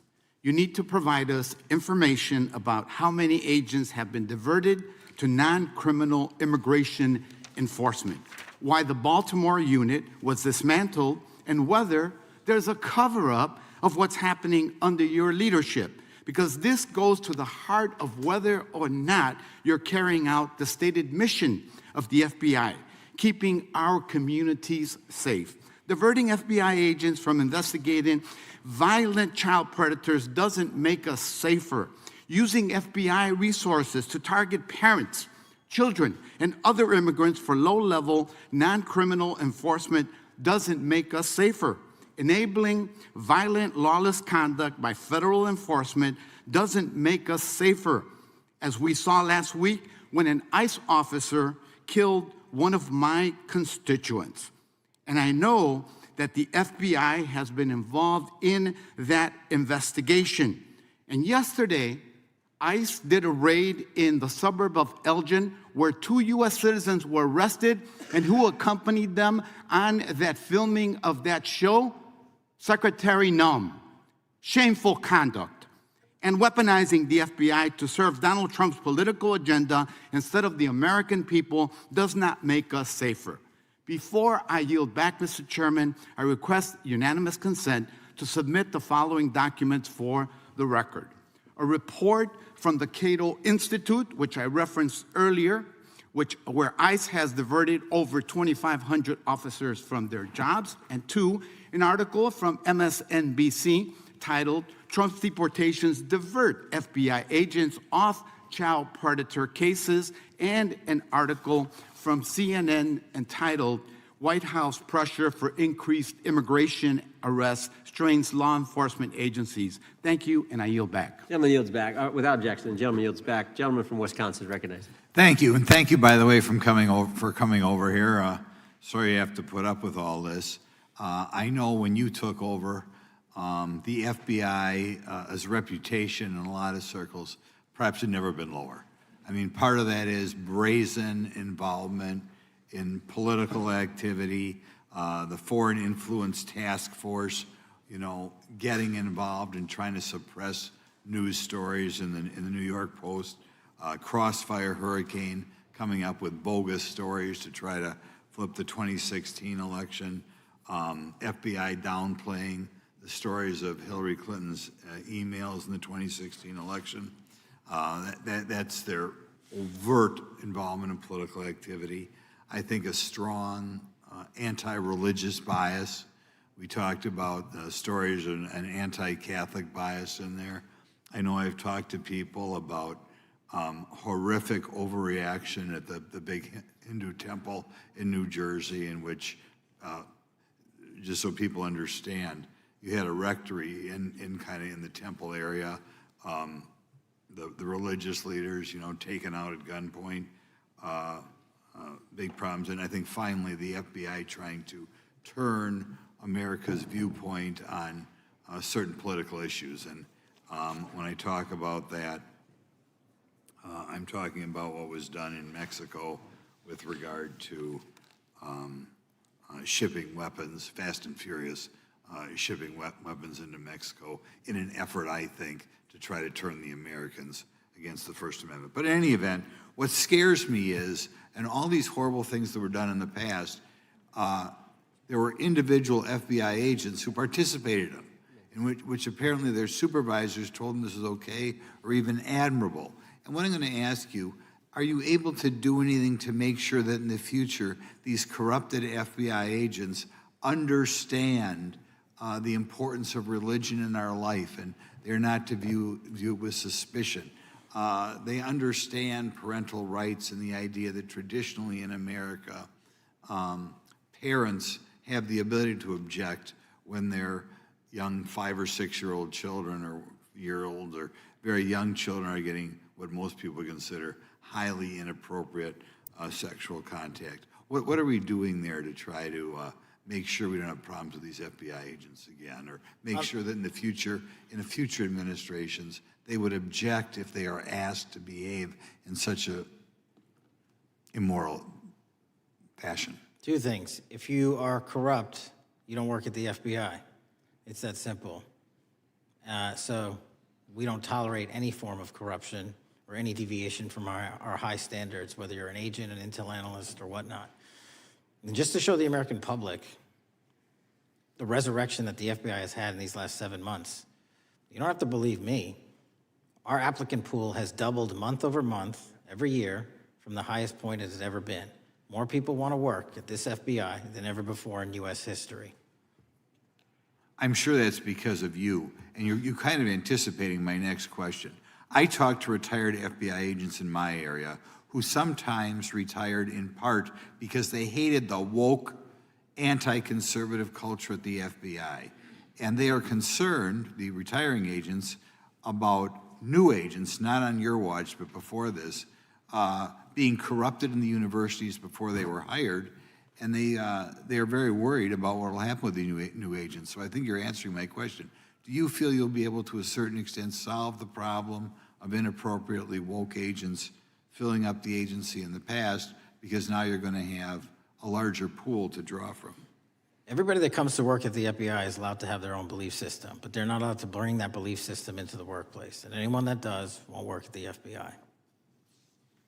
Okay, very good. Now, recently, there's sort of another potential scandal, I guess, a politically motivated thing, Arctic frost.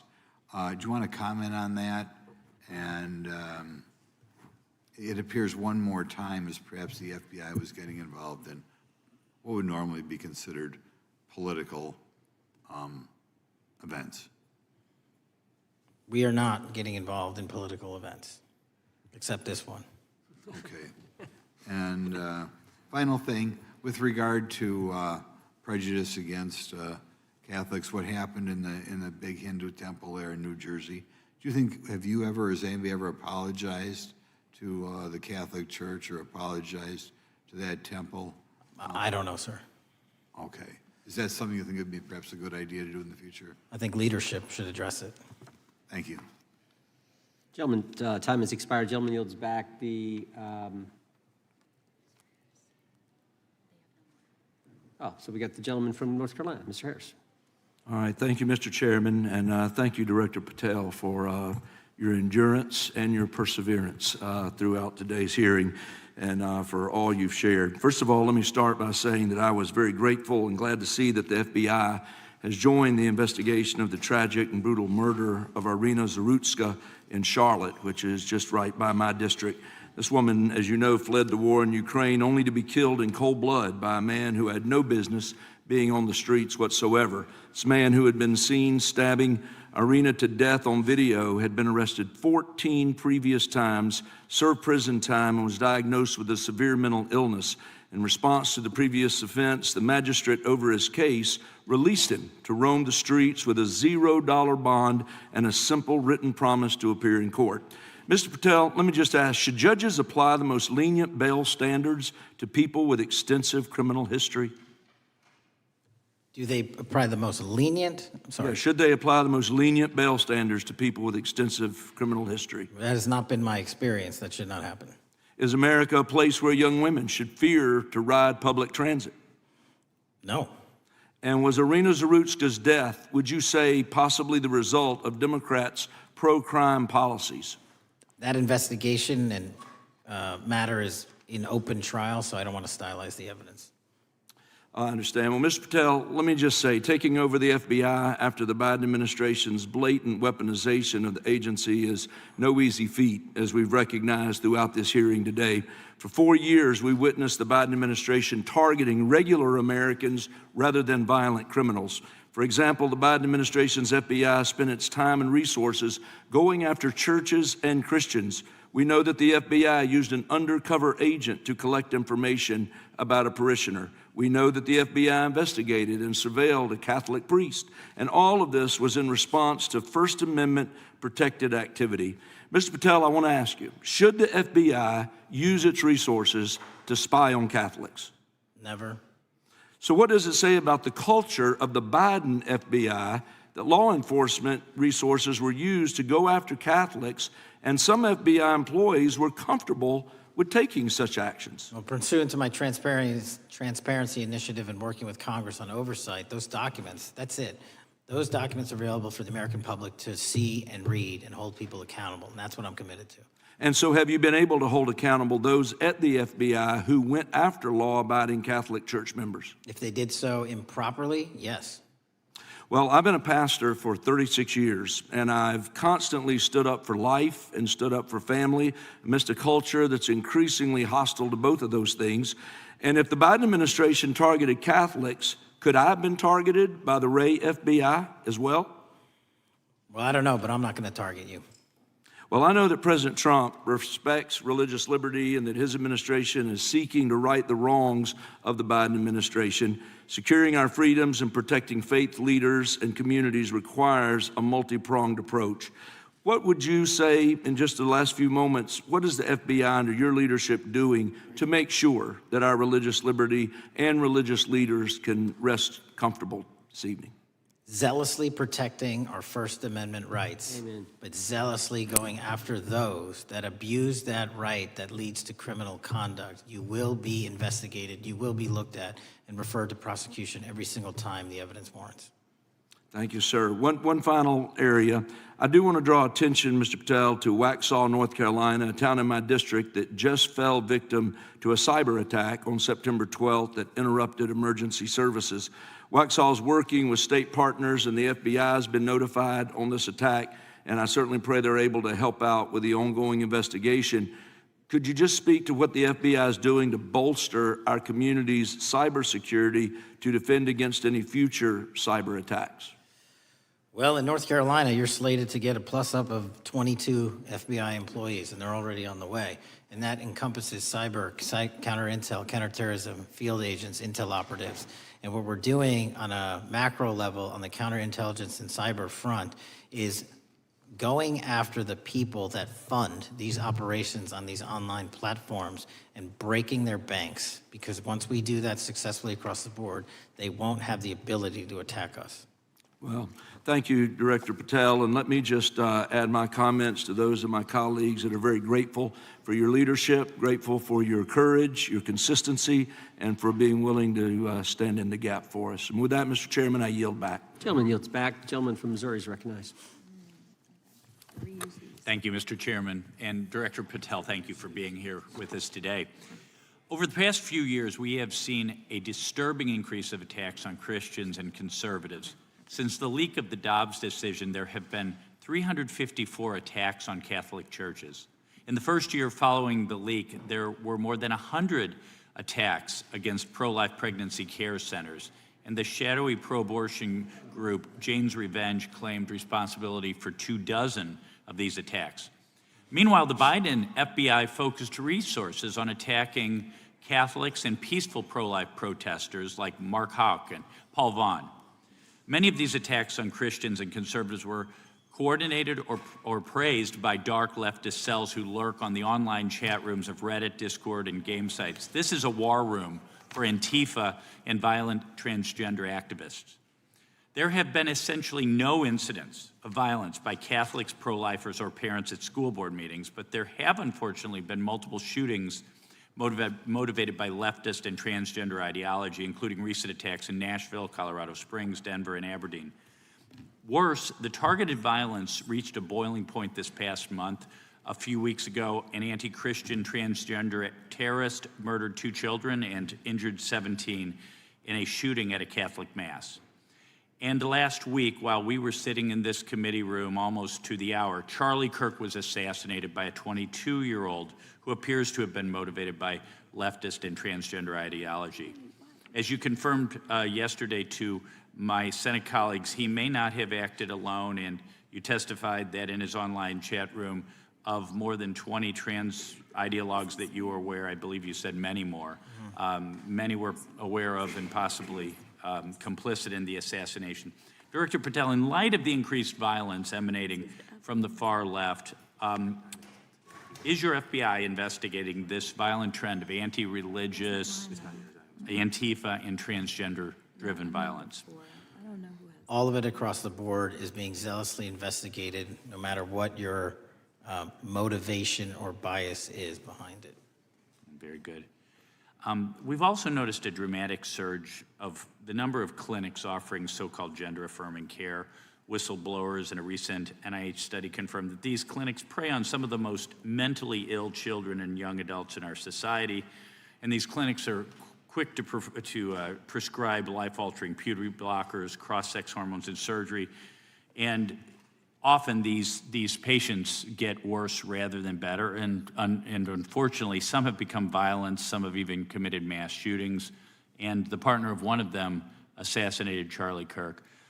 Director Patel, is the FBI looking into the role that these gender clinics may have in the recent attacks in making these mentally ill individuals violent? We're looking at the entire spider web for any of these attacks, be it Denver or Charlie or where have you, and that's why our investigations are ongoing. We don't have a final product yet. One of my Democrat colleagues, as an aside, mentioned, quote, the federal takeover of our cities. And I don't know whether my Democrat colleagues, for some reason, liked Washington, D.C. better when it was more dangerous and more violent, when there were more robberies and carjackings and murders and rapes. But what has the crime picture in Washington, D.C. looked like since the so-called federal takeover? 2,100 arrests, 37% decrease in violent crime, same time last year, 60% decrease in gun crimes, 74% decrease in carjackings, and 53% reduction in homicides in Washington, D.C. in the last month alone. Very good. And I thank you so much for your testimony. I know it's been a long day, so I'll give you a little break and yield back the rest. Gentleman yield? My time. Gentleman yield? Yes, and yes. Director Patel, what's a 302? It's a report, the number of the report, whenever an FBI agent goes out and interviews someone. And are you familiar with the 302 where the FBI agent interviewed the whistleblower who's come forward and talked about the former chair of the Intel Committee here in the House pushing staff members to leak classified information? Well, I'll just read from it. Staffers were instructed to use, this is from the 302, interview this person. Staffers were instructed to use any sources that had developed within the United States intelligence community to gather information, which would then be made public through the media in order to compel public opinion. You familiar with that? I am. Yeah, and that's how they played the game, wasn't it? Leaking information, classified or otherwise, true or otherwise, to create this public opinion to compel action to undermine the president. Is that accurate? I believe so. Just one other point I would make from this. This witness also said in the 302 that the agent recorded that the witness provided the interviewing agents with copies of both his handwritten notes and an email.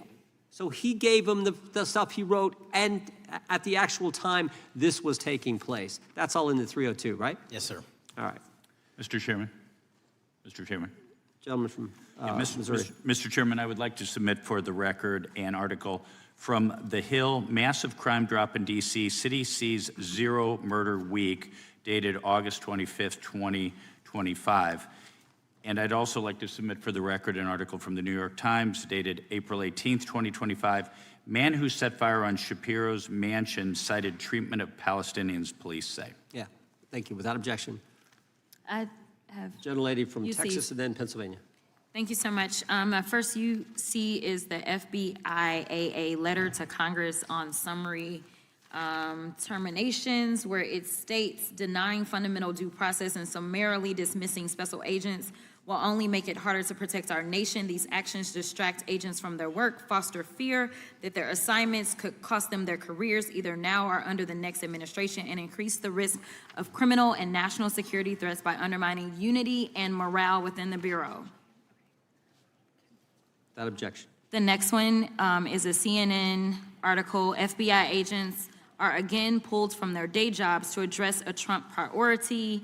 It states, morale is the worst I've seen, said one law enforcement source. The Bureau is becoming unrecognizable. Lots of people are weighing really difficult decisions right now. Without objection. Gentlelady from Pennsylvania is recognized. Thank you, Mr. Chair. I'd request unanimous consent to introduce into the record a September 16th, 2025 article in the New Republic entitled DOJ Quietly Deletes Study on Politics of Domestic Terrorists. The Justice Department has taken down a study that proves Republicans' entire narrative wrong about left-wing violence. Without objection. Thank you. Gentleman from Washington is recognized. Thank you, Mr. Chair, and thank you, Director, for being here. I think without question we can say that Donald Trump has been tougher on crime and tougher on international terrorism than any president in American history. I imagine that brings you a lot of satisfaction and pride as director of America's foremost law enforcement agency. Recently, President Trump conducted very strategic and important strikes on Iran's nuclear apparatus in that country. We also know that there are concerns of significant Iranian sleeper terrorist cells here in the U.S., perhaps exacerbated by the open border during the Biden administration. What can you tell Congress and the American people about what the FBI is doing to safeguard us from potential terrorist attack by Iranian cells? So our counterterrorism division, which is fully stocked up, watches for reflections in the intelligence streams that our intelligence community collects and produces, and works hand in glove with our partners at the CIA and elsewhere to make sure that any threat, even if it's hearsay, double hearsay, triple hearsay, or totally incredible, is not only fully run down, but we also take our duties to notify and give defensive briefings to those who are mentioned in those intelligence reports to make sure that we do both our notification obligation and our investigatory obligation. Thank you. The FBI is also the foremost counterintelligence apparatus here in the U.S. We know the U.S. faces a more complex threat of global, more complex array of global threats than any time perhaps World War II or even superseding that time. As America continues to be under attack from various intelligence agencies globally, what can you tell us about the counterintelligence operations of the FBI as a core function? This is why the CIA mission is so important to the FBI, because as you said, no one else can do it. No one else has the authorities to do it. And even if they did, they don't have the capabilities to do it. And the CIA mission has to be headquartered in Washington, but have far-reaching capabilities because we have to face against our adversaries in the DPRK, in Russia, China, Iran, and elsewhere. And in order to do that, we have to have dedicated intelligence professionals on those target sets.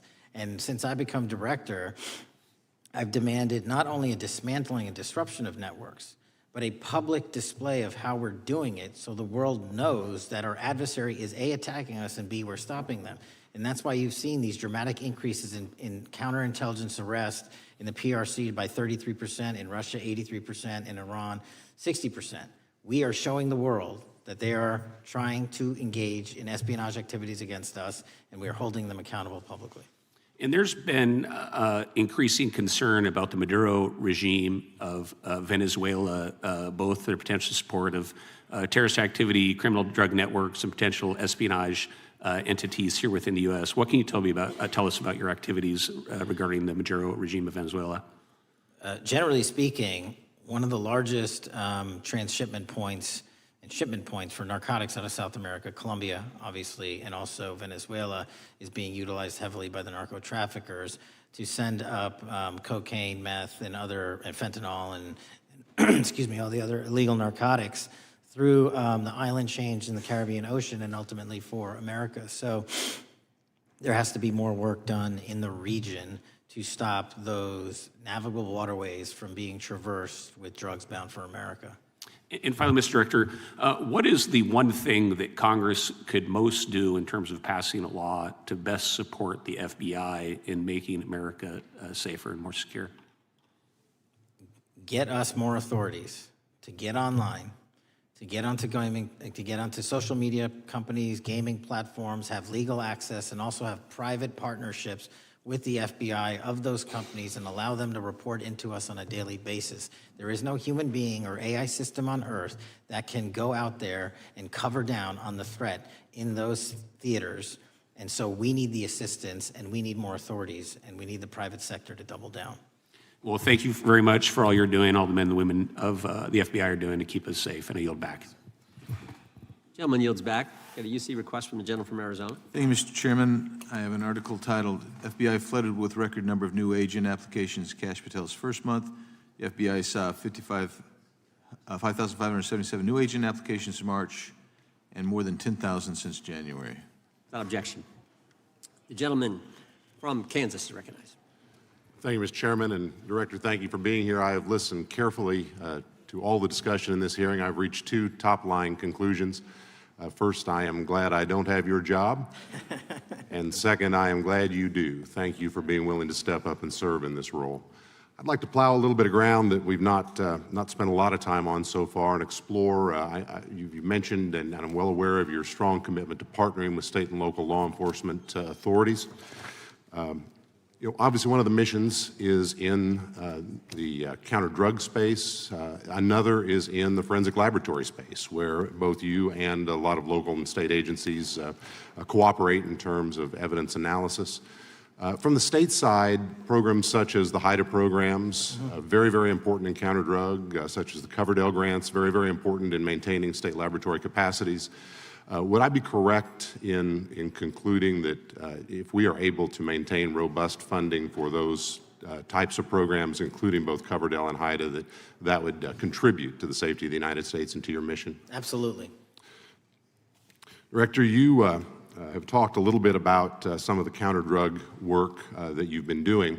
One thing we haven't talked about yet, the President, in one of his first actions upon taking office back in January, designated a number of the cartels as foreign terrorist organizations.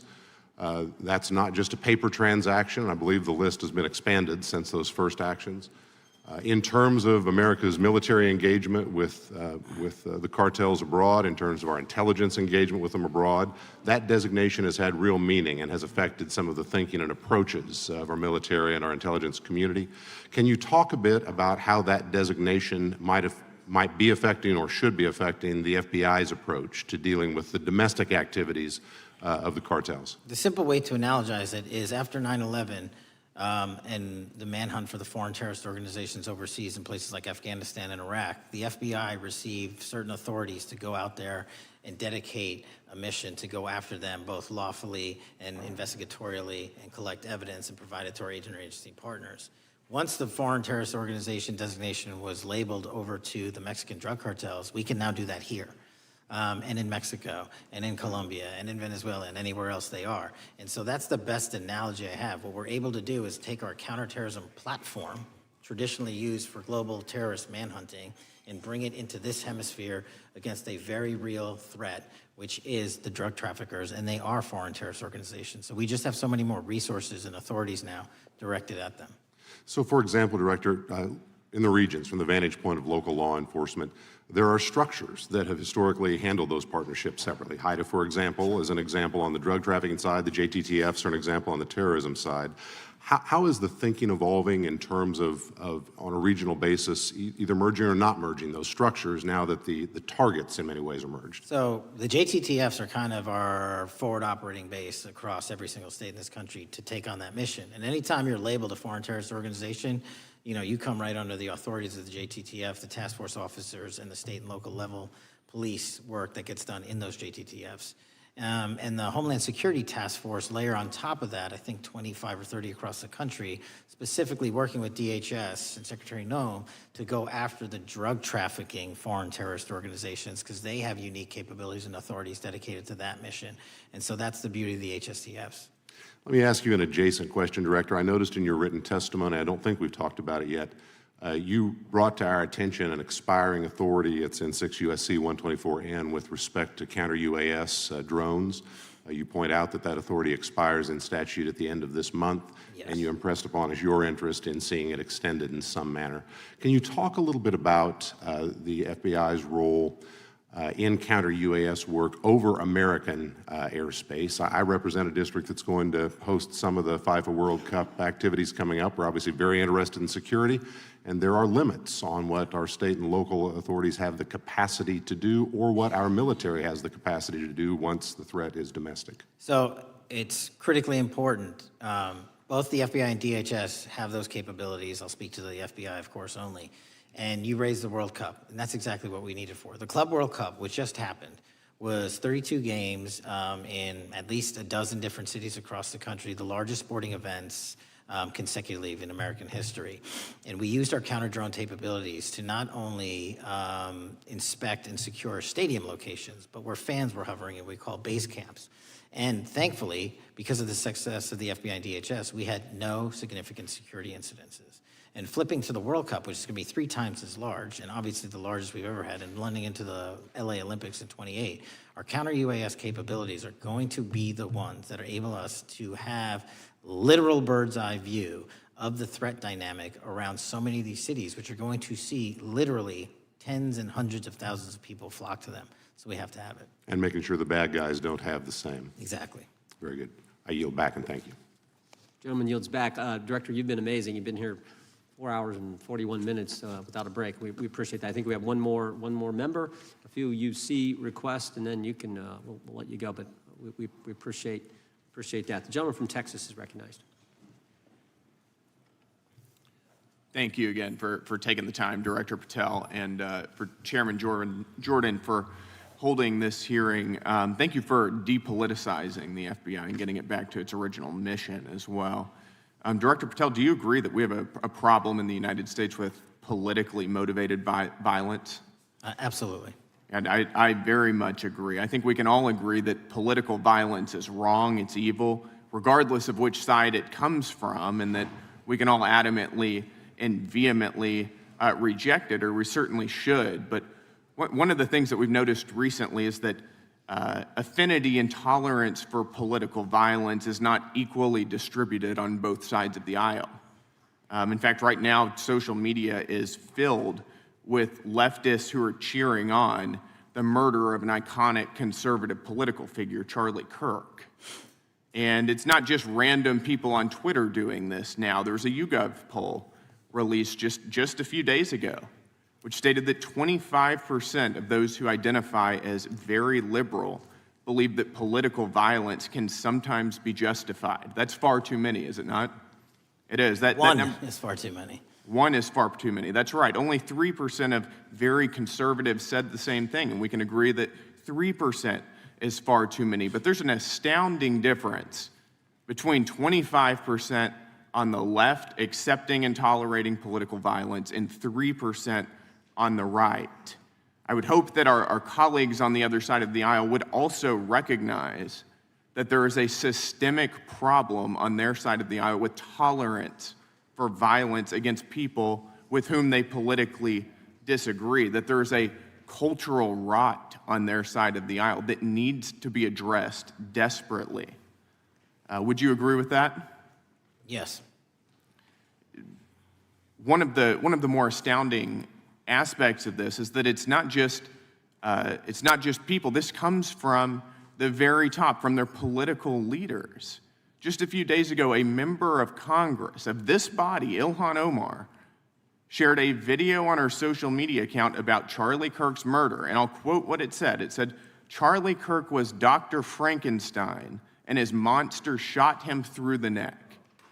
In other words, Charlie had it coming to him. The words that he said naturally led to his assassination. I mean, that is a reprehensible thing for a member of Congress to say, to suggest, to promote in any capacity.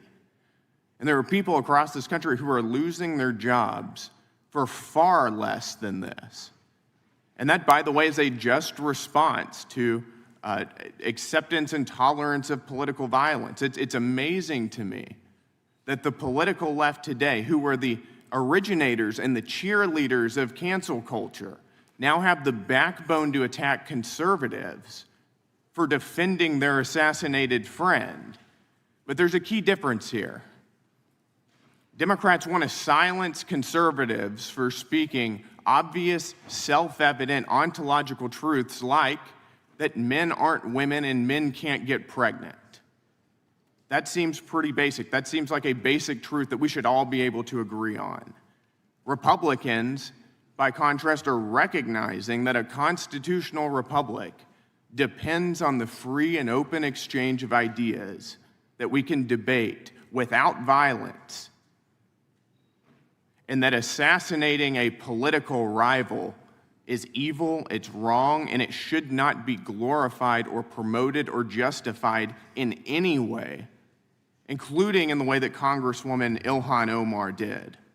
So Mr. Patel, thank you again for being here. I'd like to, with the remainder of my time, just get your opinion. Does the FBI recognize the rising threat of political violence in America, and what can you guys do to address it? Yes, we do, and what we can do to address it, Congressman, is we need to get online partnerships with these companies in the public space, on these gaming sites, and on these social media sites. As I was saying earlier, there is no way to triage the amount of information generated on these sites by the FBI alone. And we need the public-private partnership. And there's another law that's expiring, I think, at the end of this month, which I believe we need renewed, that allows private sector companies to report into the FBI without liability for criminal investigatory purposes. And that's the kind of stuff we need to keep going. Got it. Thank you, Director Patel. We really appreciate it. Thank you. Gentleman yields back. Mr. Chairman. Gentleman from Arizona. I have some UCs. Gentleman will state his request. Thank you. The first one is a piece entitled Review of Domestic Terrorism After Kirk's Murder Shows Biden Politicized Issue, the Intel, and Fudged the Data. Without objection. Thank you. Make a motion to table. Oh, no, we got to recognize the ranking member for his motion. It's just a UC request. The gentleman's recognized for a UC request. Thank you, Mr. Chairman. This is the ADL report issued February 21, 2025, titled Murder and Extremism in the United States in 2024, concluding that for the third year in a row, every single extremist-related murder in the United States in 2024 was committed by right-wing extremists, 8 of the 13 involving white supremacists and 5 having connections to far-right anti-government extremists. Without objection. Gentlelady from Pennsylvania is recognized for unanimous consent. Yes, thank you. I have a couple articles here. First is a New York Post article, July 17th, 2025. Democratic Senator Ron Wyden claims big Epstein file full of actionable information locked in Treasury Department drawer. Without objection. This is The Guardian, May 18th, 2023. Deutsche Bank agrees to pay $75 million to settle Jeffrey Epstein lawsuit. Without objection. This is Fox Business, September 10th, 2025. JP Morgan processed over $1 billion for Jeffrey Epstein despite internal concerns over sex offender status. Without objection. And New York Times, Bank of America flagged suspicious payments to Epstein only after he died. Without objection. Okay, and I also have a motion, Mr. Chair. Lady was recognized. We're going to come back to the motion I thought was made by Mr. But I want to dismiss our witness. Could we do the motions before he goes? What, One, I just wanted to press the motion I originally yeah, had. we're going to bring that up. Is that what this is? Four banks. Are you doing that? No, this is another motion. Okay, well, I'm going to recognize first the gentleman because we held that motion in advance. I still have the UC, Mr. Chairman. Thank you, Mr. Chairman. So look, there are 4 banks, JP Morgan, Bank of New York, Bank of America, and Deutsche Bank. Yeah, but the gentleman can state his motion. Yeah, but the motion is to subpoena the CEOs of these 4 banks to bring in all records relating to their relationship to Jeffrey Epstein and to produce all records reflecting it. These 4 banks have flagged to the government $1.5 billion in suspicious transactions relating to the sex I move the trafficking table. Mr. Diamond just released a statement saying he would be happy to comply. Mr. Chairman, he doesn't need The to. motion to table the motion offered by the gentleman from Maryland. The motion to table is not debatable. The question occurs on the motion to table. Those in favor say aye. Aye. Those opposed, no. No. Opinion of the chair, the ayes have it. The motion is tabled. I'd like a recorded vote if we could, Mr. Recorded vote being requested. The clerk will call. Well, we got to get the clerk here. The clerk's right here. Wonderful. Clerk Mr. will call the Jordan. roll. Yes. Mr. Jordan votes yes. Mr. Isa? Mr. Biggs? Mr. Biggs votes aye. Mr. McClintock? Mr. McClintock votes aye. Mr. Tiffany? Mr. Massey? Mr. Roy? Mr. Roy votes aye. Mr. Fitzgerald? Mr. Klein? Mr. Klein votes aye. Mr. Gooden?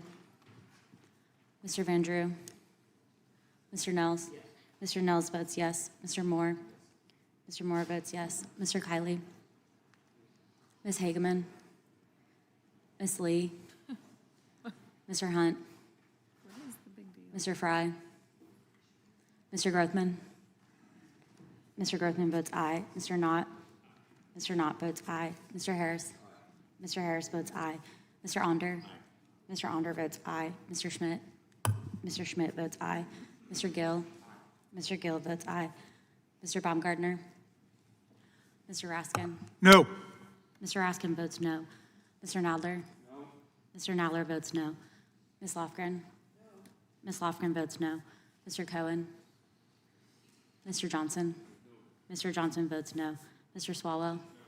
Mr. Swallow votes no. Mr. Liu? Ms. Shiapal? Mr. Correa? Ms. Scanlon? Ms. Scanlon votes no. Mr. Neguse? Mr. Neguse votes no. Ms. McBath? Ms. McBath votes no. Ms. Ross? Ms. Ross votes no. Ms. Ballant? Ms. Ballant votes no. Mr. Garcia? Mr. Garcia votes no. Ms. Kamlager-Dove? Mr. Moskowitz? Mr. Moskowitz votes no. Mr. Goldman? Mr. Goldman? Ms. Crockett? No. Ms. Crockett votes no. Gentleman from Texas, Mr. Gooden. Mr. Gooden? You're a no. You're a no. Lance? Yes. Mr. Gooden votes yes. Mr. Chairman, how am I recorded? Gentleman from New York. Mr. Goldman, you're not recorded. No. Mr. Goldman votes no.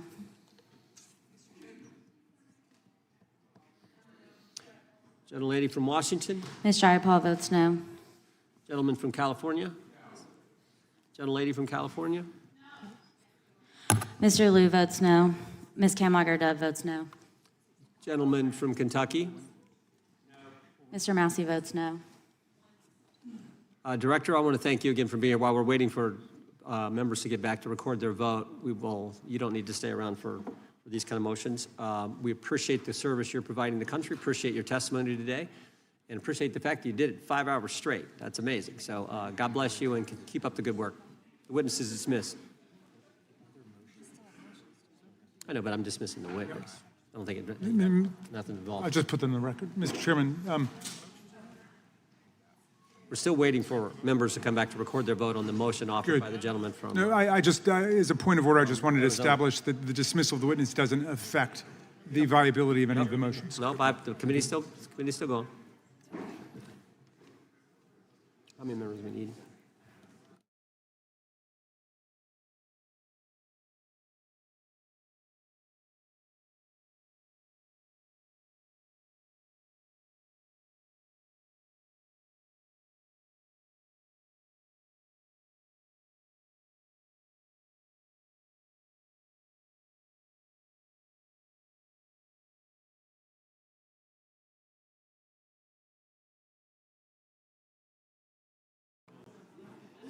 Madam Clerk, point of order.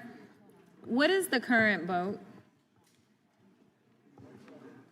Point of order. The vote is open. We will be waiting for members to get back to record their vote. Gentleman from Wisconsin is recognized. Mr. Fitzgerald votes aye. Gentleman from California is recognized. Mr. Kiley votes aye. The gentleman from California, I think, Mr. Chairman, is seeking to be recognized. Mr. Correa? Mr. Correa votes no.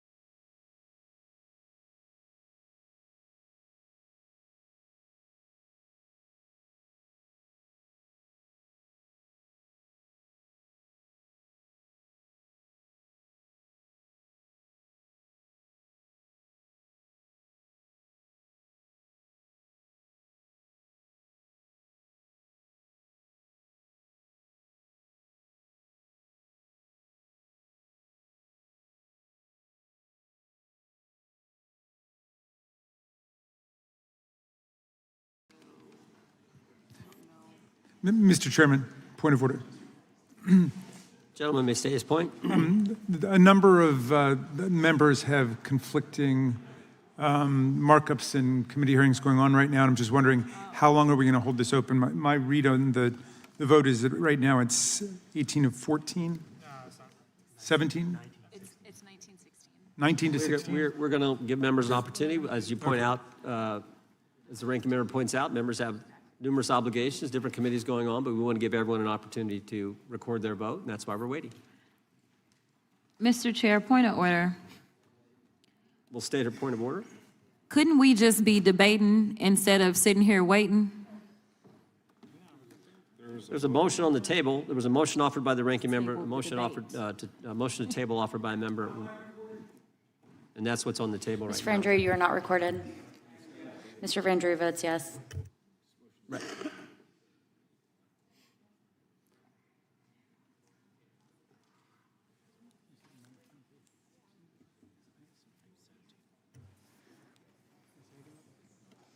Gentlelady from Wyoming.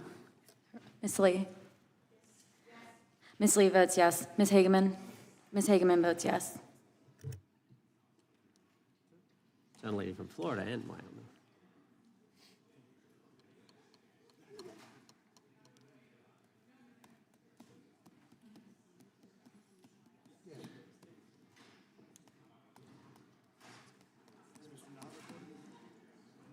Mr. Knott, you're recorded as yes. Gentleman from Wisconsin. Mr. Tiffany? Mr. Tiffany votes aye. Clerk will report. Mr. Chairman, there are 20 ayes and 19 noes. The ayes have it. The motion is tabled. The gentlelady is recognized from Pennsylvania. Thank you, Mr. For what purpose? I have a motion. Gentlelady may state the motion. Okay. Pursuant to Clause 2K6 of Rule 11, I move that the committee subpoena U.S. Treasury Secretary Bessent to produce or otherwise make available to the committee all suspicious activity reports in the possession of the Treasury Department, identifying the roughly $1.5 billion in Gentleman from suspicious transactions. California is recognized. I move to lay the motion on the table. The motion is not debatable. I didn't finish. She hadn't completed the motion. Is it proper to cut it off before it's completed, Mr. Chairman? Finish your last sentence there. The gentlelady can finish. Okay, so we're asking them to identify the roughly $1.5 billion in suspicious transactions related to the sex trafficking crimes of Epstein, Maxwell, and their co-conspirators. And as we know, Mr. Chairman. Mr. Patel said that the Treasury Gentleman's might recognized. have that Lay the motion information. on the table. Yep. The motion is not debatable. The question occurs on the motion to table. Those in favor say aye. Aye. Those opposed, no. No. I request a recorded vote. Recorded vote being requested. The clerk will call the roll. Mr. Jordan? Yes. Mr. Jordan votes yes. Mr. Issa? Yes. Mr. Issa votes yes. Mr. Biggs? Mr. Biggs votes aye. Mr. McClintock? Mr. McClintock votes aye. Mr. Tiffany? Mr. Tiffany votes aye. Mr. Massey? Mr. Massey votes no. Mr. Roy? Mr. Roy votes aye. Mr. Fitzgerald? Mr. Fitzgerald votes aye. Mr. Klein? Mr. Klein votes aye. Mr. Gooden? Mr. Gooden votes aye. Mr. Van Drew? Yes. Mr. Van Drew votes yes. Mr. Nels? Mr. Nels votes yes. Mr. Moore? Mr. Moore votes yes. Mr. Kiley? Mr. Kiley votes aye. Ms. Hageman? Ms. Hageman votes aye. Ms. Lee? Ms. Lee votes aye. Mr. Hunt? Mr. Fry? Mr. Fry votes aye. Mr. Grothman? Mr. Grothman votes aye. Mr. Knott? Mr. Knott votes aye. Mr. Harris? Mr. Harris votes aye. Mr. Onder? Mr. Onder votes aye. Mr. Schmidt? Mr. Schmidt votes aye. Mr. Gill? Mr. Gill votes aye. Mr. Baumgartner? Mr. Baumgartner votes aye. Mr. Raskin? No. Mr. Raskin votes no. Mr. Nadler? No. Mr. Nadler votes no. Ms. Lofgren? Ms. Lofgren votes no. Mr. Cohen? Mr. Johnson? Mr. Johnson votes no. Mr. Swalwell? Mr. Swalwell votes no. Mr. Liu? Ms. Jayapal? Mr. Correa? Ms. Scanlon? No. Ms. Scanlon votes no. Mr. Neguse? Ms. McBath? Ms. Ross? Ms. Ross votes no. Ms. Ballant? Ms. Ballant votes no. Mr. Garcia? Mr. Garcia votes no. Ms. Kamlager-Dove? Mr. Moskowitz? Mr. Goldman? Mr. Goldman votes no. Ms. Crockett? No. Ms. Crockett votes no. Ms. Jayapal votes no. Gentlelady from California. Ms. Kamlager-Dove is not recorded. Ms. Kamlager-Dove votes no. Gentleman from California. Mr. Liu, you are not recorded. Mr. Liu votes no. Mr. Moskowitz? Mr. Moskowitz votes no.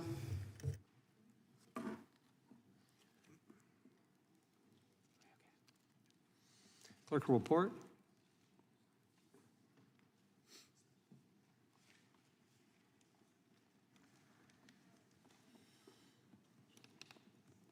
Mr. Chairman, there are 23 ayes and 16 noes. Motion to table carries. Mr. Chairman, I have a motion. Gentleman can state his motion, is recognized to state his motion. Great. I hope that champion of free speech, Mr. McClintock, lets me read it. Mr. Chairman, pursuant to Clause 2K6 of Rule 11, I move that the committee subpoena Deputy FBI Director Dan Bongino to produce and testify what the director is unwilling to discuss and share with Congress, the files related to Jeffrey Epstein, including witness interview records, including FBI Forms 302, search warrant materials, records relating to the initiation of investigations, records relating to financial transactions and payments, evidence collected from wiretaps. The FBI director said today that they've already released these documents. Bongino has reportedly considered resigning from his position over the refusal to release the full Epstein files. I'm delighted to Perhaps he'll be see that more my forthcoming. colleague can read, and I move to lay his motion on the table. Motion is not debatable. The question occurs on the motion to table. Those in favor will say aye. Aye. Those opposed, no. No. Opinion of the chair, the ayes have it, and the motion is tabled. I also can call for a vote, Mr. Chairman, recorded vote. Recorded vote being requested. The clerk will report, or will, excuse me, call the roll. Mr. Jordan? Yes. Mr. Jordan votes yes. Mr. Issa? Yes. Mr. Issa votes yes. Mr. Biggs? Mr. Biggs votes aye. Mr. McClintock? Mr. McClintock votes aye. Mr. Tiffany? Mr. Massey? Mr. Massey votes no. Mr. Roy? Mr. Roy votes aye. Mr. Fitzgerald?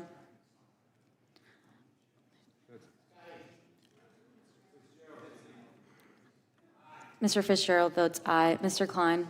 Mr. Klein votes aye. Mr. Gooden? Mr. Gooden votes aye. Mr. Van Drew?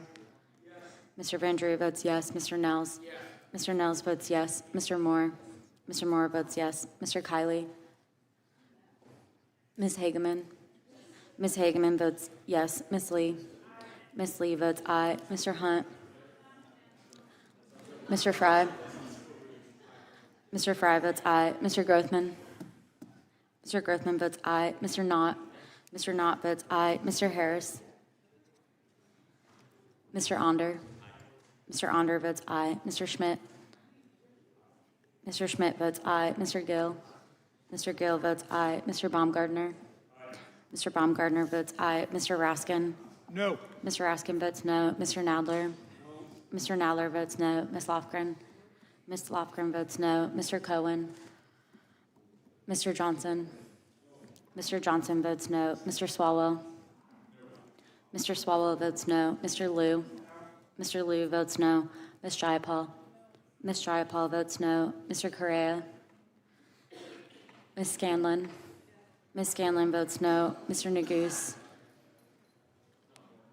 Ms. McBath? Ms. Ross? Ms. Ross votes no. Ms. Ballant? Ms. Ballant votes no. Mr. Garcia? Mr. Garcia votes no. Ms. Kamlager-Dove? Ms. Kamlager-Dove votes no. Mr. Moskowitz? Mr. Moskowitz votes no. Mr. Goldman? Mr. Goldman votes no. Ms. Crockett? No. Ms. Crockett votes no. Gentleman from Wisconsin. Mr. Tiffany votes aye.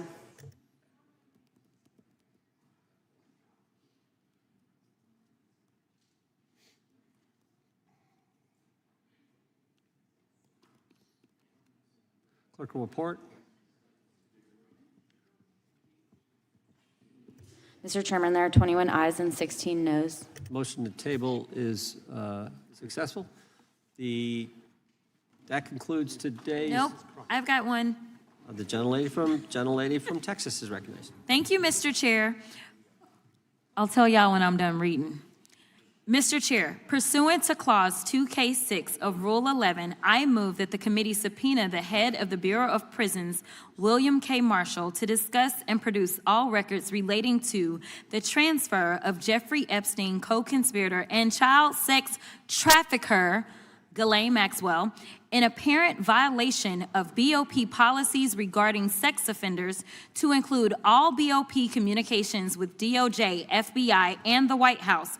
BOP transferred Maxwell to a minimum security Mr. camp Chairman. following her interview with President from Trump's California is former recognized. personal Move to lay the motion attorney on the table. and now Deputy been a motion- Attorney General Ty Blanche. Motion to I am table done is reading not now. debatable. This question occurs on the motion to table. Those in favor will say aye. Aye. Those opposed, no. No. Opinion of the chair, the ayes have it. I'd ask for a recorded vote. Recorded vote being requested. The clerk will call the roll. Mr. Jordan? Yes. Mr. Jordan votes yes. Mr. Issa? Mr. Issa votes yes. Mr. Biggs? Mr. Biggs votes aye. Mr. McClintock? Aye. Mr. McClintock votes aye. Mr. Tiffany? Aye. Mr. Tiffany votes aye. Mr. Massey? No. Mr. Massey votes no. Mr. Roy? Mr. Roy votes aye. Mr. Fitzgerald? Mr. Fitzgerald votes aye. Mr. Klein? Mr. Klein votes aye. Mr. Gooden? Mr. Gooden votes aye. Mr. Van Drew? Mr. Van Drew votes yes. Mr. Nels? Mr. Nels votes yes. Mr. Moore? Mr. Moore votes yes. Mr. Kiley? Ms. Hageman? Ms. Hageman votes yes. Ms. Lee? Ms. Lee votes aye. Mr. Hunt? Mr. Fry? Mr. Fry votes aye. Mr. Grothman? Mr. Grothman votes aye. Mr. Knott? Mr. Harris? Mr. Knott? Mr. Knott votes aye. Mr. Harris? Mr. Onder? Mr. Onder votes aye. Mr. Schmidt? Mr. Schmidt votes aye. Mr. Gill? Mr. Gill votes aye. Mr. Baumgartner? Mr. Baumgartner votes aye. Mr. Raskin? Mr. Raskin votes no. Mr. Nadler? Mr. Nadler votes no. Ms. Lofgren? Ms. Lofgren votes no. Mr. Cohen? Mr. Johnson? Mr. Johnson votes no. Mr. Swalwell? Mr. Swalwell votes no. Mr. Liu? Mr. Liu votes no. Ms. Jayapal? Ms. Jayapal votes no. Mr. Correa? Ms. Scanlon? Ms. Scanlon votes no. Mr. Neguse? Ms. McBath? Ms. Ross? Ms. Ross votes no. Ms. Ballant? Ms. Ballant votes no. Mr. Garcia? Mr. Garcia votes no. Ms. Kamlager-Dove? Ms. Kamlager-Dove votes no. Mr. Moskowitz? Mr. Moskowitz votes no. Mr. Goldman? Mr. Goldman votes no. Ms. Crockett? Ms. Crockett votes no.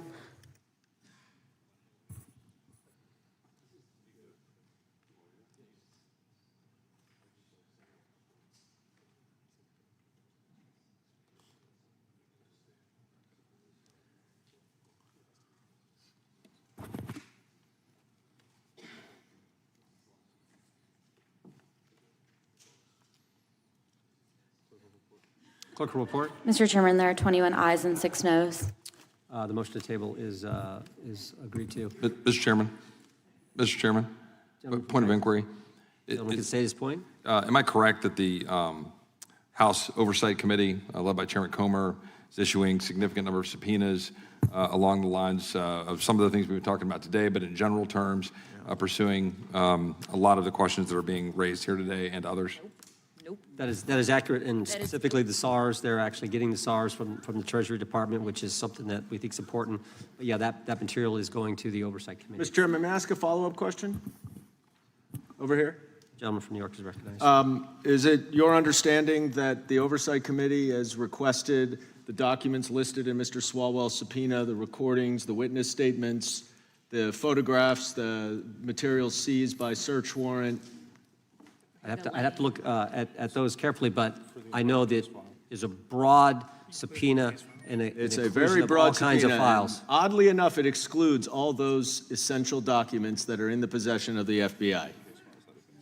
I think that'll be included in the case files that have been subpoenaed. The chair recognizes the gentleman from Arizona. I have a UCs, several UCs. Gentleman can state his unanimous consent Yeah, request. first one is Democrat running for Attorney General issues profanity-laced Charlie Kirk post. Without objection. Next one, Cleveland Fire Chief removed from duty over incendiary Charlie Kirk social media post. Without objection. Next one, generic condemnations of political violence won't stop the left from escalating it. Without objection. Next one is, a few weeks before Charlie Kirk was assassinated, CNN runs widely viewed interview with Destiny describing Charlie Kirk as spawn of Satan. Without objection. And let's see here. I think the next one is, gosh, I'm having trouble finding it, sir. Dang it. I will submit it for the record later, the rest of these. I have another 30, so I'll just submit those later. Speaker, Mr. Chairman, Gentleman from New York is recognized for what purpose? point of information with respect to everything that Mr. Biggs just read. So what? It's all free speech. First Amendment is alive and well in this great country, and thank the good Lord for that. Mr. Chairman. The gentleman from Florida, for purpose, does the gentleman seek recognition? Point of inquiry, to the question that Mr. Roy was raising about how that is being done in the Oversight Committee, I'm just curious, was Mr. Roy asking because he believes that should be done in the Judiciary Committee instead, or he was just confirming that it's being done in general? I don't know the motives behind Mr. Roy's statement. I just know what Mr. Roy said. I think Mr. Roy's here. Yeah, that concludes the, well, you can talk to him. You can go talk to him. You can walk right across the thing. That I get concludes one today's hearing. final UC. Man, this is a record day for UCs. Go ahead. The gentleman from Maryland is recognized for the final UC. Thank you. This is it. Timeline suggests Trump team changed its tune on Epstein files after Trump was told he was in them. CNN Politics. Without objection, all members will have 5 legislative days to submit additional written questions for the witness or additional materials for the record. Without objection, the hearing is adjourned.